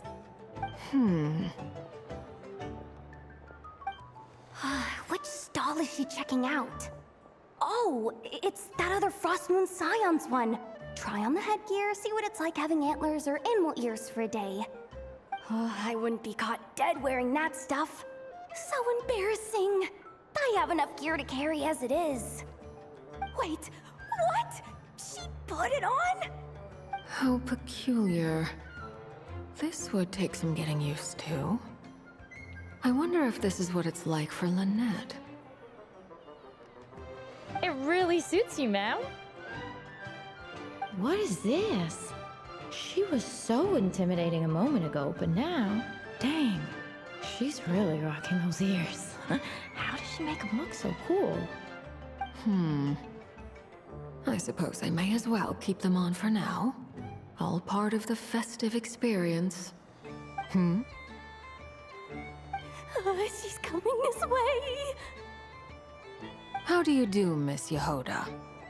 Oh, jeez. Don't talk to me while wearing that thing. Where am I supposed to look? Oh, hey there.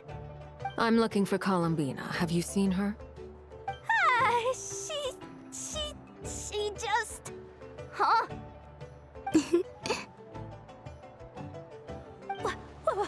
Wait, is that what she meant by balloon game?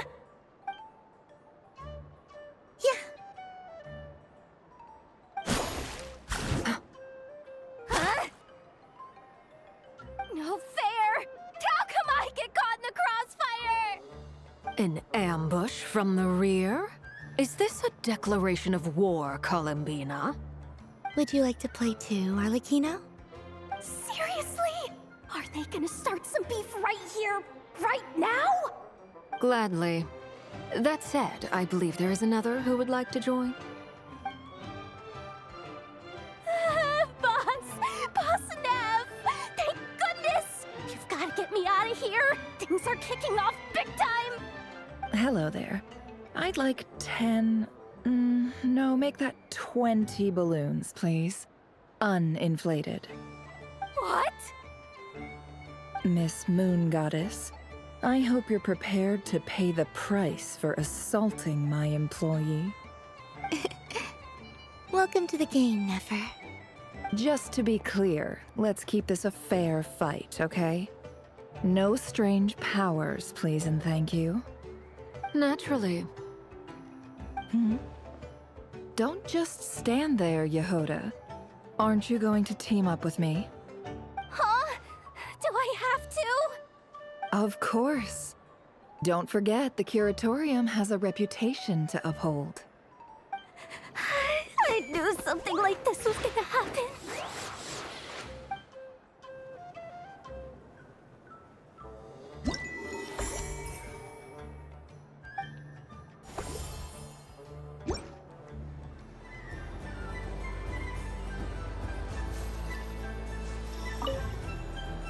I've seen Lenny and the other children play this game before.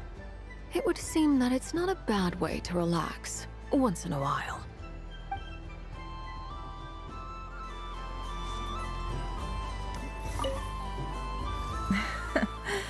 That was fun.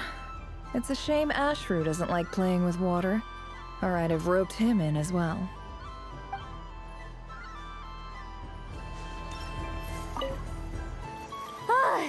I just had a water fight with two Fatui Harbingers. Pretty scary, but also surprisingly fun.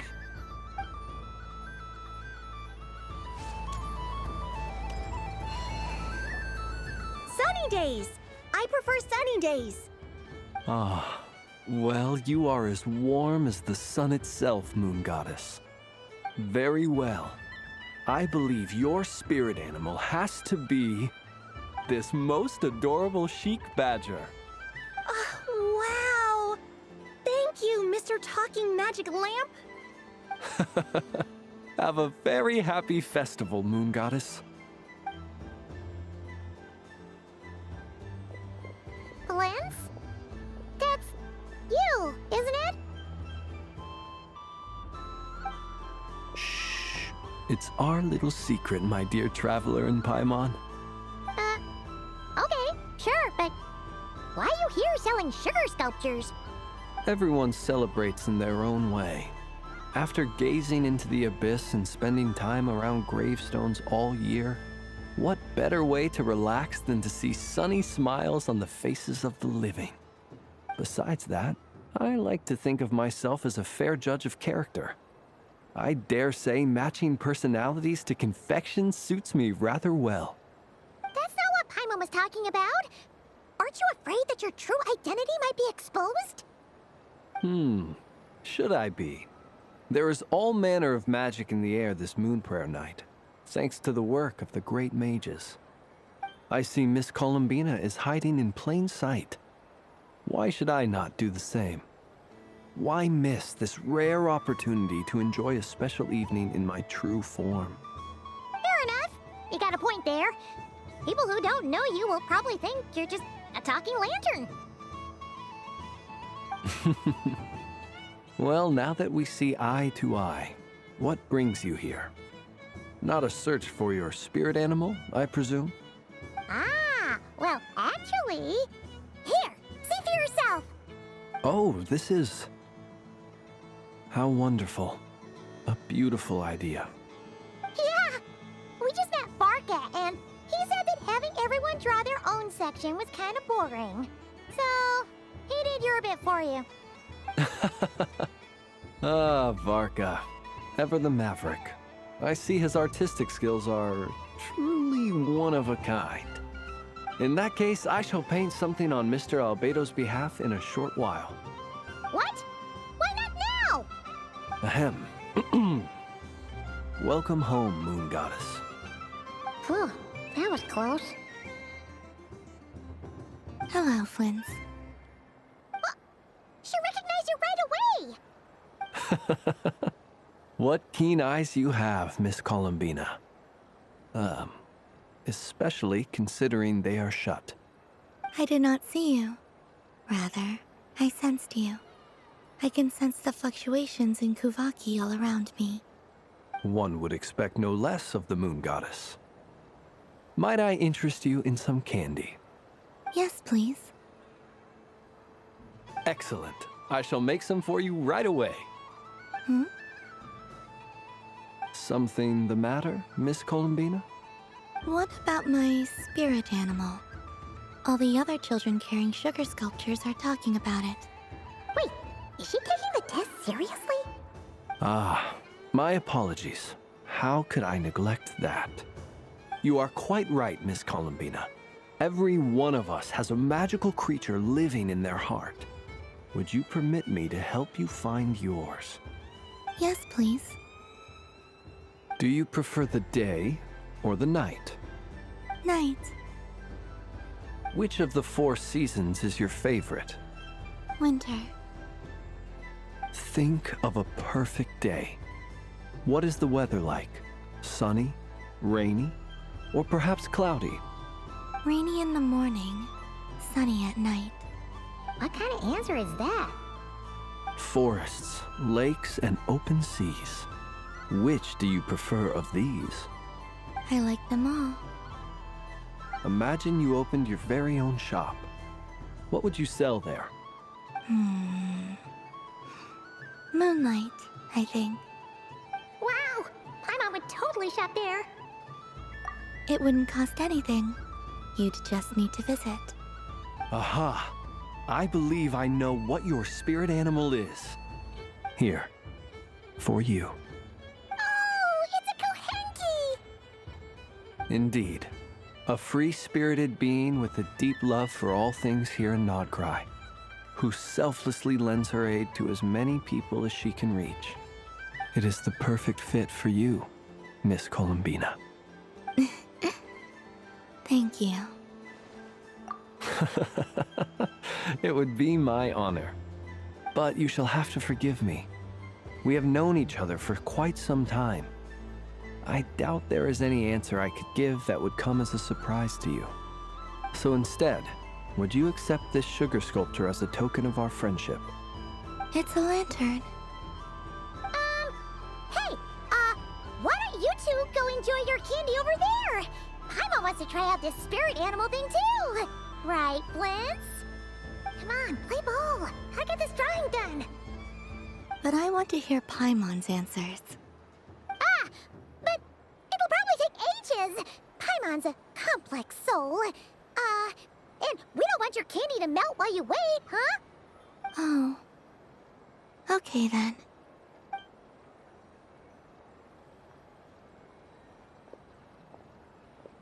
Phew. Nice excuse, Lady Paimon. That was some quick thinking. Yeah, no thanks to you. A little help next time?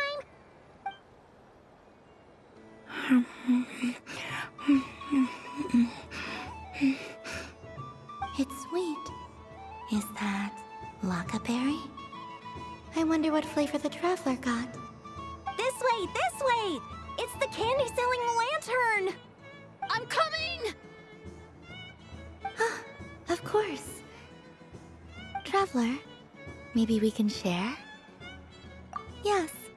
I found out recently that people share their food sometimes, so I'd like to try it. Or is that a no? Thank you.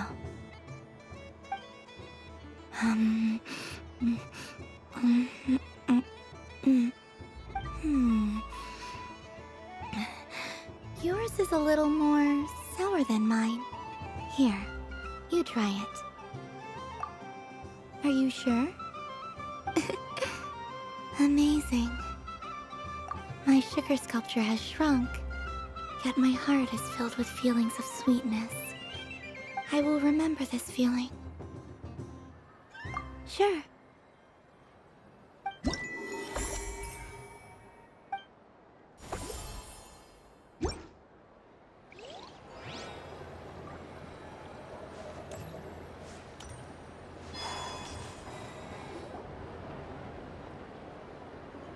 Dodoco's Whirligig!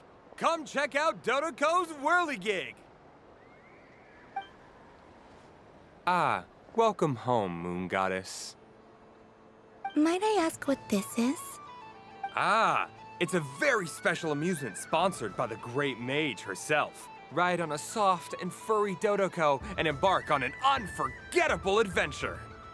I say that, but I'm just following a script here. Who is this mage, anyway?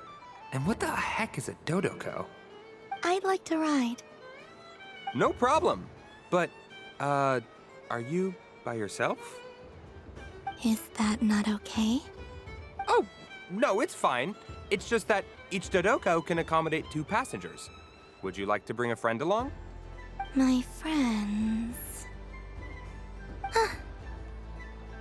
That should do it. Now, we just need to get everyone else to draw something on it too. But we gotta keep it a secret from Columbina. Traveler?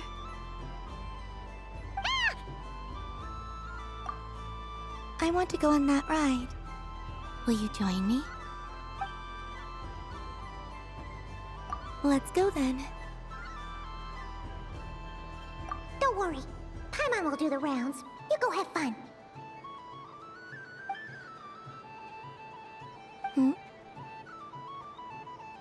All right.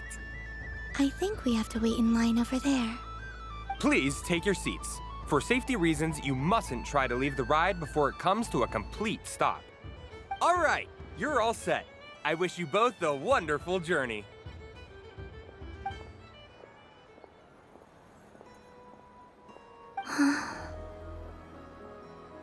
Not bad. It reminds me of riding a moon lane. Sometimes, the Kuhenki circle around me like this, playing their beautiful melodies. Yeah, I'm going to miss them.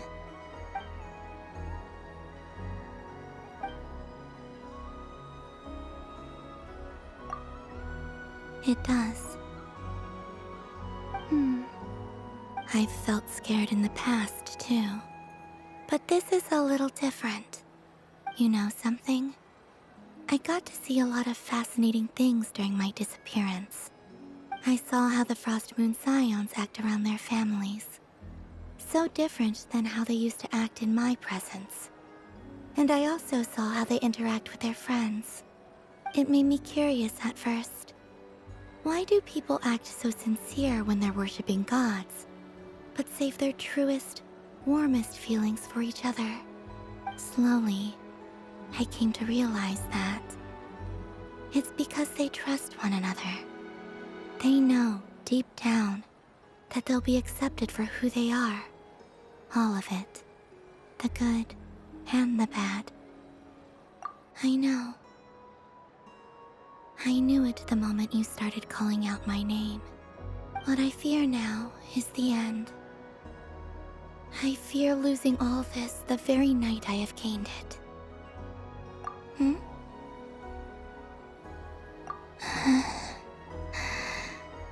Thank you for this conversation.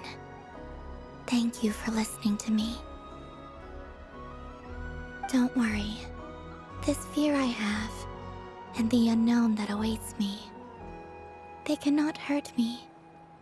Not when I possess a treasure far greater. I just want you to remember this version of me. The real me. On this final night together. Dear passengers, Dodoko's awesome adventure has come to a close. Please leave in an orderly fashion, and we look forward to seeing you again in the future. Don't want the journey to end, huh? Don't worry, you two. There's always another adventure waiting just around the corner.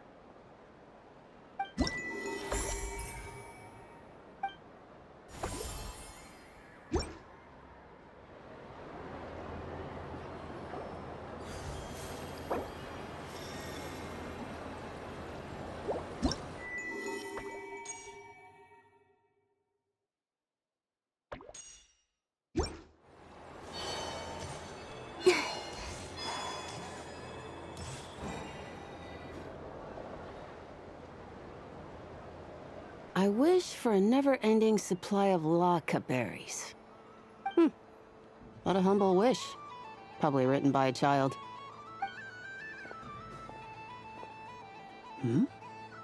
Is that Lauma the Moon Chanter?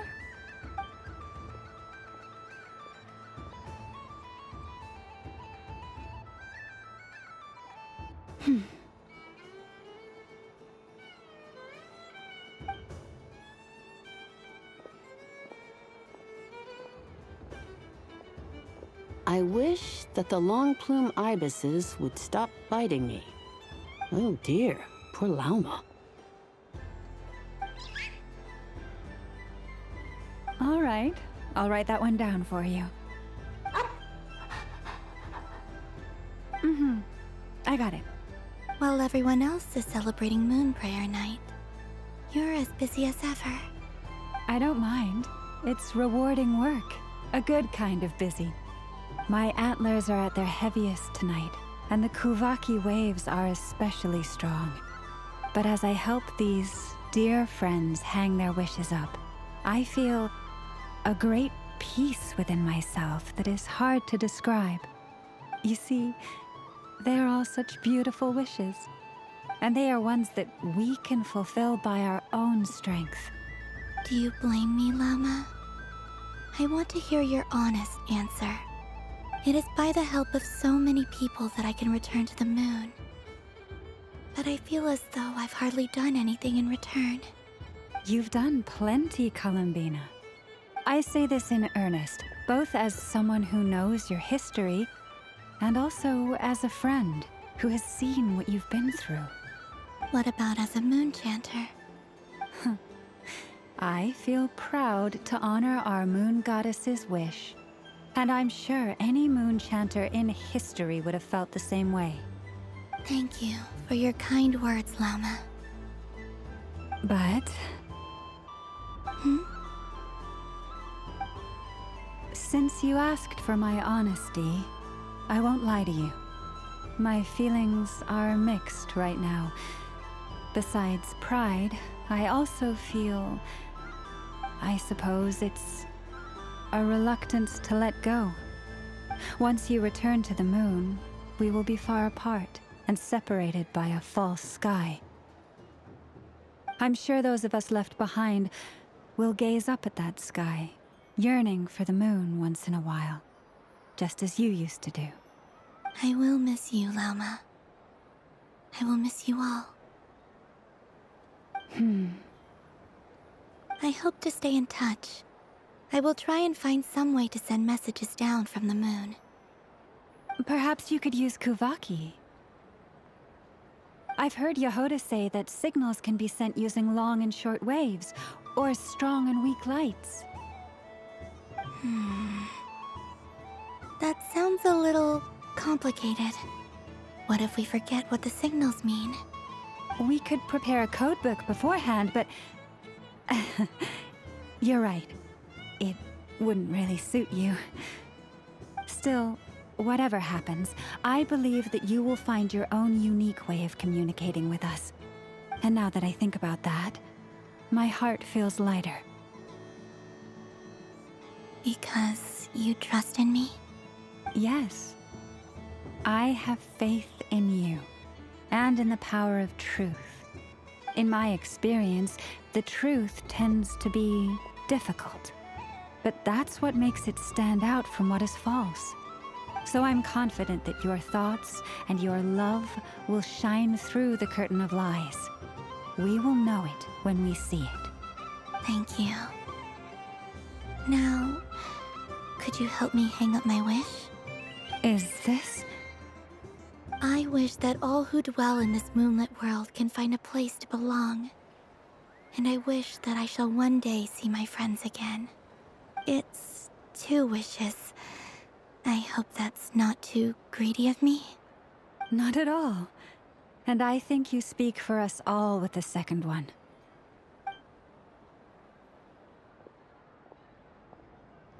I shall continue to pray until the day that all of these wishes come true.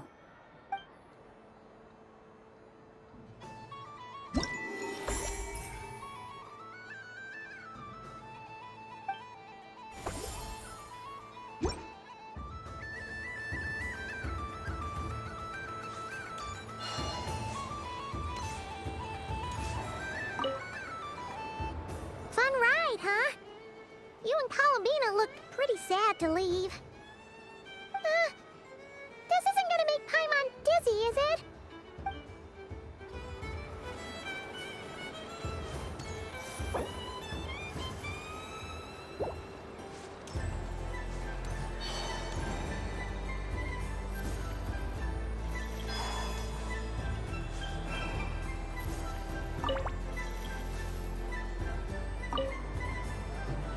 Welcome home, Moon Goddess.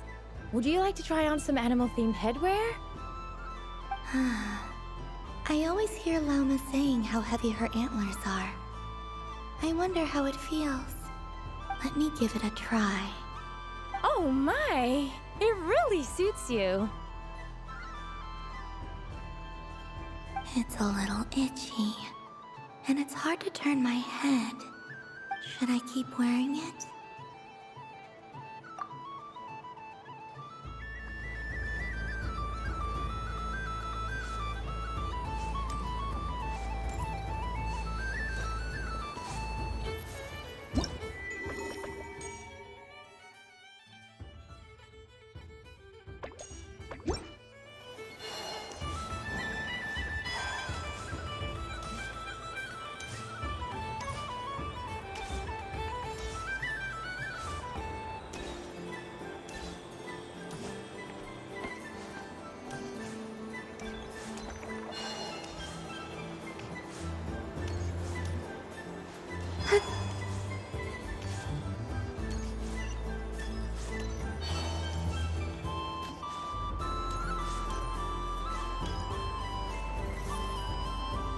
Moon Prayer Candy! Beautiful, tasty Moon Prayer Candy!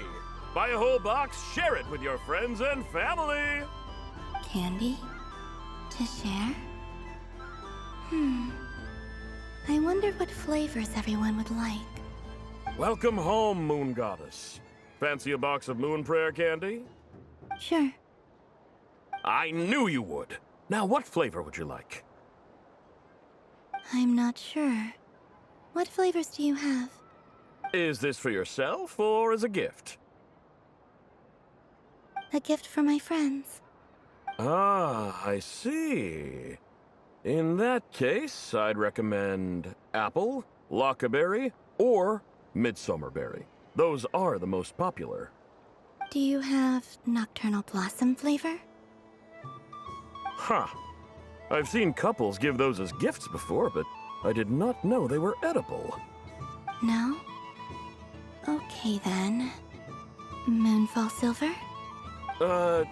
You did say this was for friends, right? Maybe smetana then. Hey, now that's a creative idea! I've never tried it before, but if you're happy to wait, I can see about whipping up a batch on the spot. While we're at it, you got any other ideas?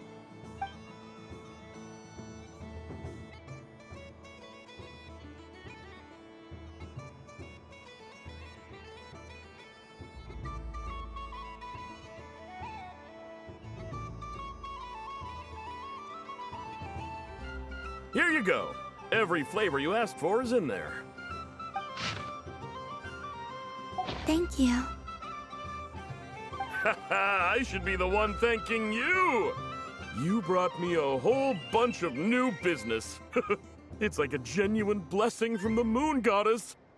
I hope you and your friends have a lovely night.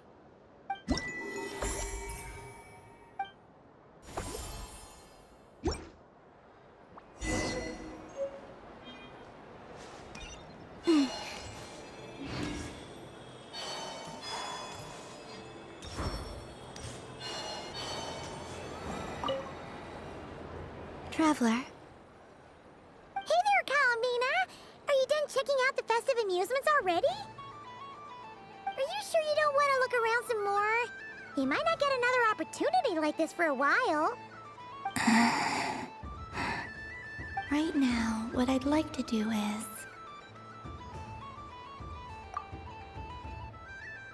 Oh! Candy for us? Thanks a bunch, Columbina! Don't mind if we do! Whoa! This one's intense! But it's so tasty! What about you, Traveler? How does yours taste? Oh, sounds good! I'm drooling now! Are there any more Smetana candies in the box? Yes, I believe so. Okay, gotcha! Let's see... Sure! This one, and yep, this one looks right too. Okay, that's 3. Here we go. 1 per person. It's so sweet.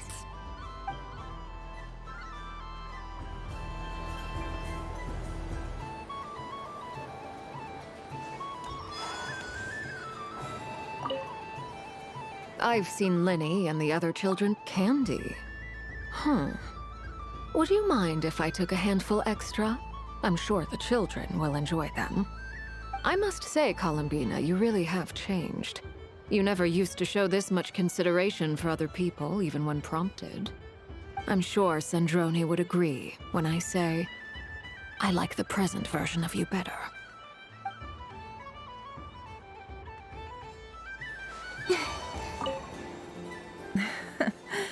That was... oh. A gift? You shouldn't have, Miss Columbina. Very nice indeed. Candy is one of many luxuries that the desert folk could never afford. How I yearned for candy when I could not have it.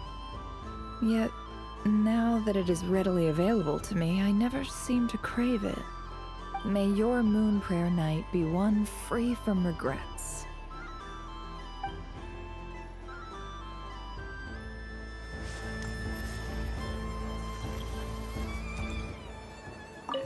Yes.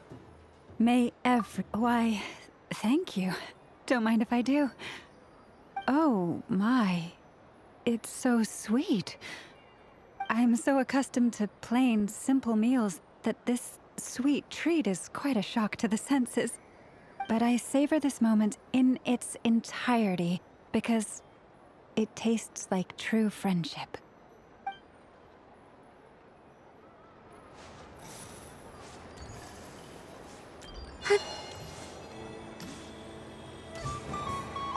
Something about festive lighting always has a way. This is most thoughtful of you, Miss Columbina.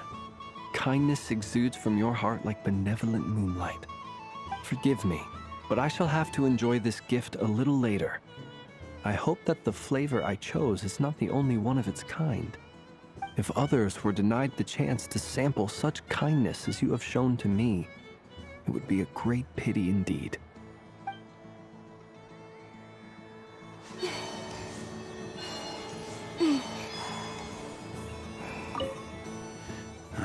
To be... Huh? Albedo? This sketch is... Oh! The north wind left in the lurch. Thank you. It seems I've picked lemon. It strikes a good balance between sweet and sour. This has piqued my curiosity. What if we were to add citrus and other spices, then enhance the flavor via caramelization? I wonder what the end product would be like. Perhaps I should take the time to try this out.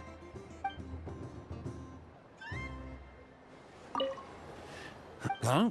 Albedo? This sketch is... Oh! The north wind left in the... Ooh, I get one too? Nice, thanks! What is that? Oh, it's so familiar. Don't tell me. Oh, I got it! It's like the candy jar dropped into a vat of today's boon! Seems I'm a proud recipient of today's Feast of the Moon, huh?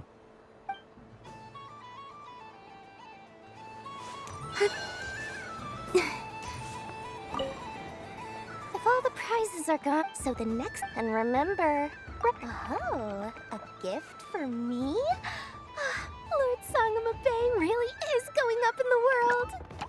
Wow, candy from the moon goddess herself! If I back this up... No, what am I saying? Box this up in exquisite gift boxes? Yes, I can make a fortune!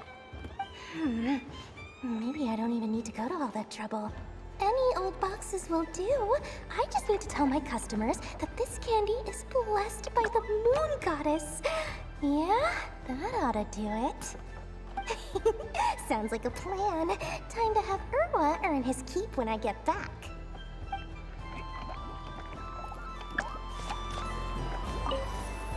Done being a dude. Thanks for coming. Are there any... Why does that... I know you do. Even if you won't it. Otherwise... Looks like Albedo's social... A moon prayer candy for me? Huh, thank you. It smells like... baked apples and butter. Reminds me of Good Hunter, a restaurant in Mondstadt. I always have to resist the temptation to go there, unless I'm ordering food. I understand your homesickness, Miss Columbina. I have a double dose of it, because both Simulanka and Mondstadt are my home.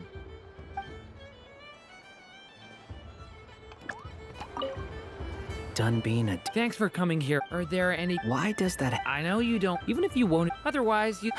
Looks like Albedo's social... I thought you'd actually spend your precious time doing something more worthwhile. Everyone has to take one? Well, fine. I'll take mine.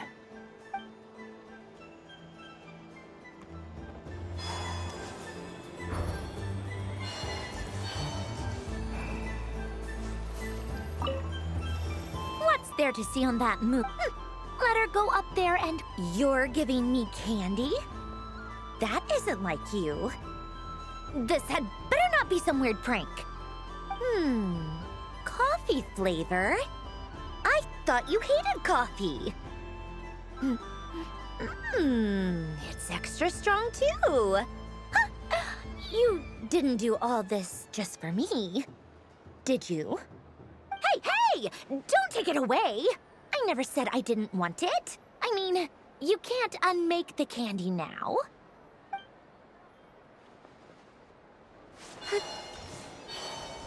Ding dong. Aino is throwing a tantrum again. Scanning candy composition and ingredient ratios. Selection confirmed. I would like the crumb-cake flavor. Flavor profile simulates real crumb-cakes with 27% accuracy. This is a non-viable substitute for Aino's afternoon snack. One moment, please. Done. Please sample this freshly baked crumb-cake, Miss Columbina. Ding dong. I'm never playing games. Ooh, moon prayer candy. Sweet. Is it okay if I grab a whole bunch?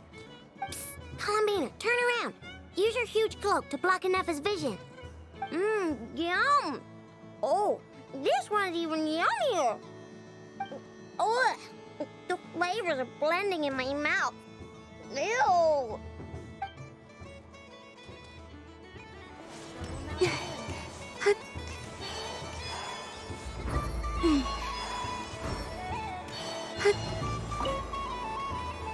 Traveler. Columbina!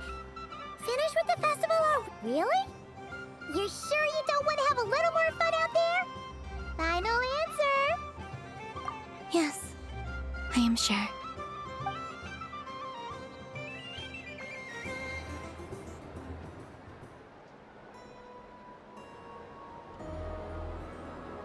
This was the most fun I've ever had on a moon prayer night. Everywhere I went, people were saying, "Welcome home," and there were friends at every turn. I only wish it could last longer than one night. Oh. Yes, you're right. The moon prayer blossoms. Ooh, look! Look! Moon prayer night has come.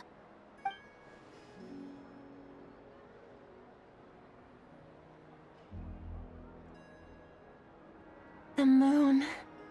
It's so beautiful. Happy Moon Prayer Night, dear. Happy Moon Prayer Night. Happy Moon Prayer Night.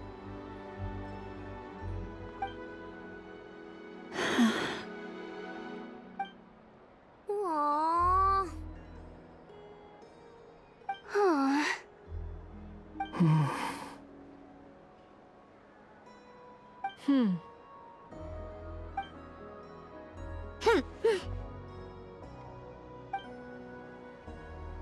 Time flies when you're having fun.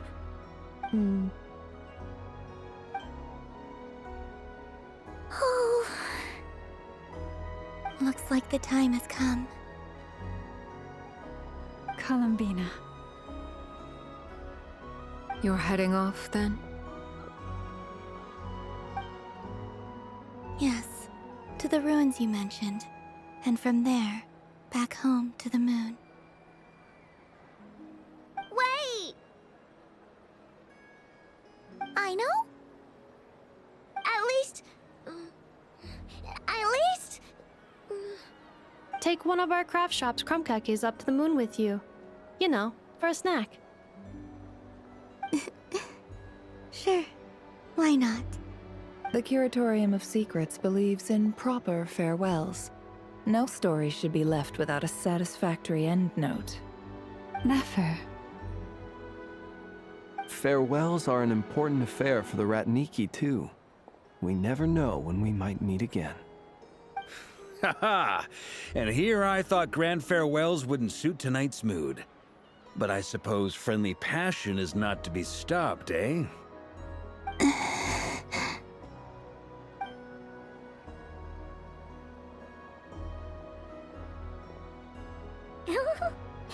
We made a little something for you, Columbina. Ta-da! What is it? A Moon Prayer Night greeting card with drawings by all of your friends. You did mention that you'd like a portrait done, so I took the liberty of creating one for you. I, meanwhile, did the portrait of Mr. Albedo. And Mr. Varka did the same for me. I mean, I think my work was pretty true to life, don't you think? The picture of Ashru was my doing. The two of you seem to get along rather well. Wait, was I the only one who did a full-body picture? That's so embarrassing. I did pictures of me and Anefa. I did my own portrait and one for Hat Guy. Plus, there's the two mages, Arlecchino and Sindrune. So, if you ever miss us, just flip the card open and we'll all be right there with ya. I don't know what to say. Thank you so much, everyone. This whole moon prayer night was more than I could have ever asked for. It is the greatest gift I have ever received. Lauma, I figured it out. Figured what out? Remember how the Frost Moon Scions used to use milk as invisible ink to write hidden messages? That was a very long time ago. Oh, are you saying? Yes. When I miss you all, I shall use moonlight in the same way, to write words that only you can see upon the moon itself. Wow, that sounds lovely. Quite. But how will we see them? Simply open your windows on nights when the moon shines bright, and the moonlight will naturally flow towards the words I have written. That sounds most fitting indeed. Very true to form. I'll try to write them in places that won't disturb your sleep. I, for one, would sleep all the better for having read one of your messages before settling down for the night. Exactly. So don't worry about disturbing anyone's sleep. Just promise you'll write to let us know you're okay, all right? All right. I promise.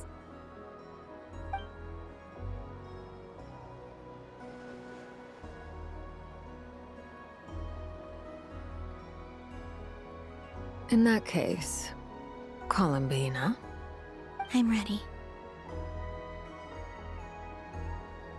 Very well. Let's go.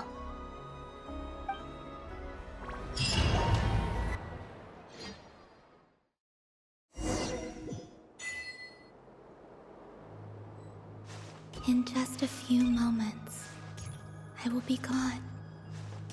I still don't know what to expect on the moon. Will I really be able to send messages to my friends? The Kuhenki, the animals of Nod Krai. I'll never get to see them again. I wonder where I'll be when...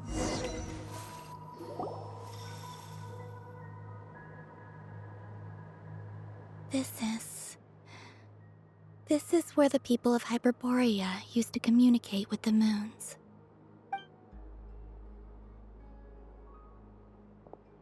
Eternal moon, frost moon, iridescent moon. When the power of all three converge... The gate to the moons shall open. Moon marrow preparations are complete. Only the final step remains. I'm sure Nasha Town is livelier than ever at this moment. Yeah, it's a shame you couldn't be there for it, but it's now or never, right? It's fine. I'm more than happy with this.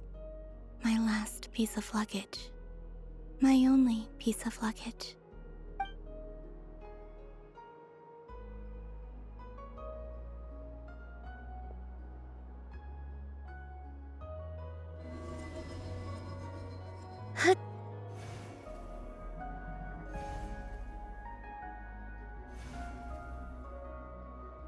I can already feel the moon calling to me.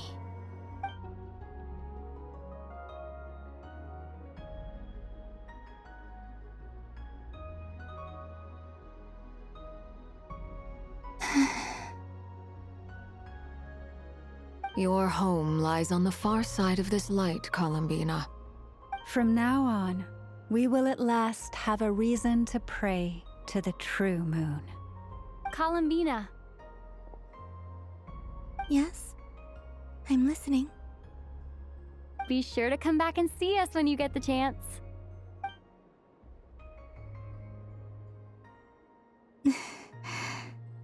Of course. But if that chance doesn't come, then remember that you have friends on this planet. People who will miss Columbina. Yes, I will. Thank you for everything you've done for me. And remember, come night or day, the moonlight shall always connect us. Well then, farewell, my friends.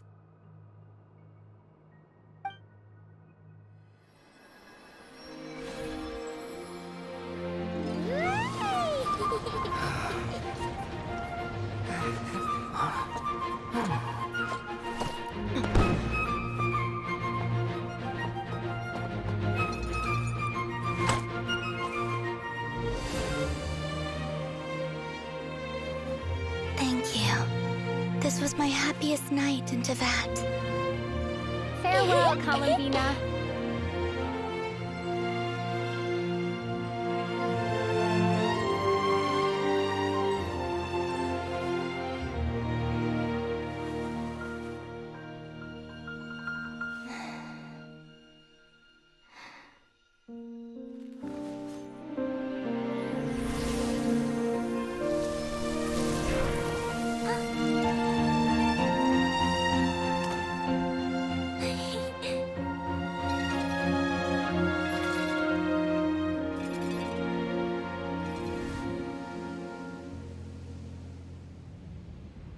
The moon really is closer than ever tonight.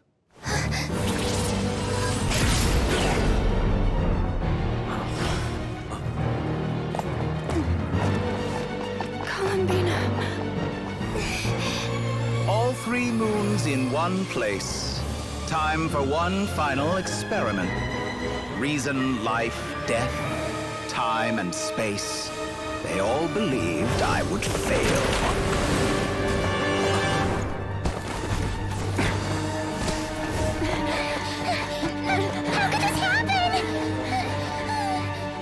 But Tevat's primordial power never did belong to the throne of heaven.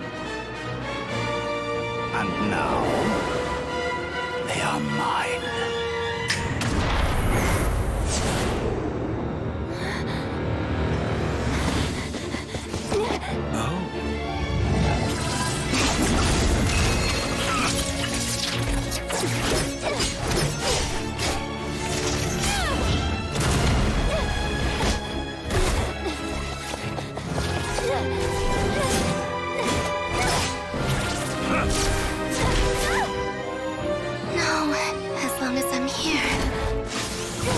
Is free to wield the 3 moons' power.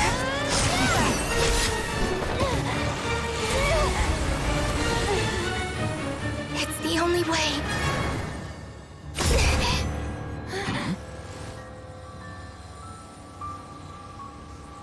I guess I won't be going home today.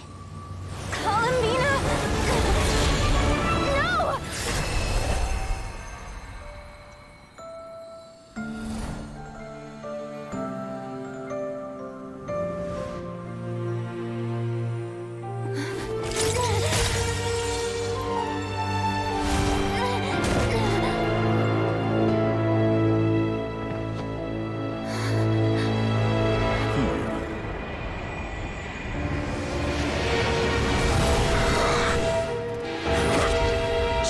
World, do not try to control me.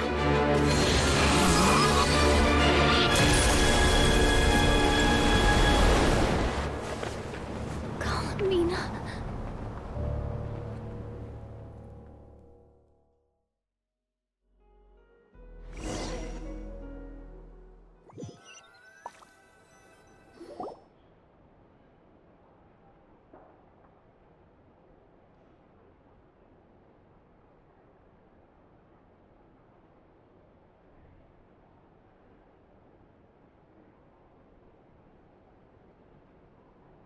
Are you all right? Do your wounds still hurt? I had someone prepare a little medicine that could prove effective. Take it if you need to. In that case, let me relate the contents of the call we made to Alice after the incident occurred. That Dottore is a crafty one. He distracted the Hexenzirkel by creating a huge fuss at Tevat's borders. I'd assumed that the cause was an abyssal intrusion from the outside world, which in fairness is a rather common occurrence. But after learning that you managed to influence the phantoms in Nod Krai, I realized that perhaps this interference could have come from within Tevat instead. But we weren't able to change their fates. True, you couldn't change how their stories ended, but you did build some variables around yourself. Variables? Yes, things you heard that you could not otherwise have learned, ideas that would otherwise have never crossed your mind. All these things are variables. Of course, most variables usually pale into insignificance with the myriad of possibilities floating around. But the moment you start treating them as building blocks and intentionally stacking them, that changes things. That's what Dottore did, and it's how he created the necessary conditions so that when you activated the portal tonight, it played right into his plan. However, we have no way of knowing exactly what he did. Yeah, we also need to ascertain Columbina's status. And that about sums it up. As I suspected, Dottore has disappeared completely. If it's any consolation, he wasn't able to control Columbina as he might have wished to. Oh no! What? She did what? All we saw was Dottore appeared and used some kind of power. The next thing we knew, he and Columbina were gone and you were falling into the sea.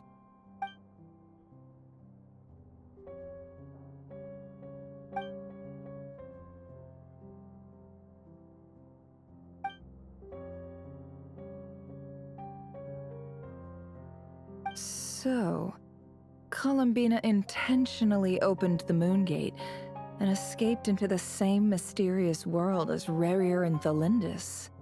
Sounds like bad news.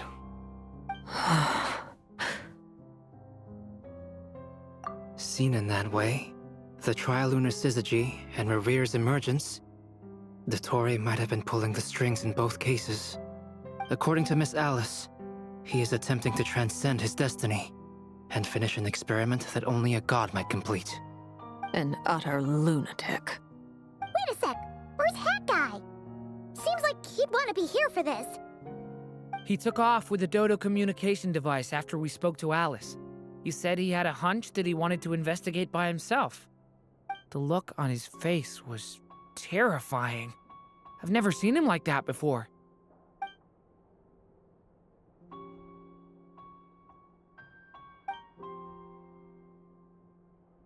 I'm back. Hat Guy! I went to look for the Hyperborean phantoms again. I think I've gotten to the bottom of it. I got them to talk to Nicole on the other end of the communications line. Turns out, the history they describe is different from how Nicole remembers it. Really? But how? Surely Nicole can't have been wrong. Because the phantoms are the ones who are deceived. They speak of a savior who appeared in their history. One who never should have existed. This savior promised to create a new moon within the false sky, and even bring back their moon goddesses. Foolishly, they believed in him, and told him everything he wanted to know about the moons. It's obvious that this was Dottore's doing. Now you mention it, the first time we entered the Hyperborean ruins, we heard the phantoms discussing their history, and I remember Nicole commenting that something sounded a little strange. But Dottore shouldn't have been able to get in there in the first place. He didn't. Nicole said that this was an anomalous state triggered by disruptions in the causal connections between phantoms from the same era. The variables that Dottore put in place were substantial enough that they even affected phantoms that he never met. So it's not that their memories were unclear. They'd been tampered with. That's exactly the possibility Dottore was trying to manufacture. He turned these variables into knowledge and engineered the situation so all that knowledge would fall into his hands. Then, he harnessed that knowledge on Moon Prayer Night to truly create a false moon. How is that even possible? To be precise, he exploited a weakness in the way the spell works. The spell senses Kuvaki to detect the moon's location. So, as long as the false moon more strongly resembled a moon than the frost moon beyond the skies, the gate would teleport Columbina to the false moon's location. In other words, to Dottore's side. Once he had her under control, the teleportation spell remained active, and he manipulated her power to seize both moon marrows. At that moment, the moon marrows disappeared right before our eyes. It was already too late, even as we were leaving the ruins. By then, Dottore had already amassed the power of all 3 moons. So, where does that leave us? What do we do now? I'd certainly like to know what Her Majesty thinks, now that the concerns I expressed to her have come to pass. But we cannot simply sit and wait for her to decide the matter. And in any case, it is not the Fatui Harbinger Damselette who sees us as her friends, but rather Columbina Hyposelenia. If, even in such extreme circumstances, Her Majesty will not lift the prohibition on Harbingers drawing steel against one another, then I will do as my heart demands. I will fight as Peruware instead. Oh, Arlecchino! Time is short, so I'll make the first move.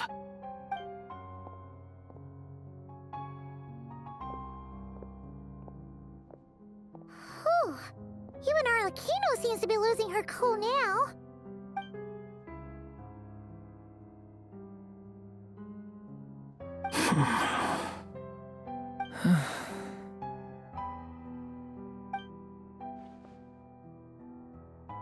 All right.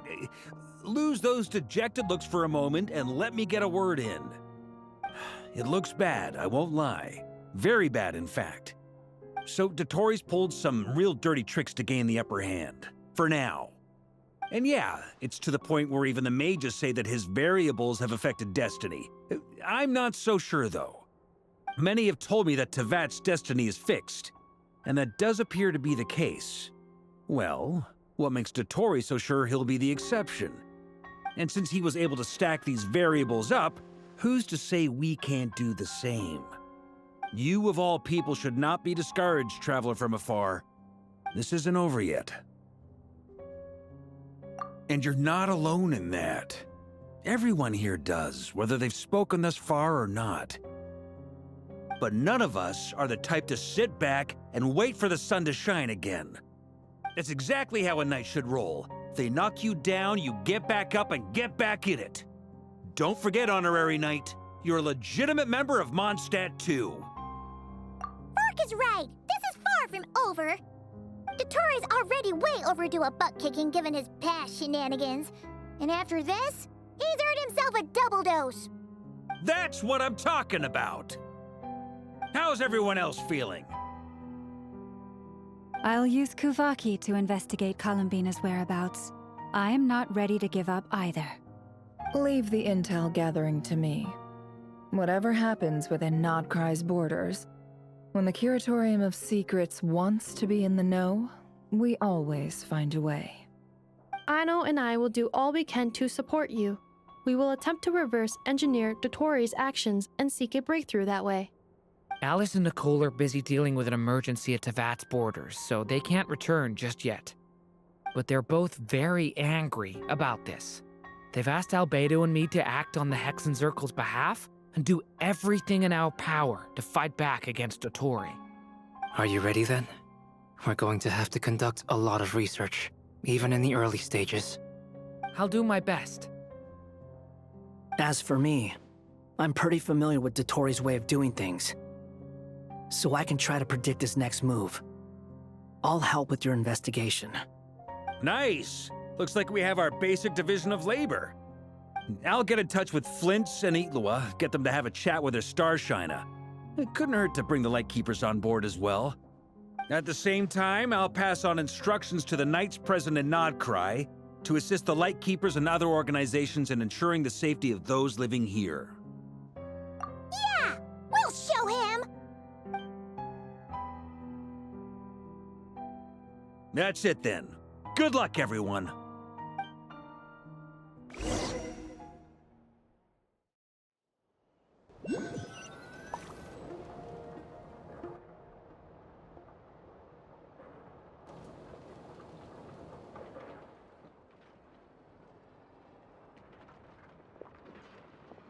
I never thought that Columbina would become my real name.